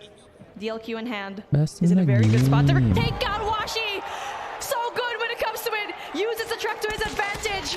Possibility to get another one as he goes in for the chase. Goes in there for the chase, but doesn't really quite get the kill, as Bandit Soul are going to be there for the backup. Maybe a little bit too eager right there as he gets baited outside those walls. Without the defenses of his teammates, nothing to protect him there. And Luminosity going to be able to take the man advantage once again. Vague still 15 kills to his name, but they don't have him to work with. So now the remaining players going to be forced to maybe make a wrap over toward this A bomb. We've not seen it done successfully so far. It seems like Luminosity's pretty content to give this up, but they're slowly creeping toward this side of the map. Tectonic's not going to win that crucial gunfight, and now Solo finding another kill. Envy. There's 1 remaining. It's all down to Bolu. He's got to pull off a 1v4, and it's not meant to be. Little body shooting right there is Blur. Feeling confident about the prospects for the rest of this game. Tribe is having a hard time closing this one out. Luminosity's creeping in the distance. Just 1 more round in between them. And it was Vague. That was the first blunder in this particular round, where he over-aggressed. Might as well, huh? The price. I think one more person. I think Bolu. Yeah, I think that was a play. Oh my! Why do you keep pushing there? Turn the tides of that one. Tectonic with opening nade, definitely going to have a big impact right there. But Envy equalizes on 1. Envy drops himself.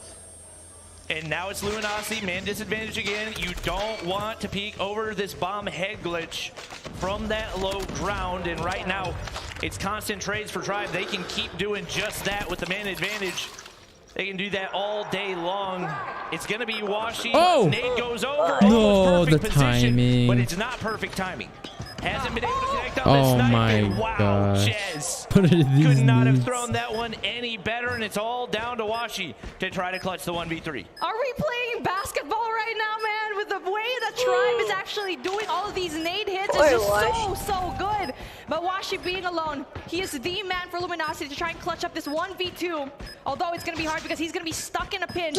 But then he needs to get that 1 kill. Ring around the Rosie right here and breaks. Bolo gets the kill. And there you go. Seals the deal here in Search and Destroy. 7-5. Where we thought Luminosity can possibly do 1 big clutch. They failed to do so. Now Tribe getting closer and closer to that championship. To be called the championships here for 2022.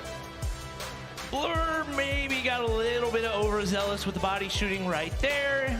This is just not a team that you want to make angry. He decided, oh, I'll poke the bear when we're on game point, and we'll see what happens.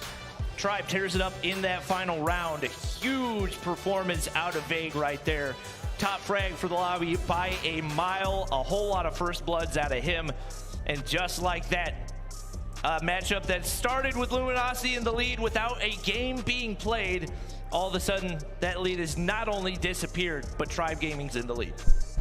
Damn. That's just hard to watch because for Luminosity in that S&D matchup, they were doing a lot of things wrong time and time again, doing the same mistakes of being in the breaks, not putting down that trophy system. Maybe they did, but there was a way for them to keep throwing and chucking that grenades there. You know very well that for Tribe, they're always going to be throwing down util there, and it's just, that was really big openers for them to just go in very aggressively in mid. But taking a look at what we have for our scoreboard, Vague having that 15, those are going to be really big kills for his team. And on the other side, obviously, NV really tried to get it, especially with the body shooting and all. 11 kills to his name.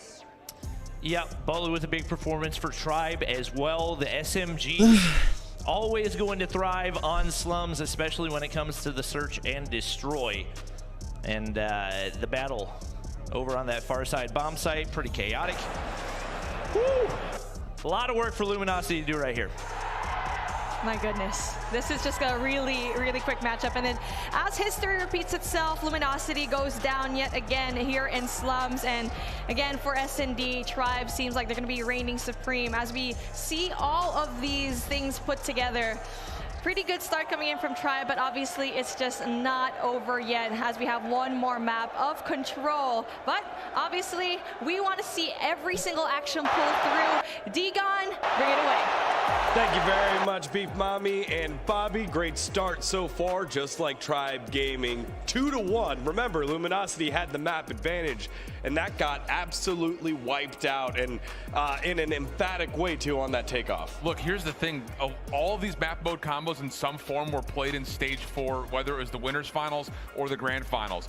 Both of these two maps initially favored Luminosity off of those gameplays. Oh yeah, Argentina won from a couple of months ago. But here this weekend, Tribe is fixing all the things that they were even slightly stepping away from during stage 4, and now all of a sudden you're in a position to really control this series layout. Yeah, I mean, hey, you're fair shout for what happened back in stage 4, but it's a different meta. We're here on land, man, and I'm not gonna lie, this Tribe squad is coming a little different, especially through the majority of this takeoff hardpoint map number 1. I mean, between Tech and Marshy, I don't know which POV was more fun to watch. Marshy was just everywhere. Tech was locking down those longer lines of sight. The flexibility to set up Marshy's success on these flanks was at an all-time high. And the thing that's really curious, and Bobby brought this up, and he was right, by the way, it was a 250 to 27 on that winner's final opening hardpoint before Luminosity would bounce back. The thing is, you don't expect to see that kind of a performance at a World Championship Grand Final. So the fact that Tribe is able to really put the pain on towards LG early in the series, I think says a lot. All right, chat, I'm gonna end the stream right here.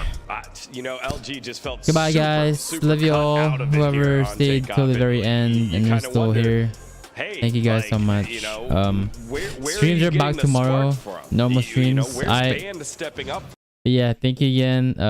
Huge shout out to Activision for sponsoring the streams the past 3 days, and I've really enjoyed the whole event. It was well, it's time to eat for me. I need to eat. So I'm still gonna watch the whole thing off stream, but yeah, I'll see you guys later tomorrow, so stay tuned. Peace.